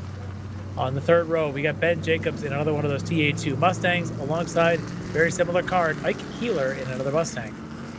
Row 4 is going to be a Camaro on the inside, William Moore, alongside Jason Pierce in a 21 Ford Mustang. Row 5, Richard Ruck in a Camaro, and Jared Odrick, it says here. Now I'm told Jared's going to be starting at the back of the field. This should be the back of the GT2s in that order. There'll probably be some T1s mixed in. Let's get to those T1s. Leading that small but furious charge could be Hugh Stewart in BMW. He'll be the fastest of those T1s, alongside David Marshall in a Mustang. Third of our T1s could be Brian Goodman and another one of those BMW M3s. And then we've got our A sedans. The fastest of those, no surprises here. These two are going to be a heck of a battle, especially in these conditions. I can't wait to watch Andy McDermott in the Mustang and Greg Eaton in another Mustang. Trust me, we'll have our cameras on this race quite a bit. Second row, Kyle Gilbert in a Camaro, Matt Regan in another Mustang. And I think that's it for the A sedans. All right, so that car that was slow out of turn 3 was Richard Ruck. He pulled off at the safety road on turn 5. So not sure what the situation is there. We're also hearing that at least one GT1 car got to the grid late, so it'll be starting behind all of these cars. Okay. And trying to push its way through. I'm wondering if they were just late some of these cars might be late trying to get rain tires on. Yeah. But if there's a bunch of GT1 cars at the back of this field, that's going to be extraordinarily interesting. So, yeah, we'll see what happens with that. Carl in the chats, I thought he saw lightning. I think he saw the same thing you and I saw earlier, which is just a bit of the flash of the freeze frame on the screens on the cameras. I don't think it's actually lightning. If there was, they would take appropriate actions, but I don't think we're there. So the way our shutter on the cameras works is if we actually get a raindrop close enough to the camera lens, it kind of looks like a flash for a second. Yeah. And I think that's because I saw that earlier on a first round of rain, and I thought that too, but it turns out that it's kind of a visual anomaly on our cameras. So. Yeah, well, this will be interesting because Michael McAleenan is the only of the GT1s getting his own pace car. There's the Corvette is the pace car, not a race car. And then the Huracan of Michael McAleenan, he'll get his own green flag at some point. And then the rest of the field of those GT2s and on coming up behind. They're just going into Canada right now. All right, lights are out on the pace car. The yellow flag is being pulled in, so it looks like we may get a start here. I think that Lamborghini is I think it's a GT3 spec car, right. IMSA GT3, running here in SCCA's GT1 class. So he could actually be pretty quick in this field too. And we've got our cars heading up now. Green flag is gonna be in the air for that one Lamborghini. Now we have at least one. Oh no, I thought that was a car starting from pit lane. That's actually the pace car. Pace car number 2 is on pit road. Here comes the second pack. Up the hill. There are a couple. There's one A sedan car there. Were there 2 we were looking for, I think? That was Kyle Gilbert was the red Camaro back there, the 3rd gen. All right, second green flag in the air, and we've got a full course green at the moment.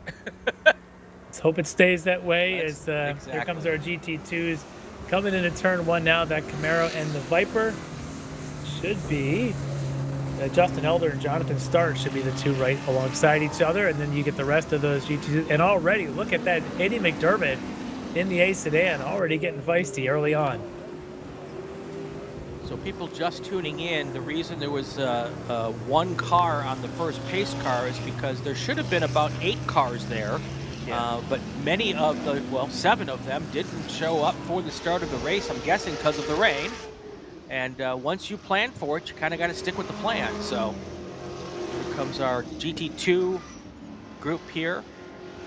And those 2 A sedan cars already working their way through. That's McDermott and that's Eaton. And I'm telling you that it's going to be the most fun to watch these 2. When it's dry, they are sliding around, hopping curves. In the wet, they're going to be sliding around. Maybe not on the curbs, but they'll definitely be doing their share of sliding. Look at them already at the back of the tee. And that's Andy coming at us. Oh, no. Oh, and he hits the wall hard, not able to get the brakes to slow the car down. And then once he hit the grass, it's just a free ride into the wall there. And that was not an insignificant shunt there. Yeah, that's unfortunate. Like you said, you're coming down that hill and that water seems to be like a waterfall all the way down the right side of the track. So that's going to end his race early. Hopefully he can get that car out of the way, actually, while Gregg Eaton now continues. And that's actually McDermott right there in our shot. The car's still moving, but that right front does not look good. It's still under its own power.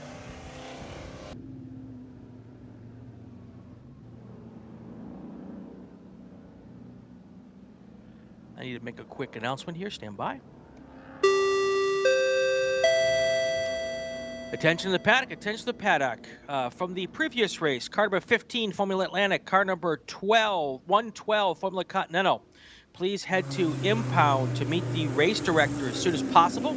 Cars number 15, Formula Atlantic. The drivers of car number 15, Formula Atlantic, and number 112, Formula Continental, head to impound to talk to the race director. So much rain. From the kink all the way down to Canada, and the mist just hangs in the air among those trees. Just not going anywhere.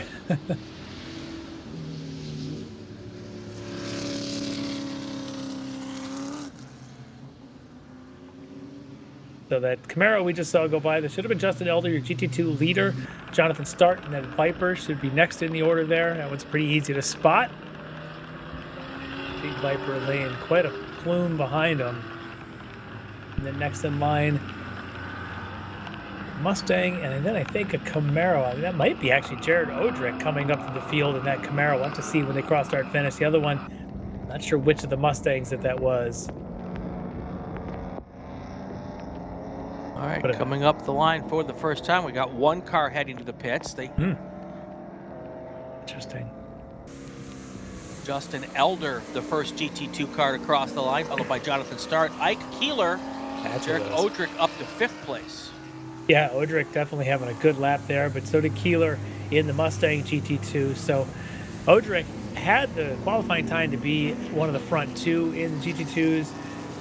Some assessed penalty of whatever it was. I think it said something about probationary position. He started on the back row, but look at the already Odrick, former national champ in this class, already up into the top 5. Top 4, actually, in the GT2 class.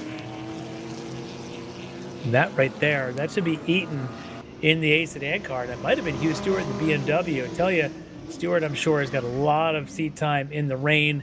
The Connecticut driver, I believe, does a lot of driving instruction. That guy, pretty feisty in the wet. There he is, already getting up alongside of that should have been Gregg Eaton.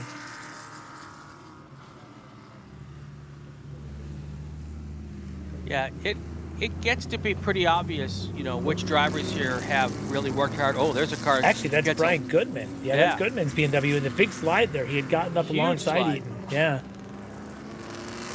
Car went off. Wait to see if it's able to continue. They're looking back. You can see. I think he still might be just outside of our shot. You can see the yellow flags up. Look at it, and it's electronics, and it's still parked there.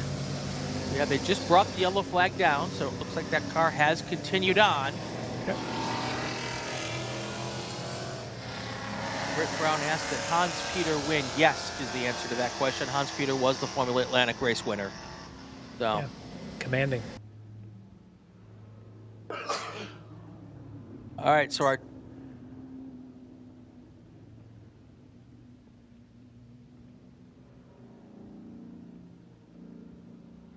says, I'm in the trailer staying dry, signed Hugh Stewart. yes, it was not Hugh. Hugh, the smart one, says, I've had enough rain. I don't need this rain either. So, hi, Hugh. How you doing? Glad you're tuning in. That's right. But out the front, this is going to be interesting, is McAleenan in the Lamborghini turning laps around 320, whereas Justin Elder, the GT2 leader, did a 309. I assume they're on different types of rain tires. Elder's very quick out there in these conditions, almost to where we're probably going to lose sight of him. He's probably already catching to McAleenan. That might be him there. You know, the A sedan cars in this group might actually be the best car in these conditions. You can actually see Gregg Eaton moving up through the field up to 6th place already. So. Yep, and that off that Brian Goodman had, the one I mistakenly thought it would have been Hugh Stewart, Brian Goodman's BMW was very fast. He's still running in the top 8 despite having that big off. Yeah. So there's another one. As these two, that's should be Elder and Start. No, that's at least Start in the Viper.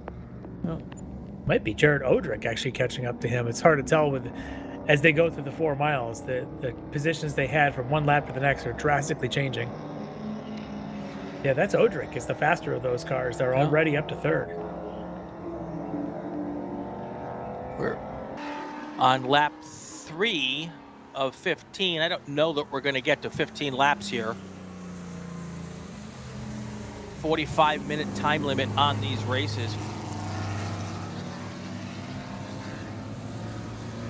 I'm in awe of how Jared Odrick continues to just pedal. There he is in that white with the black trim Camaro coming down to 3. And he's really moving pretty good. Elder in front of him, matching him on lap times. He has about 15 or 16 seconds from Elder back to Odrick for the top 2 at GT2. They're about 20 seconds back from McAleenan, who's your leader overall in the GT1, the GT1 car. But it's the Gregg Eaton, David Marshall, Brian Goodman. Keep an eye on them. Eaton in the A sedan, Marshall and Goodman in a couple of T1s. Marshall in a Mustang, Goodman in a BMW. Jordan, can you pop that radar back up more to see? We look like we might be coming close to the end of this. That puddle at turn in a 5 looks so deep.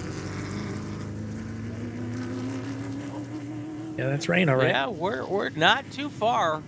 I would think maybe even by the end of this race, we should start to see the rain slowing down. Well, and after this, we'll have SMX and then the little wings and things, the F6, FF, little things without wings, FF, F6, and FV. Those guys, they're all watching very closely to that radar to see what it's going to be when they get out there. I suspect the Spec MX, you guys are going to be wet no matter what. But those last group could be anything.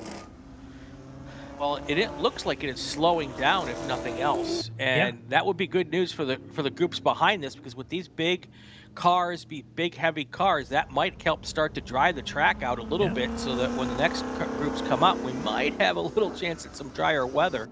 Yeah, these 3 cars now going through carousel, so that would be your A sedan leader Gregg Eaton, and then you got in that Mustang David Marshall and the BMW Brian Goodman. They're both T1 cars. That's the battle for the lead in T1. As they're going to be right up behind that car. And that was Odrick. And then you got Jonathan Start, Ike Keeler, all in GT2 cars. That's 2nd, 3rd, and 4th place in GT2. Not that far ahead of your A sedan leader that should be coming into the shot. There he is. And then those 2 T1 cars that have now swapped places as Goodman's gotten around Marshall. The rain is nearly done in turn 13, says Sean Woyna, who is in turn 13. This camera says otherwise. Yeah. Nearly done. Well, he did say nearly done, so that doesn't mean it's not done. Don, you go ahead and wave to us once in a while. Eventually we'll get you on camera. Light sprinkles at 8, according to Tim Schreier. Okay. Thank you to our associate producers that we have placed around the racetrack.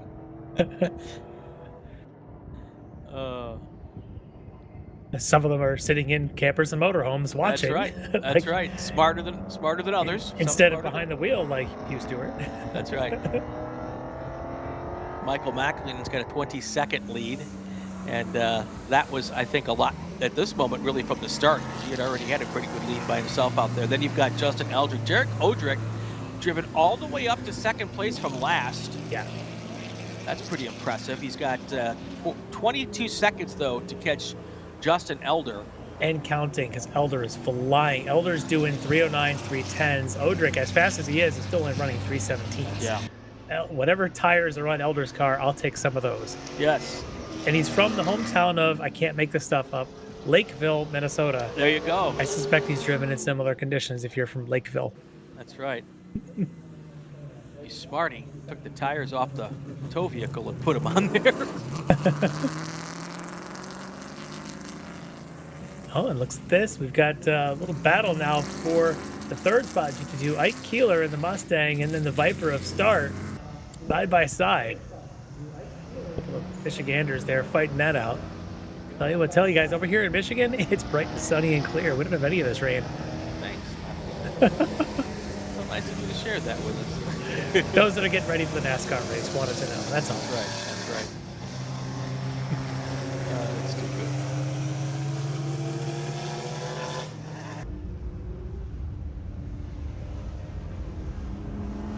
Yeah, it definitely looks like the rain has at least let up, so that's a good sign. Yeah, I think you're right. This looks like it was in the middle of the last race, and right. I think you're right. We had that little bit of dry patch in between a couple of rain bands. This is the end of the second rain band, and hopefully then it dries. And you said earlier when it started to rain as we came back from lunch that at least this place dries out quickly when it stops. But here at the kink, it's not stopped yet. It hasn't reached all the way down there. Yeah, we learned that last year during the sprints. A lot of off and on weather, and when it wasn't raining, here it's raining hard though. So tale of two racetracks essentially. It is pouring in the kink. Yeah. Wow. 3 corners before, you wouldn't think it was raining at all. Right. That is crazy. Definitely, we learned last year during the sprints we had kind of off and on rain throughout the first couple days, is that when it wasn't raining, track dried out pretty fast. The other thing to notice in that shot that we had at turn 7, there's a flag out in the background. Flag is blowing really strong, pouring rain here in turn 3 again. So who was out in turn 3 telling us it wasn't so bad? Oh no, it wasn't anybody in turn 3. It was 13, said it was almost or nearly finished. Yeah. And now the big rooster tail's back. Yeah, and that's your overall race leader, Michael McAleenan, who just turned a 2:59.1 quickest lap of the race. It doesn't sound like much, but that is 9 seconds faster than Justin Elder, who's this 9 seconds faster than anyone else in the field. It shows that McAleenan in that GT3 Evo Huracan is flying around this place. I'll tell you what, that is definitely on the right tires here in these conditions, whatever he's on. Well, as this battle hasn't changed much now, it's Odrick and Start. They've definitely still got that second place battle pretty heated up. I think Start had a couple of struggle corners. Now he's starting to come back to him. And in that Mustang of Keeler, just a couple seconds back. And as these conditions change, these drivers, as you said the last race, it's like a different track every time they turn the wheel. You would think that Viper, that 10-cylinder Viper, would be great in this weather, but he's figured out how to make it go fast, Jonathan Start. So yeah, he's doing a good job. These drivers have decided to come out here. Most of them are really, it's been masterful the way they've been able to go and negotiate this. Obviously, yep. Having experience in rain as a driver helps, having the right rain tires, but even having the rest of your setup. And in cars like these, all of these GTs especially, they know how to slap a rain setup on. I'm sure if you're in the TA2 Trans Am 2 type of car here, GT2, you've probably run your share in the rain and you know what your setup is. And I think that may be paying off. When you see what Justin Elder's done in his, going several seconds faster than anybody else in the field in the GT2s, guarantee you he's pretty happy with his setup. Well, and you've got, these are purpose-built race cars, so they can build in a rain setup into them. Unlike some of our touring or maybe our super touring cars, their option is disconnect the sway bar and soften the shocks, and put on rain tires. That's your 3 options to make it go to make it go in the rain. So in these GT cars, it may be ride height changes, and you can do spring changes. You can do all sorts of things if you need to get it to relatively quickly to make those setup changes. There's Kyle Gilbert, his number 15 in A sedan. Probably having as good a time as anybody throwing a Camaro like that around in these conditions. He's about to get lapped by your overall race leader, McAleenan, who just turned a 2:58.2. In the wetter conditions, he just turned fastest lap of the race. Yeah. Wow. Well, he's definitely figured out where that car works well on this racetrack. Yeah. So, and to his credit, he also has probably more downforce on that car than any car out here. But a lot of that downforce doesn't work as well at lower speed. So, obviously you can change the settings, and dial in as much wing as you can and all that kind of stuff. But it comes a point in time, though, when if you're not going fast enough, you can't dial as much ring as you want into it. It's not going to help a whole lot. The high-speed stability, though, has got to be very reassuring in a car like that in these conditions. And then you got some of the high-speed corners, the carousel, the kink, even turn 3s, very fast, turn 1, very fast corners, probably working really well right now for McAleenan. Yeah. Odrick now is turning it on, just did a 3:06. Wow. 2 seconds, about 5 seconds faster than Jonathan Start in the Viper behind him. So now that gap we had seen earlier was just a couple car lengths. So now it's almost 8 seconds. Well, and he's also 5 seconds, 6 seconds faster than the car in front of him as well. Yeah. Now there's about 17 seconds between Elder and Odrick. Elder in the lead in GT2, Odrick in second. Gonna need a little bit more of that for Odrick to have a shot. We're only working, timing says lap 6. Yep. That's sounds right, actually. So yeah, I'm not sure we're gonna get to the full scheduled 15. Right.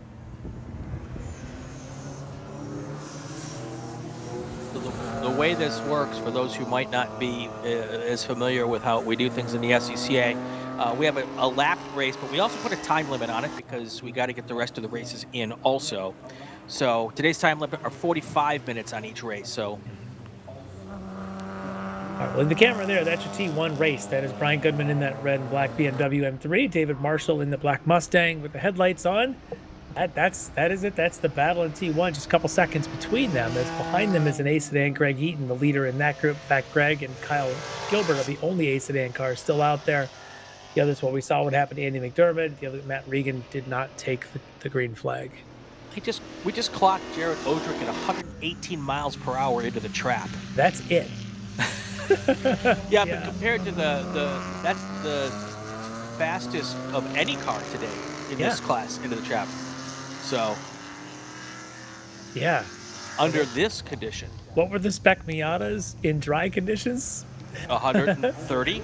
Yeah, that shows you how troubling it is to get a car of this size and power to get off the corner at 3 and all the way down that straight. Really is all this extra rain, so much drag, but for Jared, he's like, that's fine, don't mind. It's got cornering rates. We're just gonna go with that. He's throwing that car up pretty good as we get a shot there of Goodman and his BMW, and I would almost say that Marshall might be gaining a little bit here in this lap.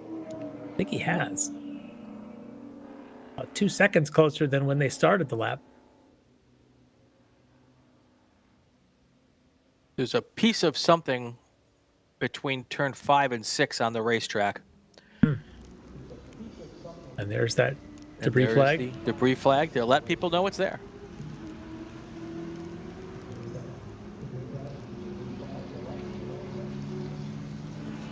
Wow, look at that rooster tail. Yeah, I'll let you guess which car that is. That would be our Huracan in the hurricane conditions here.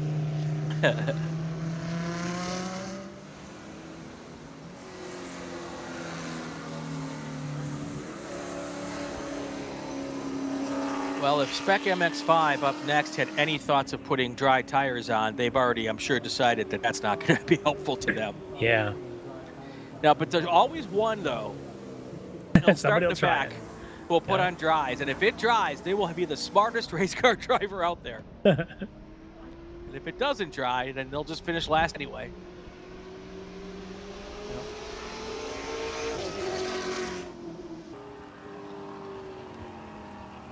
I think that car we had just seen was Elder, the leader in GT2 in his Camaro, and then we've got a shot of Jared Odrick going to turn 3 in his second place GT2 Camaro. Both of those, I think, TA2 trimmed cars that run in the Trans Am series. TA2s have been pretty successful here in our GT2 class. It's a big tail spin slapper there. I think that's Ike Keeler. I think it is, yeah.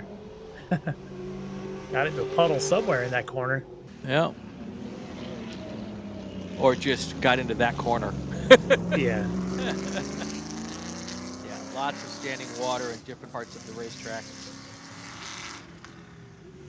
Yeah, look at the river as they come down the hill, and then right as they're about to turn in, there's a pretty good extra splash. The further to the right you go, the worse it gets. A lot of these drivers, they're middle of the track at the braking zone, but the braking zone actually bends a little left as you come down that short hill into 5. So you've got to really kind of keep the wheel turned left as you're on the brakes to stay away from what's going to be either the painted curbs on driver's right, which are a definite lava, or the giant puddle that's just inside of them. Right. I love calling things lava in rain conditions.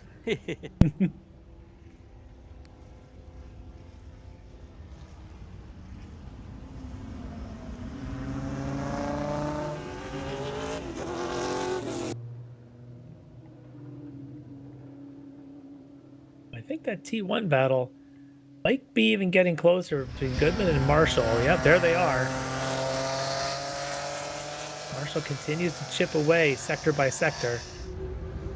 Took about 3 seconds out just the last time around, and already in this lap probably take another 1.5 seconds out. Look at that now, just a couple car lengths. Oh, look at the slide of the Mustang of Marshall. I will tell you that in the last 5 minutes or so, the skies tend to have brightened up here.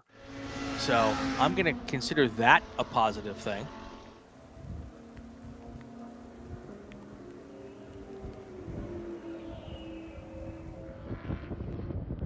No changes in order in our top 10 right now. It's still McAleenan in the lead, followed by Elder, Odrick, Start, Keeler. That's your top 5. Then you've got Goodman, Marshall, Eaton, Moore, and Gilbert is in the top 10.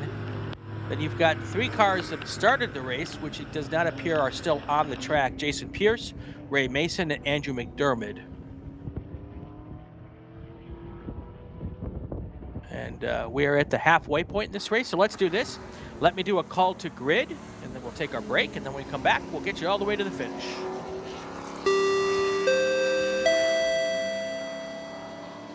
Attention to the paddock, attention to the paddock. Spec MX-5 cars to the grid for your race. Spec MX-5 cars to the grid for your race.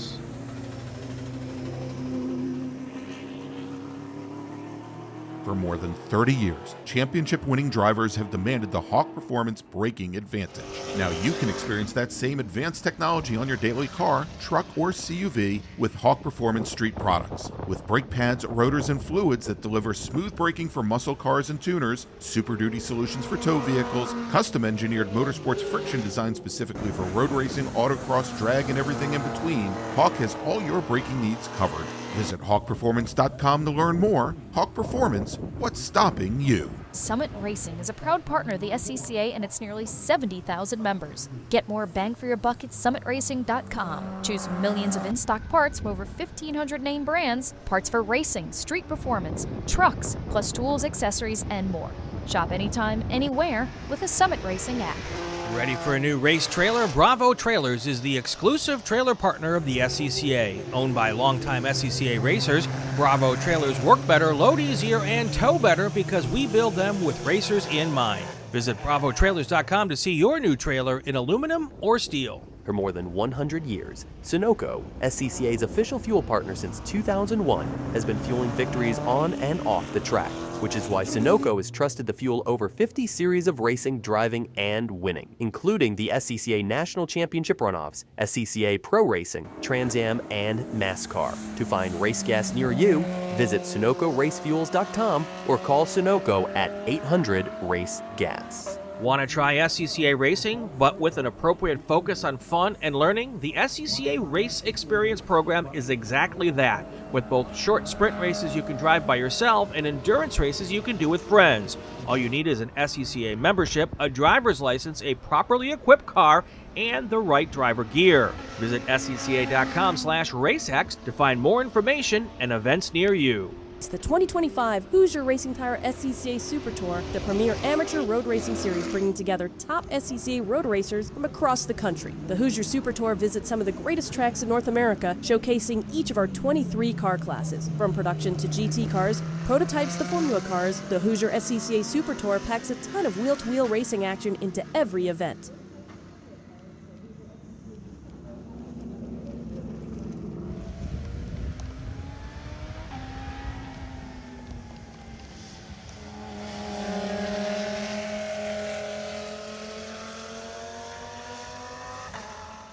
Back live, Road America, Elkhart Lake, Wisconsin, in what is not untypical of this time of the year in this part of the country. We're in the middle of a little pop-up rainstorm.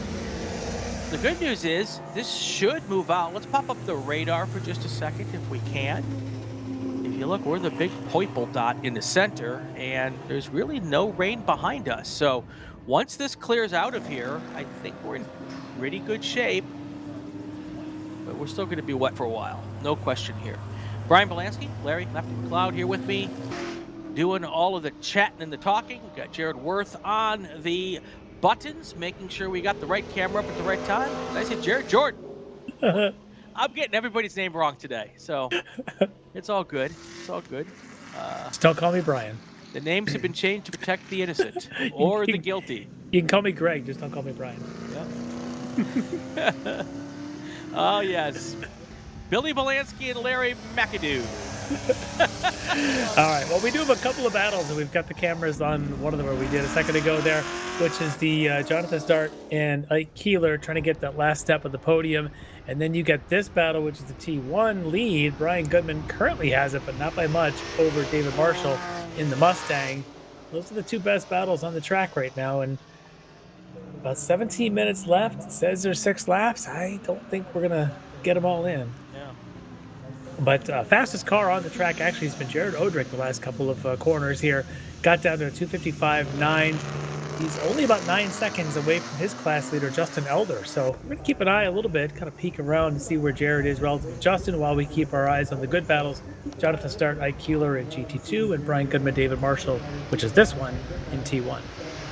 Emily Harrison said they had a great time yesterday. Saying thanks to Dave and the Kohler race team. My kids loved their first real race event. That's awesome. Yeah. Anytime we get newbies out here and they fall in love with the sport, it makes me very, very happy. So. Well, we asked the question yesterday to the folks during the qualifying session, what was their first race experience? A lot of people said, I was 1, I was 2. Mom and Dad took me to a track and as a kid, and just they never forget it. And here they are, they're hooked for life. Yeah. And Emily, while you thanked Dave and the Kohler team, thank you for bringing your kids out here. That's the first step for us. Absolutely, yep. So, we do have still some rain falling in different parts of the racetrack. I got to tell you, though, it's the brightness here on the front straight. It's like the sun's not out yet, but you will know. It looks like it wants to come out. I think that's looking from the far northeast to looking towards the southwest. Correct. You can see, like, that's where the clouds have finally ended. You can start to see a little bit of the different colors of them coming through, but there's still some big raindrops in front of that turn 14 camera. Yeah, it's not going to help these drivers at all, but I think we have some positive things maybe coming for the next couple races. So, well, I think Jonathan Start says these conditions are just fine, and Ed Viper, he's trying to get around Keeler. Those two, I think they've been swapping positions. Keeler got by on the last lap, but I think Jonathan wants a crack at him again to get on by again and get that third place back. Sitting here up in the media center here at Road America, thanking, of course, all of our hosts here, Chicago Region SCCA and Road America. Looking over at the suite next to me, Lefty, and they've got a food set up and everything. If you want to come out to the racetrack, bring your company out here and sponsor a suite and have a great VIP experience for your friends, this is the type of race weekend to do it. Obviously, there's other races here, but a little lower key kind of an event. You actually get up close with the drivers and the cars at this event. Great opportunity to support both the Chicago region and the SCCA for a race like that. Of course, we'll be back here for the runoffs in October. So those opportunities are here for that event as well. Yeah, and if in October you want to have your corporate event out and your big party there catered, just make sure you let us commentators come on in and grab some snacks. We could use that. Absolutely. I'm glad the skinny guy made that plea. That helps a lot. If I make that plea, they just go, yeah, Bielanski wants to eat again. Skinny guys eat too. I know. When it comes from Lefty, I love it. It's awesome. All right, we got 10 to go here, which I don't think, I'm sorry, we got 4 laps to go here. I don't know that we're going to get all 4 of those laps in. Yeah, McAleenan in the Lamborghini continues to be leading by quite a bit. His pace has just kind of leveled off. It's been Jared Odrick in his GT2 Camaro that has been the fastest. In fact, he's now within 9 seconds of Justin Elder, his class leader, and every sector he's taking another chunk of time out. So I think Elder may have just had somebody on the radio tell him what's going on because he just went purple in Sector 3 while Odrick is getting closer behind him. So I'm sure some communication going on there. And that Lamborghini is McAleenan, the overall race leader, the only GT1 car on the track. Yeah. And if you looked at the shot there that we had turn 7 or turn 8, when we get back to it, there's actually shadows coming off the trees. That's a great sign. Yeah. So here comes our race leader, McAleenan, getting ready to put one of the slower cars a lap down here. That's your ace sedan leader, Greg Eaton, is that slower car. And I think once McDermott had his off on that first lap, Eaton kind of said, I think I can just sort of chill and get some practice here in the rain and just win this thing relatively easily. And he's been doing just that so far.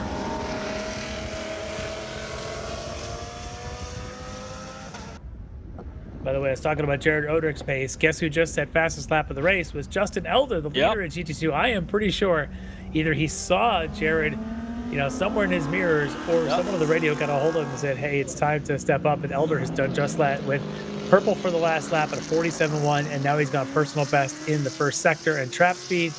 Jared Odrick behind him is doing personal best, but not as fast as Elder. So Elder responding. There is Odrick in the white and black Camaro. And that right there should be Elder in his own, I guess that's silver and I think black. It's hard to tell in the gray clouds if it's a gray car. We've got a car at 5 with an impact. Oh no, Jared Odrick has gone off at turn 5 and hit the wall. Oh. He was pushing hard to see if he could chip into that lead of Elder, and Odrick may have finally reached the limit of what racetracks and rain can do. So that will elevate Ike Keeler and Jonathan Stark into higher podium positions. I'm hearing that Odrick's going to try to drive away, but they're not sure if there's too much damage or not. Yeah, those TA2 cars are pretty durable, but those bodies definitely start shedding chunks of fiberglass once they do hit a wall or anything. Well, and it's one thing to be able to limp back to the pits and another thing to be able to get back up to speed, so. Yeah.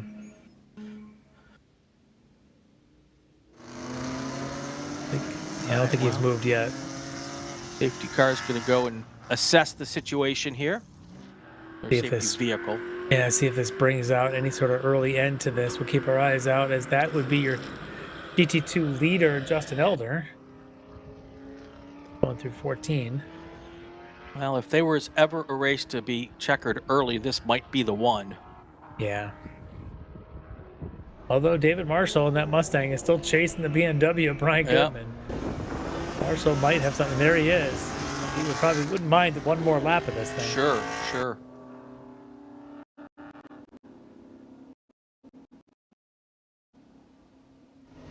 I'm sure sure Hugh Stewart's thinking, I could have been in that battle. I don't know that that's what Hugh Stewart is thinking. He seemed pretty good with his decision. Yeah, he's thinking my race suit's dry.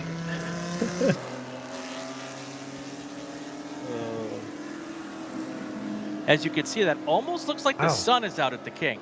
Yeah, it's very bright down there. Yep. It's the far western edge of the park here. Yep. And I am actually seeing a little bit of blue sky, Lefty. That looks great there. That's up Yep. to 13. Yep, I'm actually seeing just a tiny little splotches of blue sky.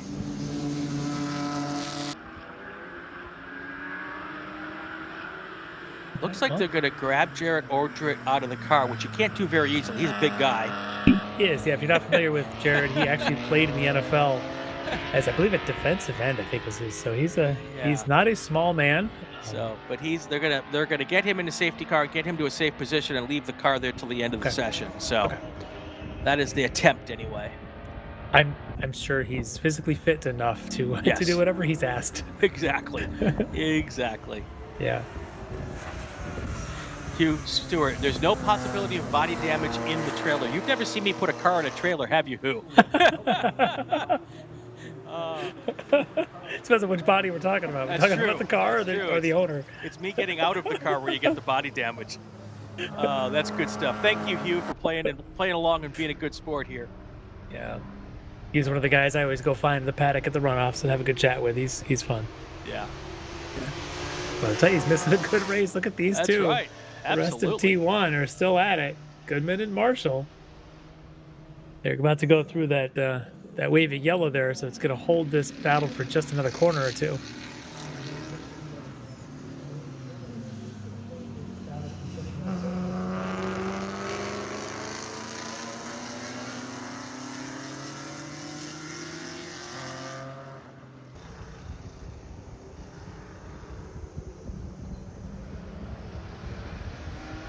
Seeing there that Goodman getting out on that painted curbing at the exit of 6, that's getting daring. The debris that we had earlier between 5 and 6 has been nudged off of the racetrack. Okay. So no longer an issue there. Hopefully nobody who hit it hurt their tires.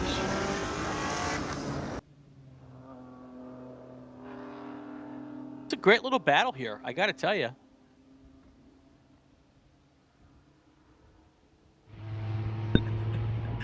I am, if I were to be a betting man, there's at least one Spec MX-5 driver right now who's putting on dry tires. You know, they're still going to be, what have we got about, their scheduled start is 2:55. So, yeah, they've got 10 minutes. Yeah, and that person's either going to be the GOAT or not. I'm just reading Legendary Racing's comment. 100% true. The key to having no damage in your trailer is tugging on the tie downs and saying, that's not going anywhere. Works every time. Yep. Every dad has said that. And usually 100 times.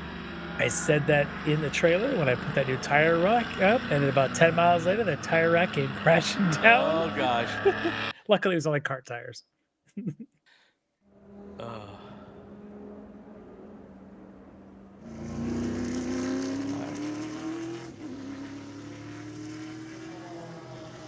All right, Ike Keeler just went purple, put a fast lap down of a 2:44.8. Yeah, so much for the battle of he and Jonathan Start. As this rain slowed down, all of a sudden, Keeler's pace just picked up. And I have a feeling McAleenan in the Lamborghini, maybe Justin Elder as well, have now backed off. They probably saw, when they saw Odrick into the wall there, and went, okay, our races are effectively over. Let's just bring this thing home. Well, it's also possible that Keeler got the message from the pit lane that Start was getting closer. Yeah. So he had to kick it up a notch for that. So. Well, here you go. Here's our T1 battle. Goodman and Marshall coming off at 3 again. I think we're now green in 5. So if Marshall can get there, he's got a chance. But I don't think he's close enough to make a pass into 5 this time. Yep, no more yellow here. Under 6 minutes to go in the session. If we go to the laps, we're 3 laps to go on the lap chart.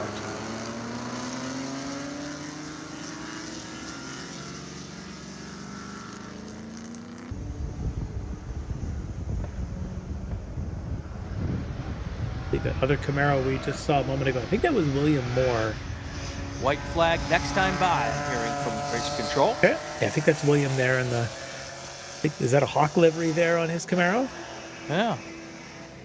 See, Sun is out here in turn 7 anyway. Good news.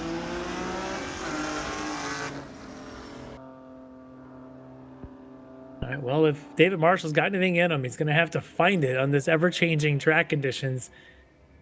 Going to have to make a move at some point if he wants that win in T1, because Goodman has been, other than that off we saw, Goodman had early in the race right here. He kind of came towards the camera there and was able to continue, lost a couple positions. He was able to go along and then get the lead back in T1. But Marshall's been hanging tough. He just hasn't been able to get close enough yet. He's going to probably only get a lap and a half to do it. I think where McAleenan is. McAleenan should be coming into our view here any second. There he is, turn 8.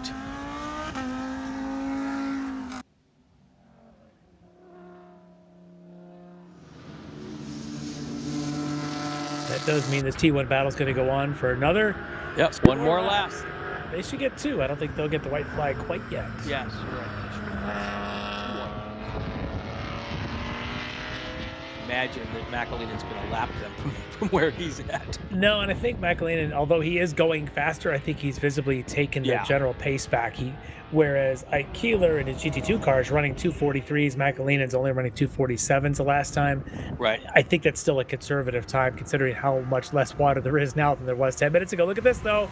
The T1 lead is under pressure now. Marshall trying to get to the outside, at least force Goodman into a rough turn 1 entry. And let's see if there's something as they come down the hill to 3. Yep. And the ironic part is McAleenan probably could have pulled in 5 laps ago and called it a day and still won his race. It's very, very true. So, with nobody else out there, he's got his more than 50%. Yep. But it is fun driving in the rain. Well, and if you don't get to do it a lot, it's also great practice. Yeah. So, although he's from Tacoma, Washington, yeah, I suspect. that's true. Pacific Northwest, they occasionally get some rain. Now look at this. Look at this. Yep. Not close enough to make the pass, but he's certainly filling mirrors. Marshall showed it to him. Let's see how that looks the next time they make this lap. If he isn't able to get by, they are going to get white flag next time by. They'll get one more chance into 1, one more chance into 5. And I think that BMW is a little bit better through this section. I don't know if it's just the way the torque works to get the power down.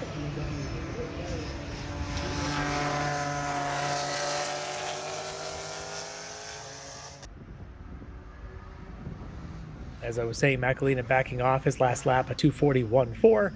Yep. Purple everywhere, fastest lap of the race.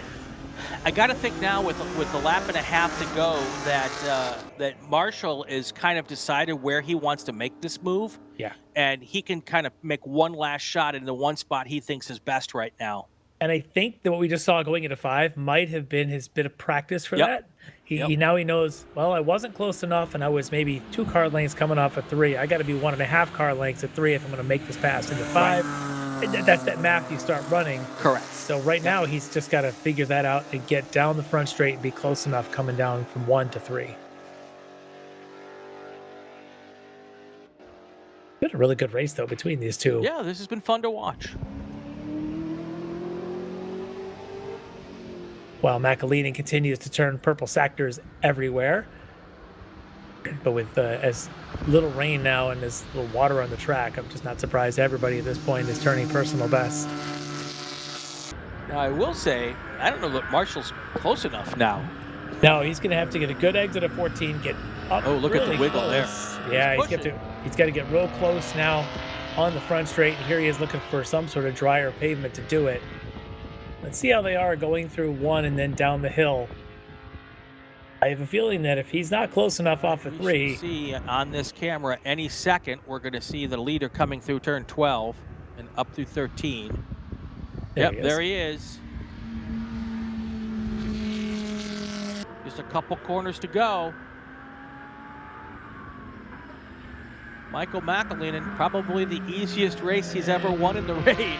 As he comes through 14, up the hill, he's negotiated that final corner.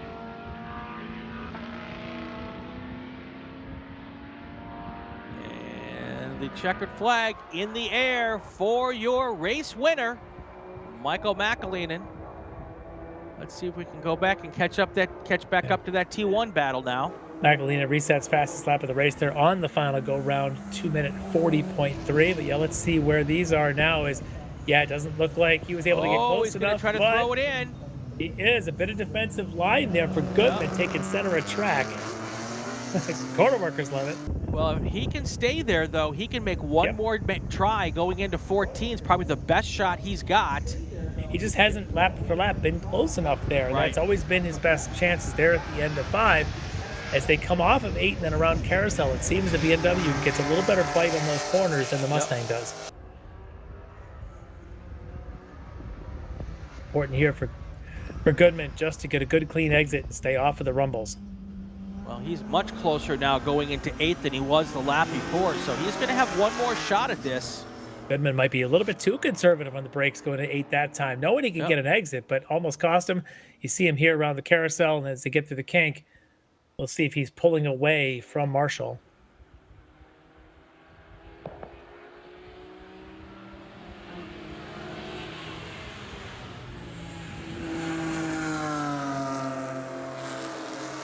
Yeah, that's quite a bit. He really gets a great run off of the carousel into the kink in that BMW. No, it's going to have to be a lot closer to have an opportunity in 14. Because even last lap, he did not have a good dig out of 14 to pull up that hill. No, he's going to need a pretty good late braking and get close here coming out of Canada, and it just doesn't look like it. Goodman in good position to win this T1. He's got one more corner to navigate. Yeah, he's not going to be close enough. This is going to end up being a fairly cut and dry win for Brian Goodman. Cut and dry, just what I did there. I did, yeah. As he comes up the hill in his BMW M3, came to Wisconsin from Fairfield, Connecticut to win the June sprints here in Touring 1. Brian Goodman's going to cross the line first. It looks like, and David Marshall got really close at the end, maybe a car length before the line, but he's going to make the win here. Brian Goodman, David Marshall finishing 3rd. Hugh Stewart, just kidding. Hugh Stewart was the 3rd car in that group. He did not go out for the race. So that's how they stack up here in T1. Let's look at the other classes. GTX, our only car, was Brian French, and he did not come out today. Looking at GT2, Justin Elder, your winner, followed by Ike Keeler and Jonathan Start. William Moore was 4th. Jarek Audrick finished 5th. Jason Pierce was 6th, followed by Ray Mason. Neither one of those will be considered finishers, though. But I'm going to give them credit because they came out in the rain anyway. For sure.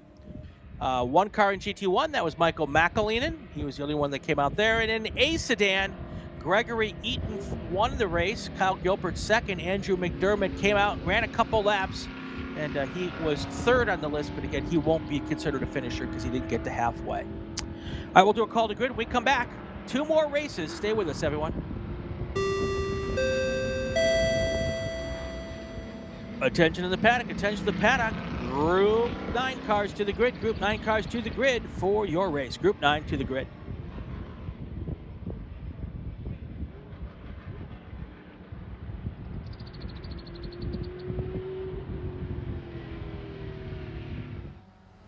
Mazda's been very supportive of racers within the SCCA and all the other grassroots organizations for many, many years. Really, their support for racing and our type of racing is unmatched from any other manufacturer. They've been a great partner for many, many years. Mazda, hands down, is the best company to work with for sports car racing. Factory support is second to none. It just feels right. You feel connected.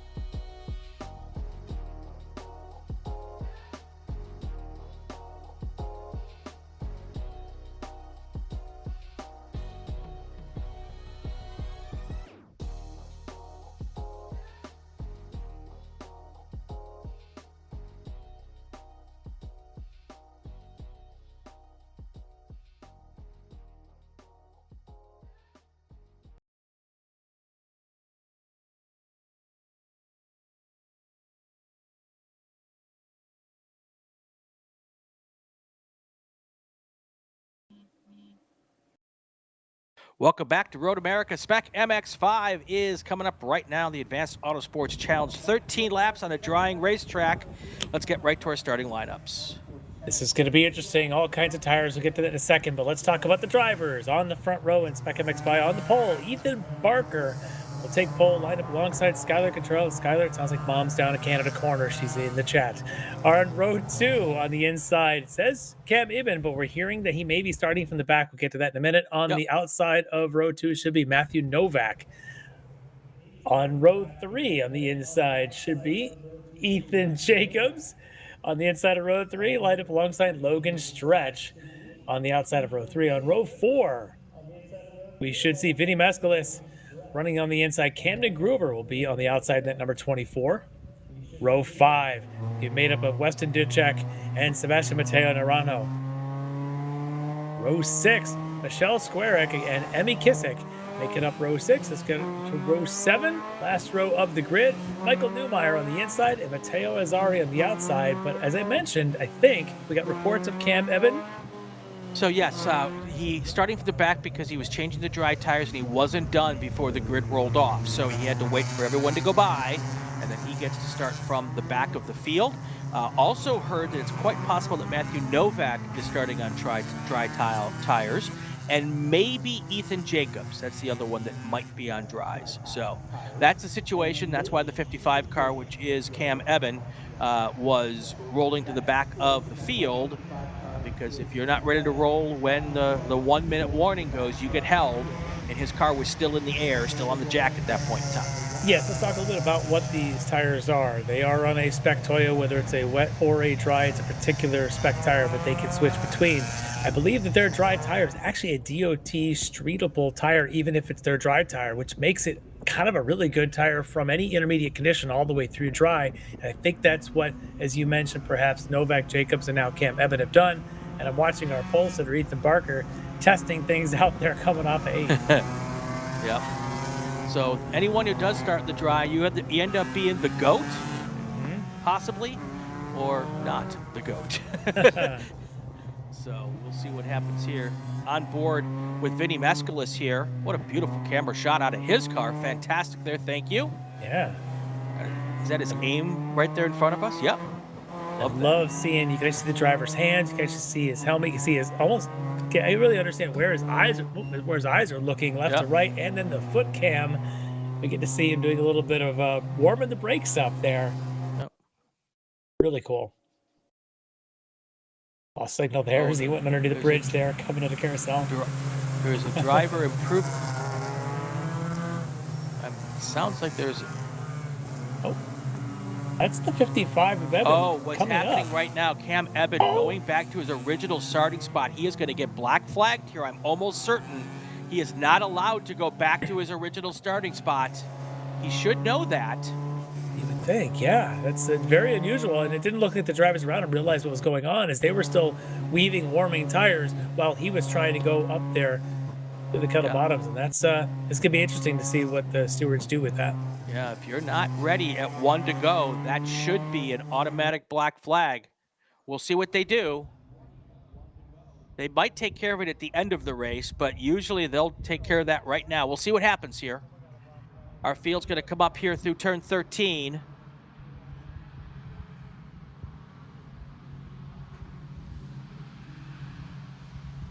Lights are out on the pace car. Well, if Ibben's there on that second row alongside Matt Novak, we've got reports both are now on dry tires. The question is Ethan Barker and Skylar Cottrell, if they stayed on the wets or if they were able to get their dries done early enough. We're not quite sure, but we might know pretty quickly when they get up through the hill through turn 1. All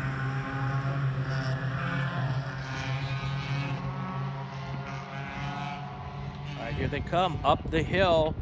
Pace car is going to go on to pit lane, perfectly lined up 2 by 2 as they roll up the hill. Once they get to the top of the hill, they'll wait for the green flag. They cannot go. They cannot even accelerate. The pole sitter has to stay at pace car speed here up the top of the hill. You see Mescalis pushing that car in front of him. We are green now. Cars are starting to go. Here they come across the line for the first time.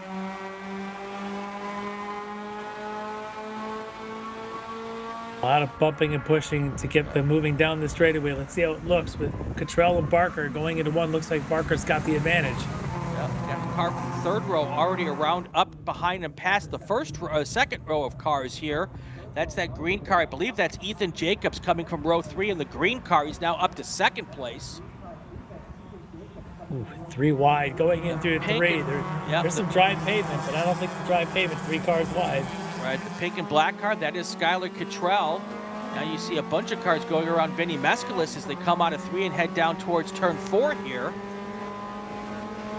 little bit of spray on the left side of the track. Look at underneath that bridge where the water doesn't go anywhere yet. The wind is blocking it, almost like a river underneath that Sargento Bridge. Now they go side by side into turn 5. We'll see who has found the grip and who has not. Looks like most of the cars getting through there okay. I don't see any movement by the flaggers there at 5, so they're getting through that corner just fine.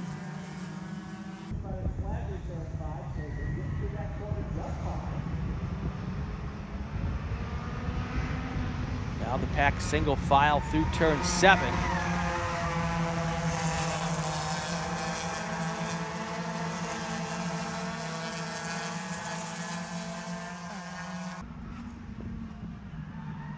Oh, big slide. I think that's Barker running wide there at 8. Yep, and Cottrell.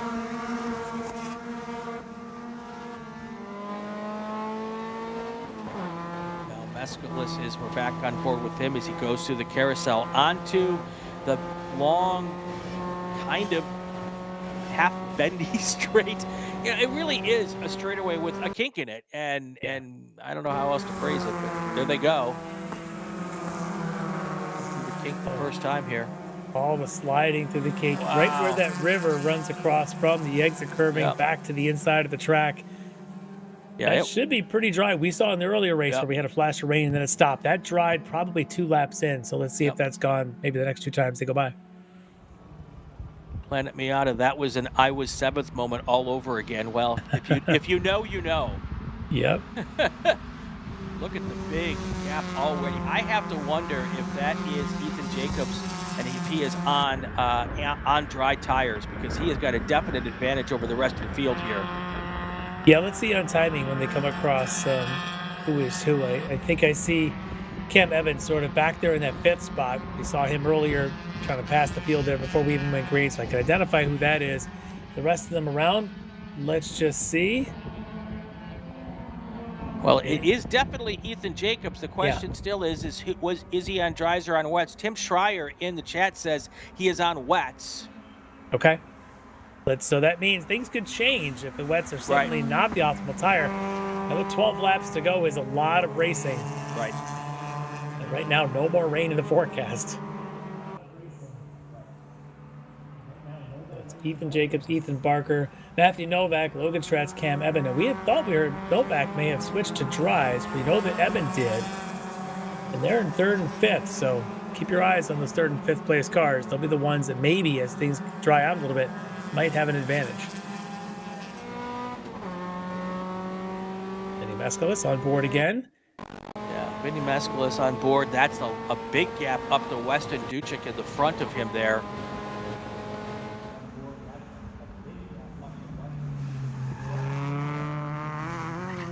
Defensive line, I think, for Barker trying to defend on Novak going into 5.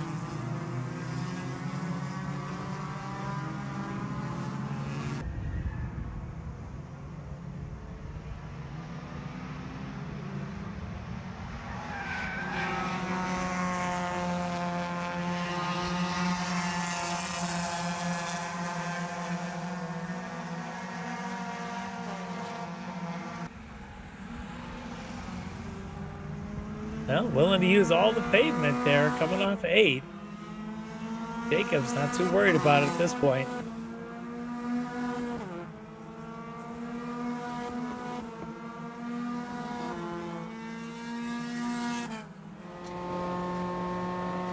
On board with Mescalis going around the carousel. It's just a great shot around here with it being on the right side of the car. You can kind of peek out the side window and you can see what he sees. That apex, you get a little sense of the downhill nature of that carousel, and then the intimidation that is the kink. You just come out, it's just kind of blind. You can't see the exit until about here. Yep.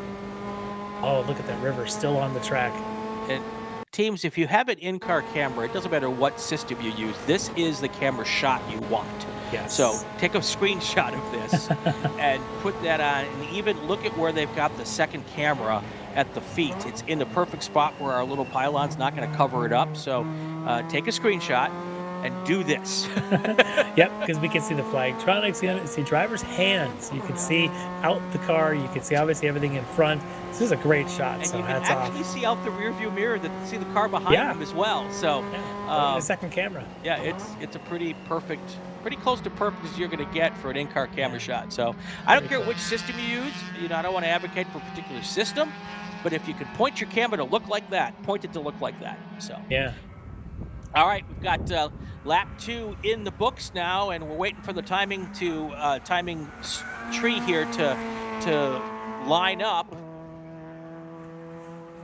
Ethan Jacobs is your leader. Matthew Novak is on 11, or is number 11. He's in second. Logan Stretch is in third. Ethan Barker is in fourth. Well, Schreier's confirmed that Novak would be on dries while Jacobs is on wet. So last time by, Jacobs still faster, of course, the lap. We're going to watch sectors because I keep looking. Every time we get here to this turn 3, that band of gray of dry track gets wider and wider. And I got to figure very soon there's going to be the tipping point where dries are definitely be the faster tire. And I think that Jacobs might end up being in a bit of trouble once that happens because the others behind him are going to be very quick, including Novak, Logan Stretch, who already ran a race today in Spec Miata, back out here now in Spec MX. He's running third here. This kind of is shades of watching an F1 race or an IndyCar race where they have to use different types of tires, different compounds. Right. And there's a crossover time when the harder tire is all of a sudden now slower than the softer tire, and back and forth. And we've got basically the same situation here. There will be a crossover time, and we'll keep an eye on it, where the lap time for the second place car on dry tires probably will end up being faster than the first place car. And the only question at that point is how big of a lead will Ethan Jacobs have when that happens? And will there be enough laps left for the car on dry tires to catch up? Well, in Sector 1 on this lap, Matthew Novak was a 10th quicker than Ethan Jacobs, so it may already be happening at least through Sector 1, which of course is turn 1's turn 3, all the way down to turn 5. But as I watch Jacobs go through Sector 2, which includes all of that's look at wide. How far off Jacobs goes. Wow, that is sending it through the kink. And he was 2/10 quicker than Novak through the kink through that Sector 2. I have a feeling Novak may be faster through Sector 3. And there's another car doing the same thing there. And driving the dog's wild. That car looked like it kept itself off the wall, but holy cow, how tough it is to do that without hitting the wall. Oh. Quick hands to keep that car down through there. Boy, that's impressive. And with as wet as that grass is, you're just along for the ride and keep the car steering straight.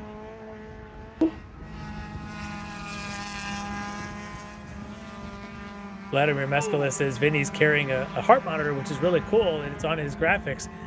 Hopefully he wasn't one of the cars that just went in the grass at the exit of the kink, because that heart rate would have shot up drastically. Yeah, and there is the heart rate meter right at the bottom of the screen there, 143 beats per minute. Now, I get that just walking up the steps, but this guy's driving a race car at 95 miles per hour at Road America up the hill. He's probably got a resting rate of like 30. I know. That's pretty cool. Very, very cool.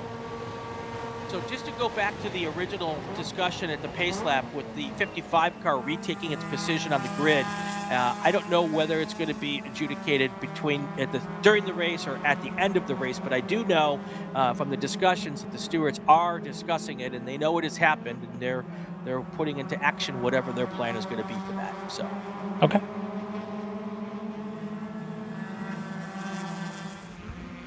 Your leader right now, Ethan Jacobs, still 4.7 seconds ahead. But look, we were talking about that crossover time. Now, part of this might be from that extended off that Jacobs had. But they're basically exactly the same time between the dry tire and the wet tire on the last lap. Yep, but a half a second quicker on Sector 1 on the subsequent lap for Novak running in second. So this is where I think we're seeing now the advantage switching back over to that dry tire. Novak Stretch, I'm not sure which one he is on, but we've heard that Barker, I think, was the other one that maybe, Evan for sure, and maybe Barker were on the dry. Or maybe it was Camden Gruber, who's also in that 4th, 5th, 6th group. There's Logan Stretch running 3rd, and then there's the 4th, 5th, 6th. Parker, Gruber, and Evan.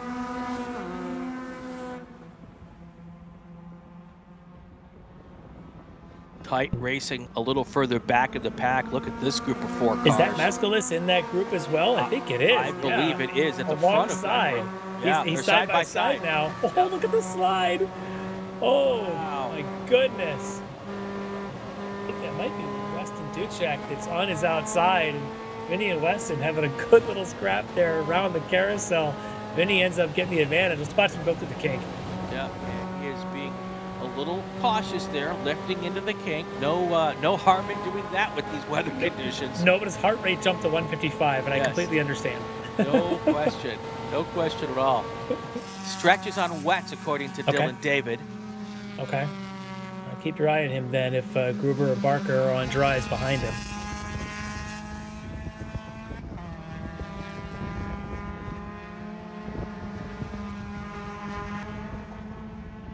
And you can see in the last lap, I got to the non-painted part, and the slide they had, see, that slide starts on the paint, and then it catches itself when they get to the cement. So that is the situation. We talked about that earlier. That little lockup going. I know, that's not a good place for that. And I think that's your leader, Jacobs, because Novak just took 2 seconds out, and there's that difference. Jacobs in the green, Novak in that black car. A huge difference now in speed in cornering rates between Novak on the dries and Jacobs on the wets. Well, we were talking about when the crossover is. It has happened, and it's happened on lap 9, which with 9 to go, I should say, and that's not good news for Ethan Jacobs. Yeah. Meanwhile, the Formula V, Formula F, and Formula 6 drivers are quickly scrambling to get their dries on, knowing what's happening here. No question. No question. Jose Ulfe, dries will prevail. Yep, I think you're right on that one. The pace.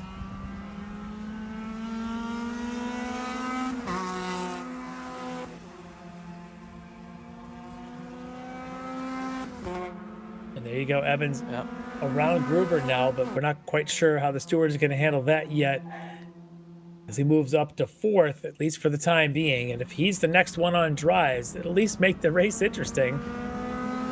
Well, the Planet Miata Gruber car is the team runners are certainly in agreement that Ebbett is not going to be able to hold that position with the rule book. So I think that's probably the general consensus all the way around. How they penalize him is up for question, but very, very surprised if they didn't. So agreed. Yeah.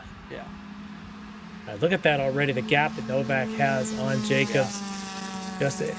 Novak was able to withstand the first couple of wet laps, and now that pace is coming to him. His last lap was a 2:45.5, but he's gone fastest lap of our fastest sector is in 1 and 3 on this lap. I suspect we're going to see something quite a bit quicker on lap time when he gets across the next timing stripe. Yeah, I have to wonder if you could self-penalize yourself here, do a drive-through, if the stewards would accept that, and still get back on the racetrack because you're on dries and make up a bunch of positions, better than finishing last. Just curious as to what that would be. I have no idea. So, kind of like the equivalent of give the position back kind of thing, you know? Yeah. I don't know. As we're watching on board here, Vinny Mescalis, and we just saw Skylar Cottrell go on by. He must have not gotten a good run on a turn 11 to let all those cars by. Now he comes. Notice how everybody's staying off the curb still. The curbs are the last thing to dry, typically, on a racetrack. So, right when you think everything's drying up and you tap a curb, and all of a sudden you're turning yourself around backwards off the course.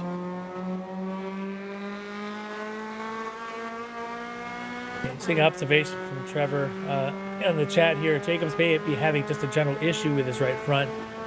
These cars start to have ABS issues when their bearings go bad, so that could be something to do with that. And I've heard of that as well. I happen to know someone with a C5 Corvette has a similar issue. They get ABS error codes when they've got bad wheel bearings, so perhaps that may be why we saw what appeared to be a lockup despite these being ABS cars. Yeah. I love the fact that the people in the chat sometimes oftentimes know more than I do.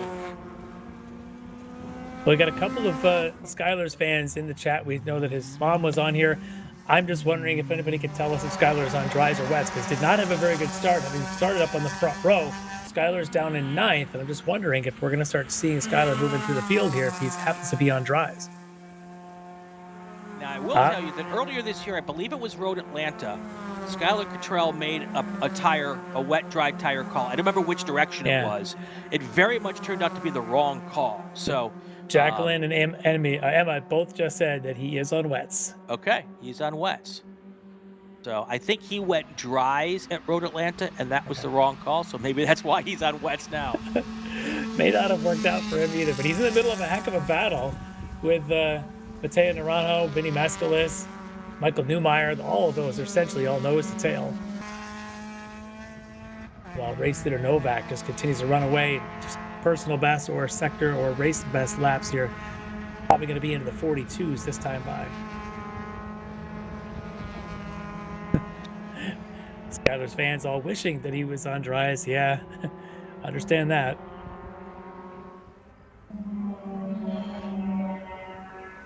Yeah, you can see it absolutely, especially on the front straight. There's a lot of open from the wind to help out there on the front straight as well. Not a lot of tree protection there, so that's usually the first place to dry out. Yeah, you can start to see on the lap times who's on dries, who's on wets. Is Cam Evan, we know, a 41.7 fastest of the race. Matthew Novak, a 42.1, second quickest out there. All the other cars, 43s and ups. Cameron Gruber, Logan Stretch, Ethan Jacobs, we know they're all on wets in the 43s and 44s. Yeah, Jacqueline Cottrell, he's on wets, and yes, at the last race, a bad tire decision cost him a good race. Yep, remember it very, very clearly. Yeah. So felt really bad for him as well. So, all right, we're at the halfway point. Every one of my steward friends is weighing in on my phone right now about this regaining your position, and not every one of them seem to agree. So anyway, I think they all agree it's a penalty, but what it will be and how they're going to do it is the question. Let's take a break. When we come back, we'll have the rest of this race to the finish. Stay with us.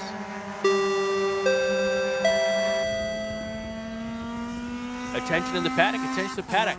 Let's get our last race cars to the grid for their final race of the weekend, and everyone's final race of the weekend, F6, F5, FV, to the grid for your race. Group 10 cars to the grid for your race.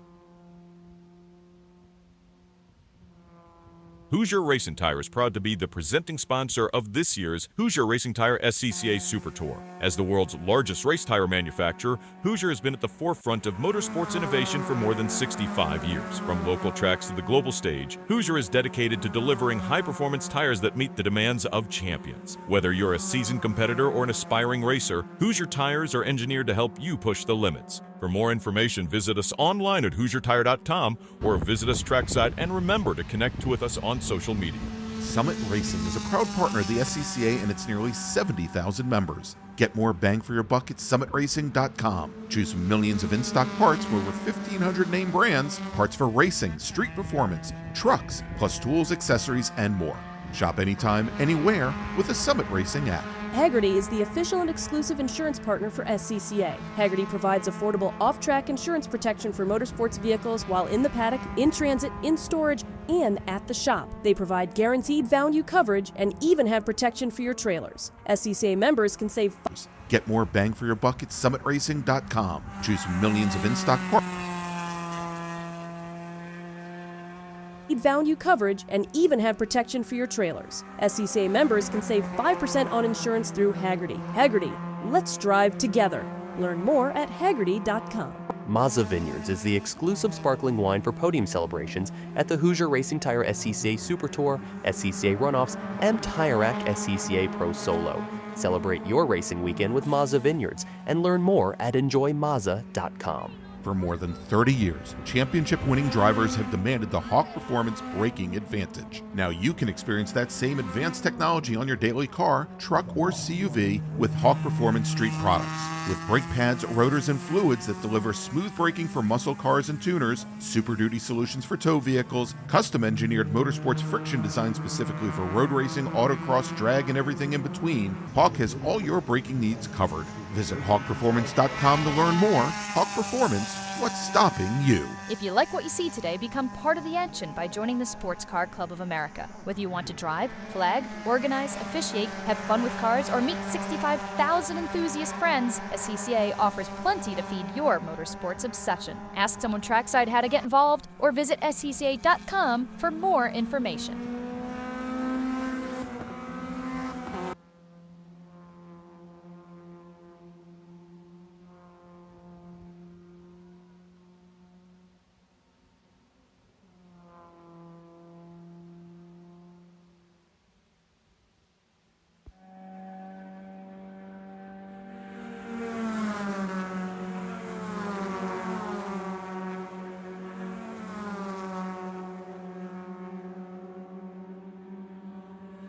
Back live at Road America, 6 to go here in our second to last race of the June sprints for 2025 at Spec MX5. Brian Bielanski, Lefty McLeod here on the race call, and this has been an interesting one, Lefty. Yeah, it sure has. It was that maybe thought of as a gamble, now is way paying off. If you're on dry tires now, Matt Novak did exactly that, had his dries on, everyone kind of scratched their heads and maybe, maybe not. Turns out a couple laps in, the conditions have gone favorable that way, and now he's running in the 2-minute 40s, and he's probably about to run something in the 2:39s as he's on an absolute flyer right now. Yep, 2:39 too. Wow, what a lap for Novak. Faster than anybody else out there right now, and with that lead now up at around 10 seconds. The general consensus in the chat also is that Ethan Jacobs' ABS has failed on the car because he's had several lockups throughout the session, and that really shouldn't happen with the ABS. So yeah, we had seen it once right here going into one, and now you can see him kind of fading back as Logan Stretch now is pressuring him. Yeah, and Jacqueline Cottrell says it's sad that rain has impacted Spec MX5 the last 3 races. Yep. Yeah. It's one of those, it's sad its impact because it forces you into a decision that you just have to make and live with. Yep. And sometimes racing is this way. Sometimes you make the right call, sometimes you don't. And you make that wrong call, sometimes coincidentally a few times in a row, it gets really frustrating.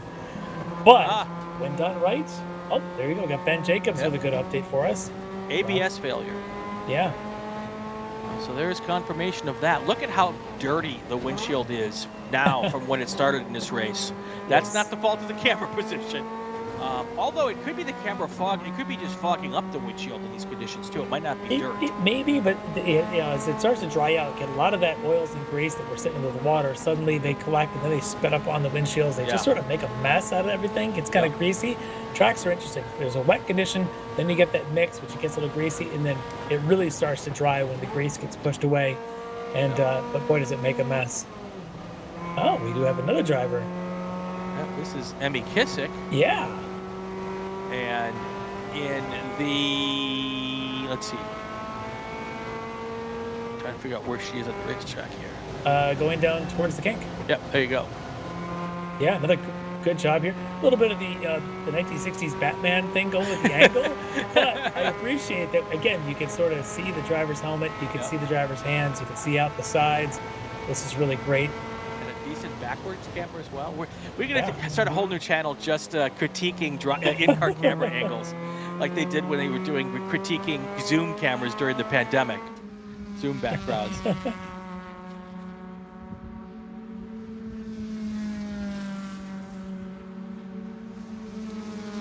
Now, apparently in the MX5 Cup, they make the series decides which drivers everyone's going to start on, whether it's wet or dry. And that, I guess, would equalize things as well. But, yeah. That would be interesting in a class like this, which is, as you know, kind of a bigger picture of Mazda things. The rest of SCCA would sort of go against the philosophy to dictate a tire. But here in Spec MX, almost see that happening. But I don't know. Let the drivers and the administrators decide what they want to do for next year. Write a letter to the CRB. Yep. And interesting, I just had a conversation this weekend with the CRB board chair. I think he's the interim board chair. But we're going to do a podcast on how that whole CRB process works, which is going to be kind of, oh, that car looked like it went off. That is Camden Gruber. Yeah. If he didn't go off, he got right to the end of the runoff there before he got back on the racetrack coming out of 1. Well, just make sure that podcast is interesting if you're just talking about the process of CRB. Not always the most interesting topic, but certainly an important one. But that'll be, I'll listen in for that one as well. On the solo side of SCCA, it's very similar. Yeah. We have the solo events board, and there is a process. It really does help, even if you never plan on submitting a letter. You'd like to know, but really, the letter process is so important in our club. Yeah, it might not be the most interesting, but it can be the most controversial. Oh yeah. Yes. Thank you for your input. So we've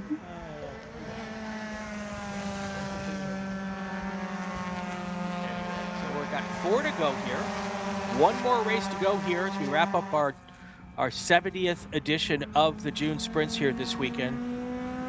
A little rain this afternoon has made things quite interesting. Mike Cottrell, thank you for your input. Is Skylar Cottrell, speaking of Cottrells, happen to still be in that battle with Vinny Mescalis, and is Vinny's onboard still working? Because the last I checked, they still might be doing side-by-side things. Yeah, Mescalis, Cottrell, Squirick, all right there together. There we go. It's getting a little dirty out the windshield, but yeah, I think not far, probably just right behind him. Taking Might be a peek on Skylar. the, look at him, he adjusts the rearview mirror for us so we can see Skylar right behind him. Thank you, Vinny. I'm sure he was listening to us, and that's why he adjusted the mirror. Yeah, I mean, really, to have that moment, to be able, even if it's for himself, to be able, between 7 and 8, to have that moment, be able to kick that mirror up, even just for yourself, that takes a lot of concentration to be able to get back, get your hands on the wheel before the braking zone at 8. That's really cool to see. Well, that just shows you how much he wants to make sure that Skylar Cottrell is staying behind him and not making a move. And how busy it is as a driver in these cars. Even a track like Road America, which has these long straightaways, extremely busy for the drivers. Look at this now.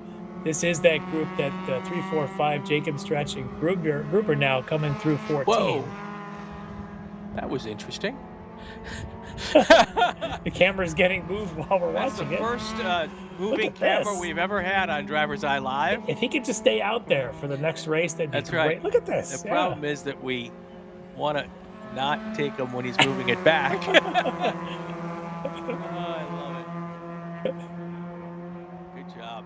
Matthew Novak, our race leader, 9.6 seconds ahead of Cam Eben. Those two cars on dry tires.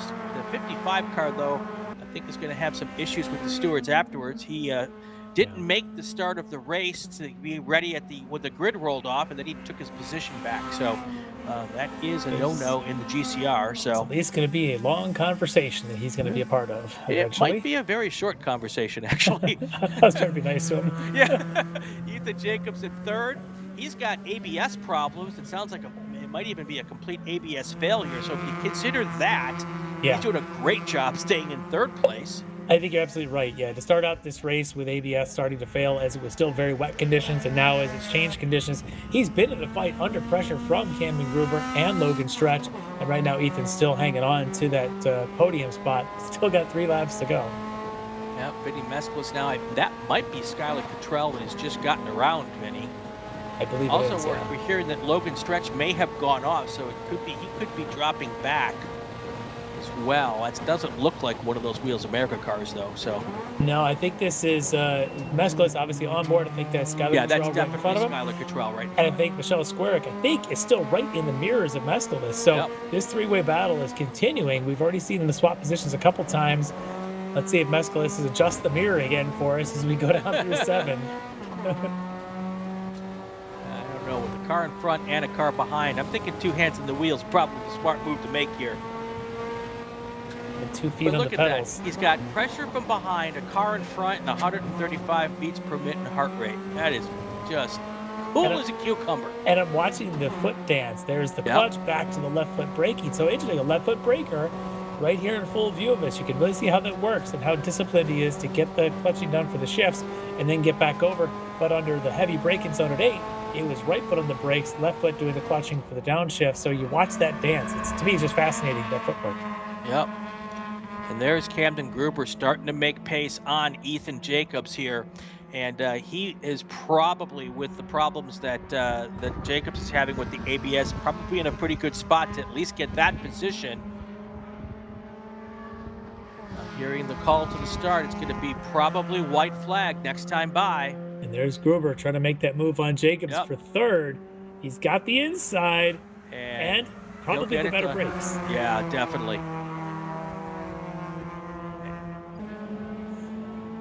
But I would hardly say it's over, because already coming back at him, Jacobs now still in his mirror. He's going to stay behind him through 3. Yeah, you know, you come to the point where the third place. Oh, actually, that will be now he's off the podium. Oh, I think he may have deliberately. That is Logan Stretch. I think he might be heading to that station over there. It didn't look like he even tried to stay on track. Yeah. We might see him poke around there at the end of that shot. That's unfortunate for Stretch. All right, and just like that, Camden Gruber starts to pull away just a little bit. Every braking zone, he's going to make up a little tiny bit of pace here on Ethan Jacobs. But what a heck of a drive, though, by Jacobs, even to be in 4th place with all those problems. Yeah, for sure. Yeah, it's been a pretty good run for him here. He may still have a chance to catch Gruber here in the next lap and a half, but it's going to take a bit of a miracle there to get up back on that podium right now. If the chat is right, it's possible that Logan has lost a fuel pump. Oh, okay. That could be problematic. Yeah. That'll explain why he may have slowed at 1 or 2 corners, and then finally the pump just gave out. Right. And Ethan Jacobs is not giving up. Wants that podium position back. All right, we're back on board here with Mescalis, who continues trailing Skylar Cottrell. And Michelle Squarick, again, can't see Michelle in the shot, but trust us, she's there. Vinny, if you could just kick that mirror a little bit for us, that'd be. The mirror is almost loose. You see that? That's why he's waving. He's listening to us. And he fixes the mirror. And look, you can see right there is Michelle Squarick. Yeah. I don't want to distract him, but if he's got a microphone, we can just chat in car during the race with Vinny. That'd be fantastic. I will tell you, it is so frustrating. I've had that happen where the mirror keeps popping down and popping down. Yeah. And in my IT car, the only mirror I had was the wink mirror, and when it was gone, it was gone. Yeah. So. And then you can't see anything. All right, so here you go. Good run on to the front straight to take the white flag here. Gruber with Jacobs.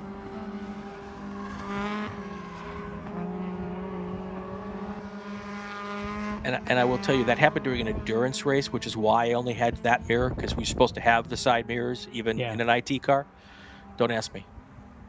We've got a standing yellow in 12. Not quite sure. Oh, we have a car with an impact in 12. Okay. But it doesn't sound like it's terrible, because they haven't called an alert, thankfully. It is white flag lap, so this will be it either way. And I'm watching this right here as continuing to Gruber has the advantage, but Jacobs actually got a good run off of 3. This is going to be his last chance, especially if there's yellows later in the lap. This will end up doing it. So let's see if Jacobs can get a run and try and outbrake without ABS into 5. No, it's still Gruber with the advantage coming into that corner.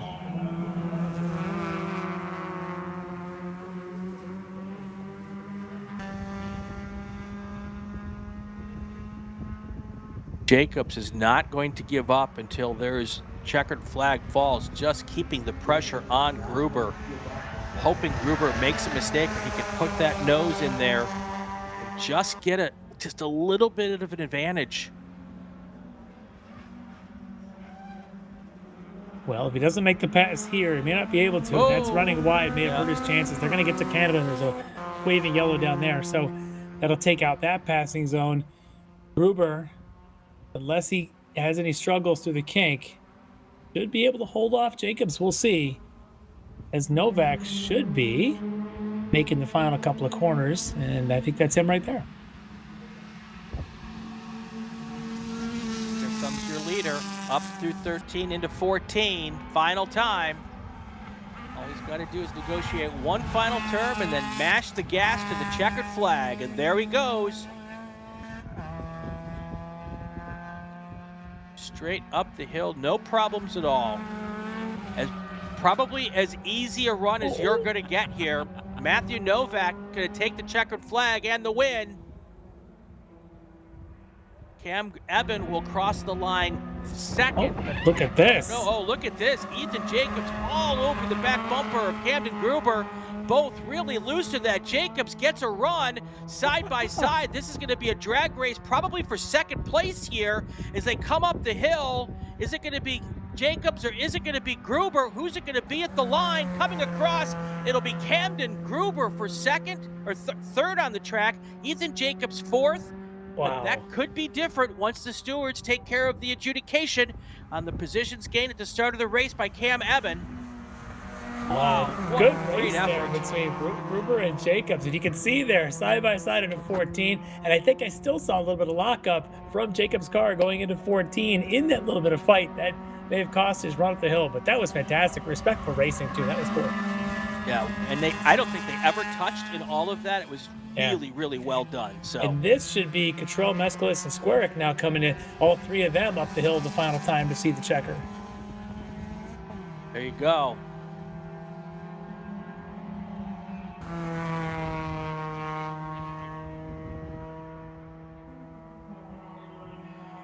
All right, so on the track, the finishing order, Matthew Novak in first, Cam Eben in second. That second is in question after the improving of positions on the pace lap.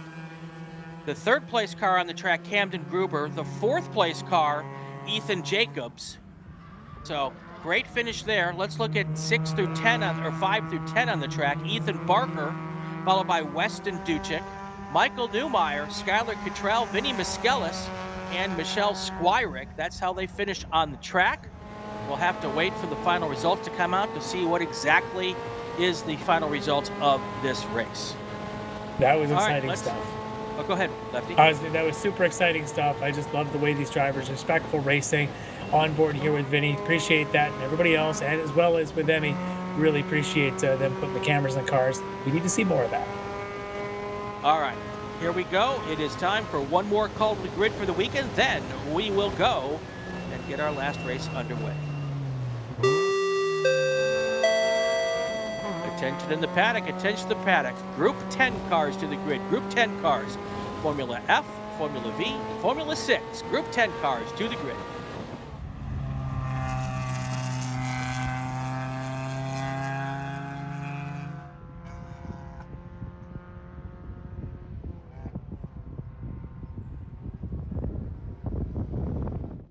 My customer experience with Mazda has been absolutely fantastic. I'm probably not the richest person out here, and they're extremely reasonably priced, and you can buy parts easily, and it's a class that fits both what I want from a racing standpoint and what I can afford. We got into Mazdas largely just because it's a fantastic platform, and Mazda Motorsports has some of the best support for the grassroots racer in parts and technical advice and everything else, so they make it easy for us to run these cars. Picture your perfect garage. How many cars are in there? Great, great. Now picture reality. How many cars can you actually have? Me too. With SCCA Club Spec, one car becomes your daily, your track car, your autocross car, even your time trials car. S197 Mustang if you like V8s and torque, NC Miata if you like compact and agile. SCCA Club Spec, spirited dailies, competitive race cars. Learn more at scca.com.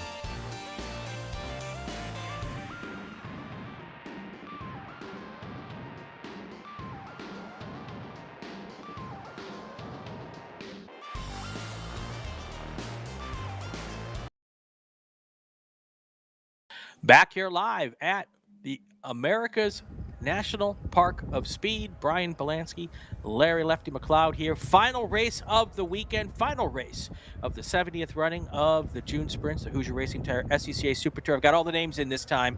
Oh, I missed one. The Grand Marshal Challenge. Formula 6, Formula F, Formula V. Our final race of the weekend. Lefty, give us our starting lineups. Alrighty, well, we're going to have all the F6s grouped as the first half of this field. It's going to be leading them out your defending national champion, James Weida, in his Scorpion. Alongside him in the Ellis AE16, Aaron Ellis.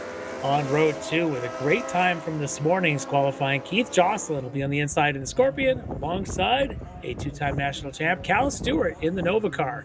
On row 3 on the inside, a 2-time champ there as well, Sven de Vries in a Nova car alongside Jason Martin, and that's going to be a fun battle to watch there on the outside of row 3. On row 4, it's going to be Steve Jondal in a Red Devil alongside Jeff Jorgensen in another one of those Nova cars. On row 5, George Bugg be on the inside of the Scorpion alongside a Red Devil with Corey McLeod. And then on the inside of row 6, Jack Walbrod in his Scorpion and Glenn Thielke in the Red Devil. Finally, on row 7 in the F6 is Paul McBride in a Stinger and Timothy Friest in a KBS. All right, let's get to our FFs. It's going to be your pole sitter, multi-time national champion Jonathan Kotick in his Megale. Alongside him in a similar chassis, Wesley Gundler. Row 2 is going to be Ethan Tovo on the inside, and Theodore Burns will be on the outside. On row 5, right behind, I assume, a sibling potentially, this is Jackson Tovo on the inside, Calvin Kalitz on the outside of row 3. Row 4, it's going to be Dimitrios Konstantinidis on the inside, Robert Dietz on the outside. Row 5, Tazio Stefanelli alongside Cliff Johnson. Row 6, Mark White on the inside in the Piper, and in the Citation, Miles Crabb. On row 7, it's going to be Russell Rudicelli on the inside and James Dietz lining up on the outside. Then you got Robert Reyna on the inside of row 8. John Luxon will be lining up on the outside in the Piper. And then finally, Andrew Spinello in a Reynard on the row number 9. Get to our V's. It's going to be an all Whitston front row here. Zach Whitston will be on the inside. The defending national champ, Steve Whitston, will be just on the outside. We'll see if they end up that way when they hit turn 1. Row 2, these guys going to be trying to chase them. Got Gavin Sweeney on the inside and Stuart Delaney lined up on the outside of 2. Row 3, going to be Ron Whitston, the dad of the Whitstons. He'll be lined up with John Adams there on that 3rd row. Row 4, you got Mark Farnham and Chris Jennerjohn. On row 5, Brian Farnham, I believe the son of Mark there on that row 5. Michael Nitz will be on the outside of row 5. Row 6, Mark Richardson and Rich Richardson. I believe they've met there on row 6. Gets us to row 7. Brian Stasinski, I guess he's going to put the phone down, stop chatting with us in the YouTube feed. He'll be lined up alongside Simon Stallings. All right. And I think Brian Stasinski is not going to be here this weekend for the race. He had a problem yesterday in qualifying, and I'm pretty sorry, maybe it was this morning they qualified. And I don't think he's going to make the start here. And Dan just confirmed that in the chat as well. That's his brother. So I was hoping to be out there chatting with us during the live feed. Yes. It's a V. He's got time. Yes. So, all right, here they come through the kink. That's your first group, the Formula 6 cars. Yeah, watch out for this. Traditionally, Cal Stewart outside of row 2 is a bit of a slower starter. Tends to want to get everything up to temp and really get that thing in his groove. We'll see if he's that way. Jason Martin, generally an aggressive driver. He's on the outside of 3. We'll see if Martin and DeVries start battling early. All of them going to try and catch Weida. By the way, Weida is in the 2-stroke motor. That's going to need some time maybe to get extra heat in there. The others behind him, Ellis, Stewart, DeVries, Martin, all in the 4-stroke. Jocelyn, I believe, is the other one in a Rotax 2-stroke. We'll see if Weida and Jocelyn need a little bit of time or if they can get off to a hot start. We've got probably the best Formula 600 cars and drivers in the country here today. Absolutely. So this is a great group of cars here and a real tribute to the class to bring these many cars out here this weekend. So, and yes, boy from New York, sun is out across the entire racetrack. It's pretty much a dry racetrack at this point. There are some puddles here and there, but all the important bits are dry at this point. I would stay off the curbs. If you get beyond the curbs, you could be in trouble though. Yeah, that grass is going to be very wet still, so you don't want to get in there, and these low formula cars could easily get stuck in there. So pavement good, grass not so much. Yep. All right, so there's your first pack up the hill now. They'll be crest the hill, and they'll look for the green flag in the air. They are not allowed to accelerate until they see that green flag. And there it is, green flag in the air, and they're coming up the hill towards the start-finish line. There they are, 3-4 wide already. That white car right up through the middle, is Cal Stewart. Yeah, I was thinking he would start conservative, but not so much. Middle, 3 wide with John on the inside, Ellis on the outside. Sorry, Jocelyn on the inside, Ellis on the outside. There they go, sorted out. I believe that's Sven de Vries right behind him. Yeah, I think it's Jocelyn in the lead there in that orange-nosed car, as the other two groups are about to take green. At the top of the hill, that's the Formula F cars. Coming up the hill, that's the Formula Vs. They're waiting now for all the green flag. Green flag is in the air, and all those cars can start, even the cars in the second pack. So they already started to go single file and do some racing before they even got to the top of the hill. Here comes your Fords into turn 1, 3 wide through the middle of the field. Little lockup on the last car there. Now your Vs come at us. They're 3 and 4 wide as well. Up front, though, they start to go single file before they get to turn 1. Yeah, those are the two Winston's going single file. Smart start by them, blocking, making sure no one gets around them. And if they stay together, they're going to be a tough duo to beat. In the FFs, I do think Kotick was able to stay at least in the front two. Let's see what that looks like as he and Wesley Gundler may have swapped positions. We'll see what they look like when they come in through 5.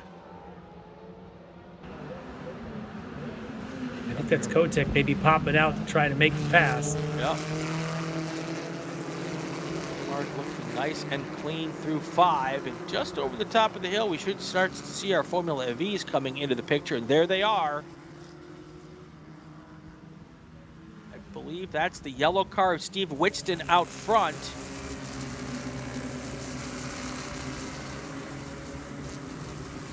Now, if they would just stay in perfect packs like this, it'll make it easier for us to talk about them. Yeah, well, they've got someone decided to stick with them, and that's a smart move there as the two Whitstons sitting 1-2. Let's try to see who that third one is, if that's Sweeney or Delaney. Meanwhile, there's Weta staying ahead of Cal Stewart as they come around 14 for the first time, still chasing Keith Jocelyn, who got that early lead. De Vries, I think, is the 4th car in that train, which means Jason Martin may have gotten shuffled back. He's got a red and black body car. We'll see where he ended up here at the end of this first lap. All right, across the start-finish line for the first time, Jocelyn, Weta, Calvin Stewart, Sven de Vries, Jeff Jorgensen. That is your top 5 in F6. Formula Ford waiting for them to get to the line as well. It's a 3-4 car train now. That 4th car, though, in F6, got to keep up De Vries, or else he's going to get dropped.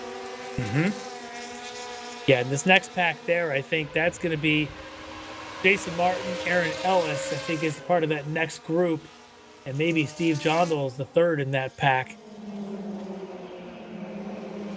Martin's the one that started up there on row 3, and he's having issues. And that is one of our FFs spun to the inside or outside of 13.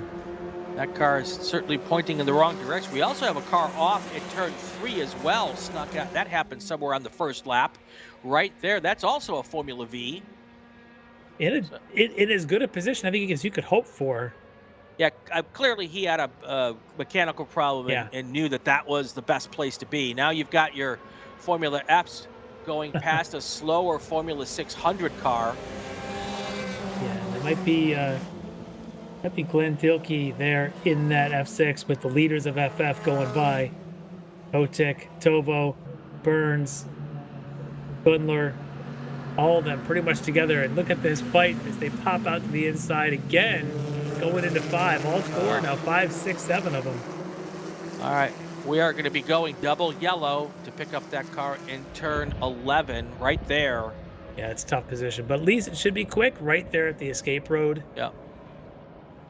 If we can make this a quick extraction. Yeah. All right, since we've got hopefully the last full course caution of the weekend, do we have to do a break here, Jordan, or we get it in?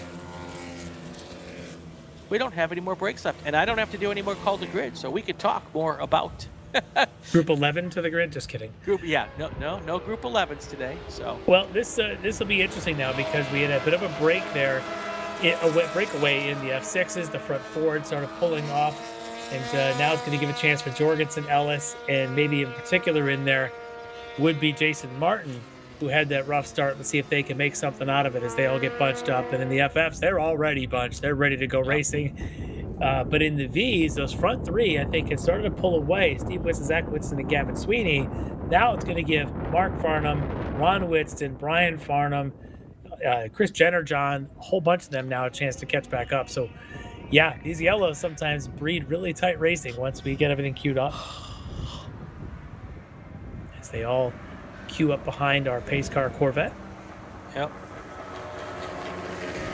All right, so this is a good opportunity for me to do a bunch of thank yous. We get to the end of our weekend, and there are well over 100 people that it takes to put this event on.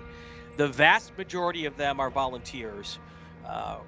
Starting probably because of our rain, we should start with all of the people who had to stand outside through all of that. Yeah. Generally speaking, that is our grid workers and our corner workers. And big thank you to all of them for being here this weekend. Then we have a whole bunch of other specialties, from tech to timing and scoring and grid and all these other folks. I'm going to stop naming most of them because I always miss one of them, but you all know who you are. We want a big thank you to all of them. Our stewards here, Race Control, it's been great to work with them. Of course, our host region, Chicago region, SCCA, their hospitality has been fantastic this weekend, as it always is here. We really appreciate the invite that we come here and get to do this with you. And of course, National SCCA staff here, all the people that help schlep around our TV gear and get it to the booth so that I can put it together and we can do this for you. The folks at DriversEye Live who come out here with Lefty and I to be able to put the shows on, couldn't do it without them. Of course, the fans who are here, thank you all for coming out and supporting us this weekend.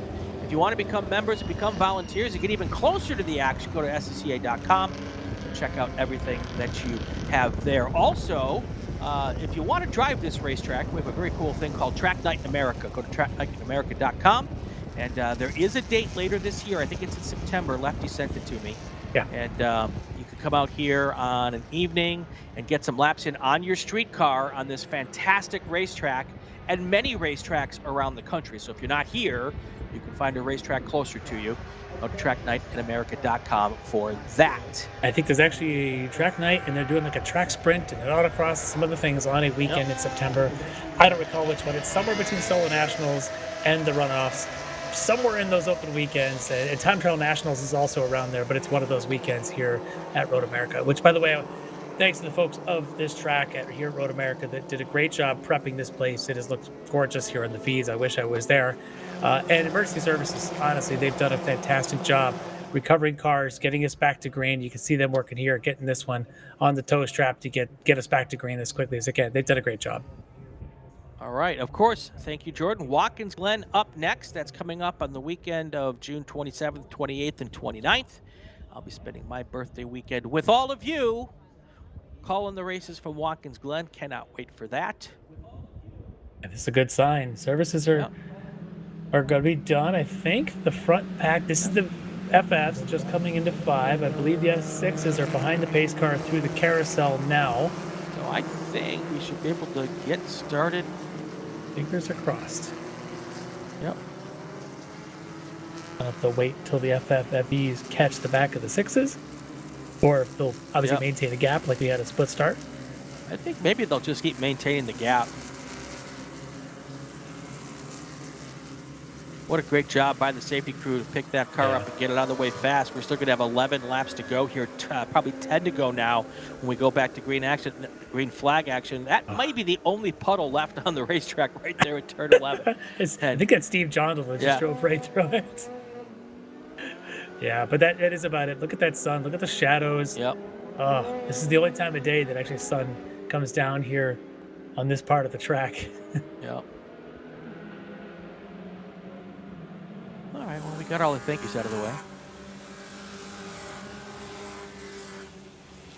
All right, so I'll be looking again. We saw in the opening start in the F6s, we saw Cal Stewart get aggressive from the second row, shot up to the middle there. And then, of course, that allowed Keith Jocelyn, who started alongside him on that front row, to get up also past Weeda and Ellis. Weeda now is back up in front of the rest. And so now it's a Weeda and Jocelyn 1-2 in those Rotax power cars. But Cal Stewart, Sven de Vries now maybe can keep the pace with Stewart, try to stay up there. Jorgensen. But the one I'm going to be watching, I think, was going to be, where did he end up going, is Jason Martin. And Jason Martin, unless he's had an issue, Jason may have pulled in. We know he had an issue in the qualifying session this morning, but not showing up on timing and scoring unless he's out there and just having a transponder issue. All right, our pace car is on pit lane. Our Formula 6 cars are almost at the top of the hill already, and we should be getting a green flag here pretty quick, and that green flag is now in the air. We are back to racing here at Road America. 10 laps to go.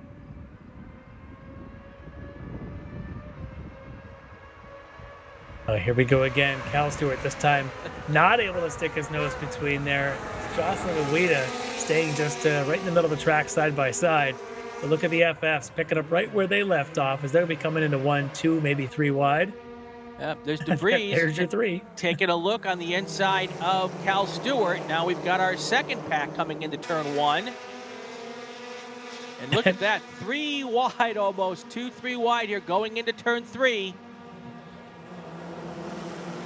No rest for the weary here. And now your Formula V cars. Oh, one car put a wheel off. Then everyone kind of moved around thinking they might have to check up. But a lot of movement as our V's now coming through. I see a couple of yellow ones. That's typically going to be your Whitstons. The third one, though, in that group was Stuart Delaney.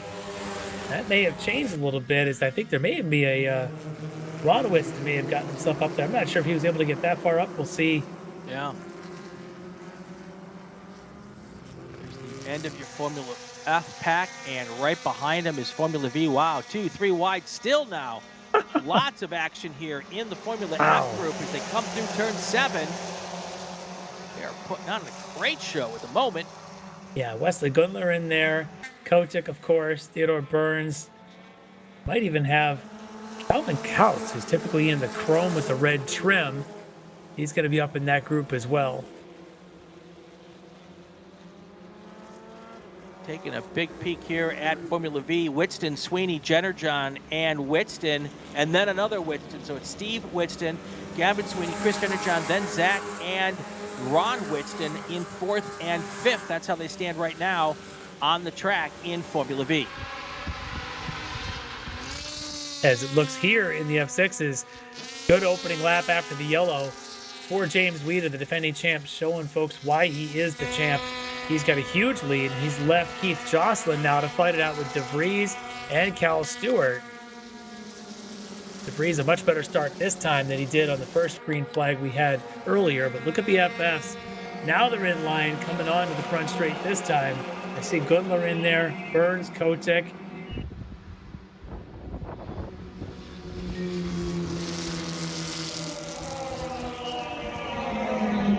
And then the pack of V's. Here they come. Yeah. I think I see Brian Farnham worked his way up to the top 5.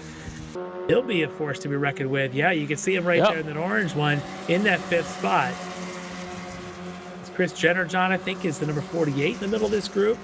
So it should be Whitston, maybe Sweeney, Jennerjohn, and maybe Farnham. We'll have to see when they come across timing stripe. Yeah.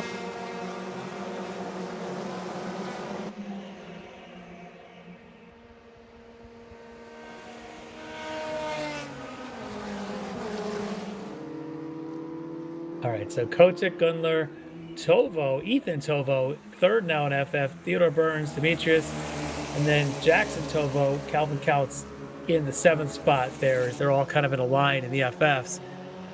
And here come the V's.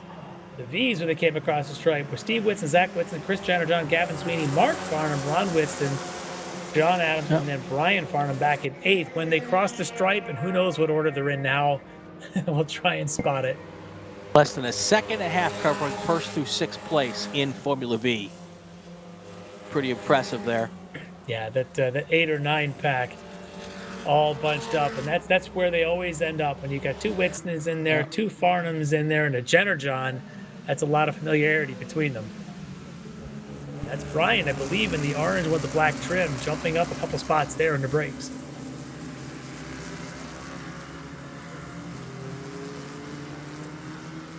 Up front, James Weida has already opened up almost 4 seconds over Keith Joslin, Sven DeVries, Cal Stewart right there, those 3 together. But Weida's kind of checked out already. Yeah, he really did. That thing is all hooked up. And again, the opening lap, he was a little bit conservative before we had that yellow. And he kind of went back, was able to kind of build his way back up. And I think he's finally got full heat in the pipe on that 2-stroke. And it is just screaming out there right now. He's probably about to reset fastest lap of the race. I think he just did 2:21.4 for Weida. While we check in on this group, if we got our camera panning for us. That's right. 7 cars right there in that pack of Formula Fs as they come up the hill, battling and changing positions all over the place. Right now, Formula F, those 7 cars are Wesley Gundler. I believe he's in his first season of Formula F here. Then you've got Theodore Burns, Jackson Tovo, Jonathan Kotek, Demetrius Constantinitis, and then you've got Ethan Tovo. And Calvin Couch. That's that top 10 or that top 7 right there that we're watching. Yeah, unbelievable pack there. And this is how this works. This is open wheel draft racing at its finest in all 3 of these classes, particularly in the V's and the FFs. In the V's, it's strategic. It's buddies, it's partners. They do actually occasionally will bump draft. They've actually reinforced the fronts and tails of these cars so they can do a little bit of bumping on the straightaways. And there's that pack of 7 now breaking away from the 8th and 9th spot in the V's. Should be the 2 Whitstons, and then I think Jenner John. We'll see if it's Mark Farnham, Sweeney. Yeah, Sweeney, then Mark Farnham, Ron Whitston, and John Adams. Brian Farnham's actually gotten shuffled back a little bit, so that's Mark up there in this top 7. Got a 7-car pack of Formula Fs. We've got a 6-car pack of Formula Vs. And the front 4 of the Vs seem to be getting a couple of car lengths now on the 5th, 6th, and 7th in that order.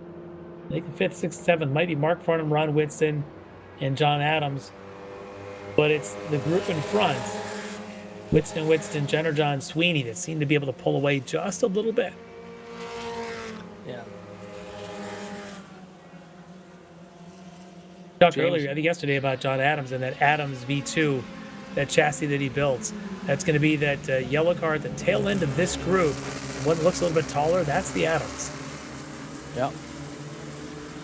Almost kind of looks like a Van Diemen Formula Ford. Sure. Yep.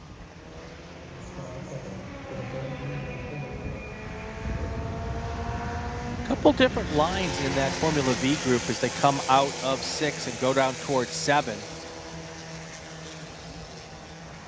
Yeah, some choosing to use the whole track out. Right. Others saying, I don't really need to. See if we can check back in on the battle for 2nd place in Formula 6. Sounds like that battle is brewing up. Yeah, Ellis had a pretty good lap the last time around. Should be somewhere, maybe on the back straight. Yeah. Maybe they're. Well, there's James Weida. And there is the rest of that pack. That's the FF pack right there. Oh, that's the FF pack. Okay, all so about 9 of them. That's not James Weida. No. Yeah, no, that is probably the lowest car in Formula 6. And all of the Formula F cars trying to catch him. That is insane to watch. That has got to be so much fun. They are too wide everywhere. I mean, good luck to us to try and figure out who's actually leading at any given moment. I have no idea. I'll be perfectly honest with the people at home. I have no idea. Yeah, Kotick was the one, and I think that might still be him at the front there. I'm just trying to see then if that is Gundler or Tovo now up into 2nd or back into 3rd. Who knows? But it is a pack of 9, just nose to tail at FF. Right. Look at that. That's amazing. I can tell you who's in the pack. It's Jonathan Kotek, Jackson Tovo, Wesley Gundler, Theodore Burns, Demetrius Constantinitis, Calvin Couch, Ethan Tovo, Tazio Stefanelli, and Mark White. Which one's which? No idea. Honestly, if they were on an oval, it would look the same. Just constant traffic. Oh, big spin. Nice save there. Great save. I think that might be Miles Crabb in the 10th spot there in that citation. There you go. All right, that should be our battle of F6s just in front of this as they're going towards Canada. Yeah. And it should be Cal Stewart, Sven DeVries, Aaron Ellis. Actually, Aaron's in between. Split them. Yep. DeVries in the white with the red trim, Ellis in the all red, and Cal Stewart in the all white. There they are. Watch Stewart. If he's got the trap speed like he normally does, he might be able to pass both of them before they get to one.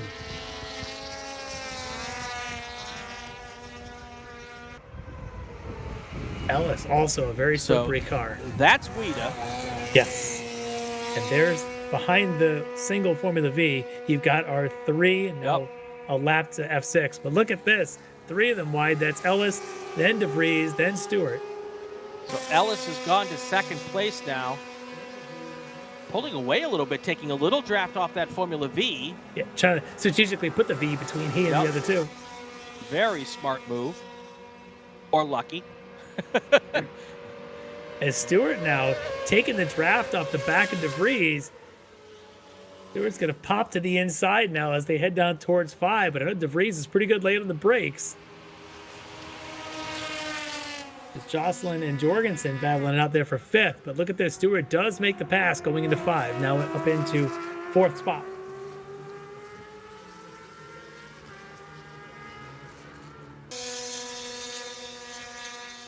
Now Stewart will try to hunt down Aaron Ellis, who's in that red car. But Ellis, once he cleared the Nova cars, seems to be pushing in and towards the front. Obviously a big gap, 8 seconds up to James Weeda. Probably tough to be able to gap that, but he has certainly been able to put a little gap on second or 3rd and 4th. Yeah, Ellis, remember, started this race on the front row. He had pace just within a couple of tenths of Weeda. So Ellis has got pace if he can get it back into that groove, and right now he's showing it. Look at this bunch. Smart driving by the rest of the field here. Keep the two Widstons away from each other, and that looks like that's exactly what's happening in the Vs. I think that might be Sweeney, perhaps, has gone between Zach and Steve. I don't know if it was Jenner John. I think he's in the white car, the number 48. Get a good look at them as they come down towards 1 next time by. Yep, Gavin Sweeney in the lead now, or at least at the line. That might change by the time we get to turn 1. Yeah, no, it's back. Winston back again, then Sweeney, then the other Winston, then Jenner John going into 1. And then I think Ron. So I think it's Steve, Zach, Chris Jenner John, then Ron. I'm just going to stop saying Winston. We'll just go with first names for those guys. And I think it's actually Zach in first, because I think Steve is the all yellow car and Zach has the purple on the front. I think so. Makes sense, as Zach started that lap. And when they crossed the stripe in 3rd, but he had the momentum to probably get by both of them going into 1. That double draft, really a big toe. And there's a big spin at the back. Oh, yes. That looks like, is that the Adams? Is that John Adams? Adams' car is yellow. It looks similar. Might be Simon Stallings, who's also in an Adams Arrow, though. Yeah. It's a very unique body style on the Adams Arrow. It is, yeah. That just might be Simon having the issues there coming out of 14. Yeah, smart race here in the Vs for Gavin Sweeney to just continue to break up the two Whitsons, not let them get together. Whatever it takes, stay between them. And I think that's the smart move here. Jenner John also ready to play that game. The thing is, it's another Whitston behind him, and Ron, who could certainly play a big part of this. And that's your overall race leader, James Weeda, catching that pack of Vs now. Weeda just come through 8. Weeda's last lap, 2:21.1. Oh! Yeah, we got several cars off at turn 5 here. That was Jackson Tovo, who, when he crossed the stripe, was in 4th. I don't know who that is parked right there. I don't see a number. There's at least 1 car, maybe 2 cars still there. Several cars came together. Might be Demetrius Katsitanitis, who might be the number 33 in that corner. They've got 2 cars who are going to be there for a bit until they get help from the safety crew. And Wesley Gundler might be the car we could actually see in that shot. The number 46, and he sees the emergency services on the scene, and he's already getting the belts out to get out of that car. And that's unfortunate because that was part of that big 9-car pack that was running down there. Gundler had been in the lead a couple of times at start-finish. So if it's him, Constantinitis, and I didn't see who the third one was that may have escaped. All right, well, the one driver we could see, you could see them unbuckling and getting out of the car. And there's a second car there. Both of them are going to need a wrecker to get out of there, some sort of help to get out of there. The other good thing is at least that is the track exit right there. So they just need to kind of drag them about 50 feet and we'll be clear. But meanwhile, the Vs have got some F5s, F6s coming through their pack right now. That is the lead group of the F6s and the lead group of the FVs coming together there at 3.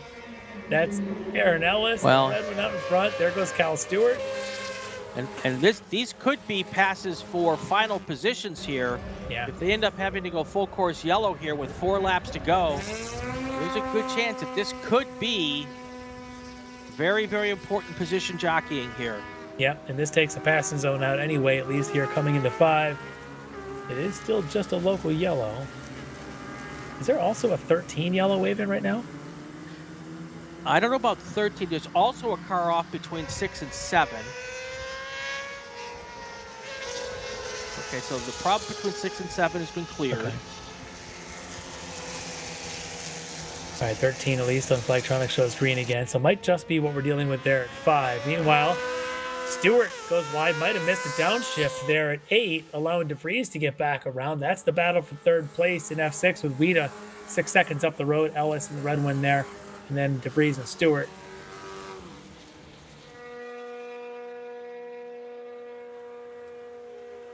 Goes Wida. There goes one truck.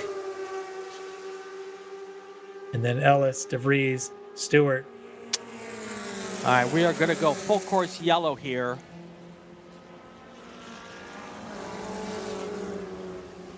It sounds like it's possible that the drivers were overdriving the waving yellow at turn 5, and that's what's pulling out this full course yellow. A lot of times, if the drivers don't slow down enough for those waving yellows, there's really no choice but to throw the full course to slow everybody down so those safety workers can work out there safely. Well, that's interesting because the order I just saw go by there is DeVries ahead of Ellis and then Stewart. Don't know that we actually had a yellow though at 14, so that might be okay. This could potentially be. We see, there's no flags waving, is there?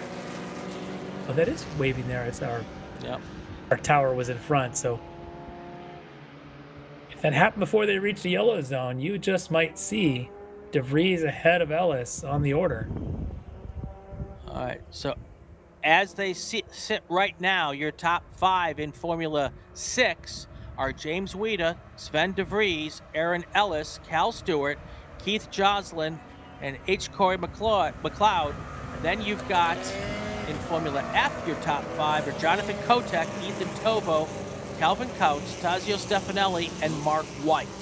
And then, of course, there is the top 5 in Formula V right now. Steve Whitston, Gavin Sweeney, Chris Jenner-John, Zachary Whitston, and Ron Whitston. So that's where they stand. 3 to go behind the safety car. I think if they can get these 2 cars cleaned up, we might get 1 green flag left here at the end. We just might. And whatever we could see on the camera, at least the car appeared to be on its wheels, might just need to be dragged backwards, like I said, about 50 feet, really. And that's a car going wide. Spinning. That's one of our F6s. I wonder if that was Corey McLeod. I don't know, but that was weird. Someone was asking about that tow truck. I'm pretty sure that tow truck was going all the way around to turn 5 to help get the second car out of there.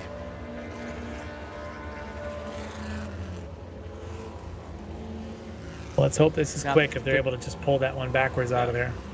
The good news is that tow truck wouldn't have to go all the way around the track. They could go through the cut through at 5 and come back towards where the incident is at 13, so they can pull off at 13 and get over to 5 really easy.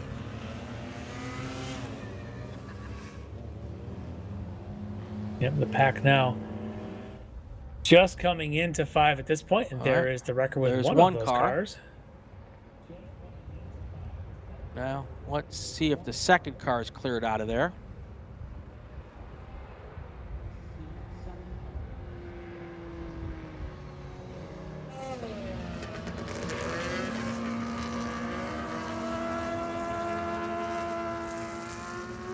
We have a couple of cars stopped around track. We're just kind of going to keep an eye on here.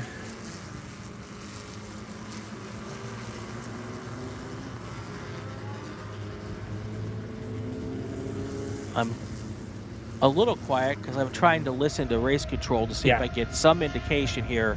Yeah, and I'm looking over at Flagtronics to see so I'm seeing a car potentially stop at the exit of 1 on the right side.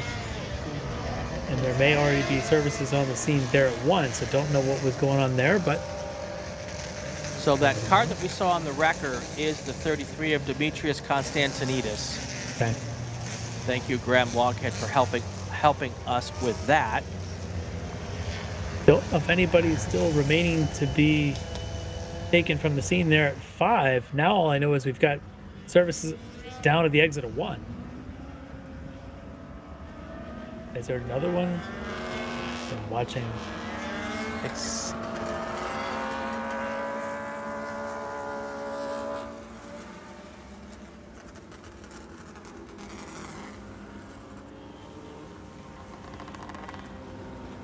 Yeah, it's kind of... Electronics doesn't I always... believe I just heard that we're going to get a checkered flag as they come across the start-finish line. Yeah, there's at least one other car, I think, on track that's services are on the scene, and there may be a second one. But I don't want to say it until we have anything. You've got the radio. I'm only looking at the Flagtronics map. Yeah, I just heard them say something next time by, and I'm pretty certain they said checker. The problem is we have more incidents than we have wreckers at the moment. Okay. There were a lot of cars involved in that, and not all of them ended up right there at 5. So,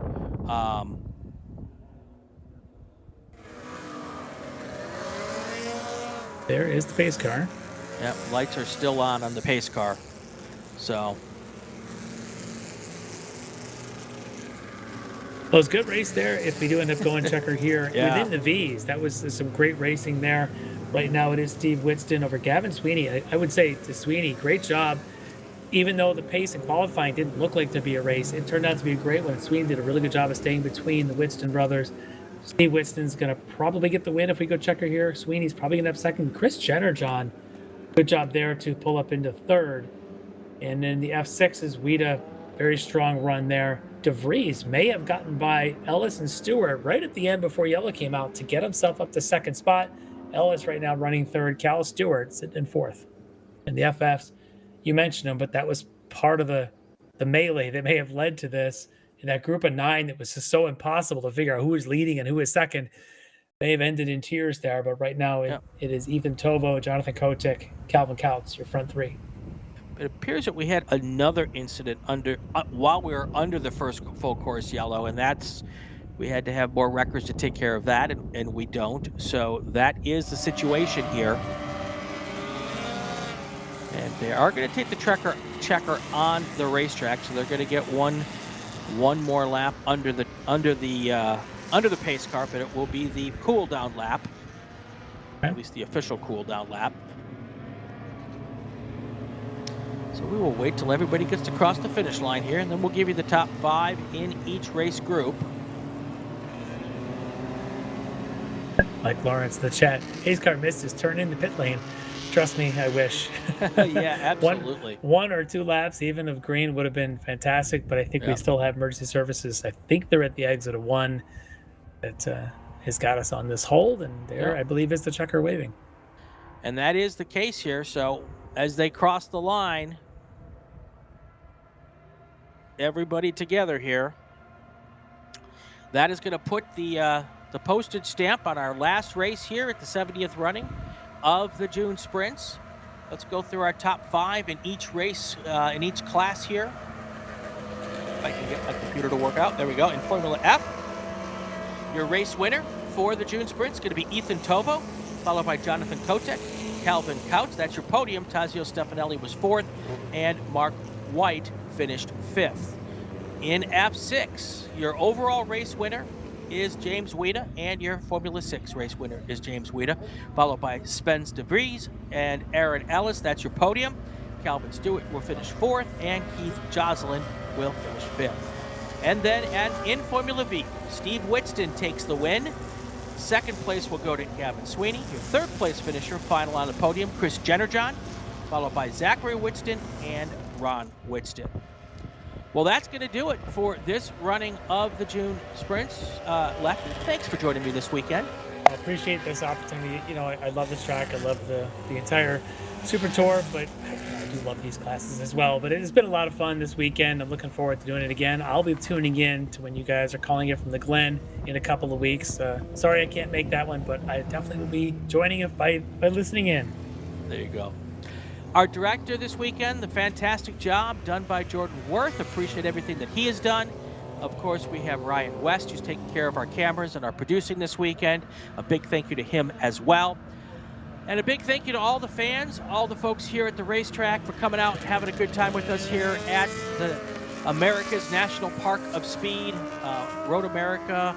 I've been coming here for 35 years, and it is never better than the last time you were there. So if you didn't get a chance to come out this year, make the trip out to Road America for the June sprints next year, or the runoffs coming up later this year, or just coming out here for any race weekend. It is absolutely a spectacular place to come watch any kind of racing. I'm Brian Bielanski. Have yourself a fantastic week. Stay safe on the ride home, and go play with cars.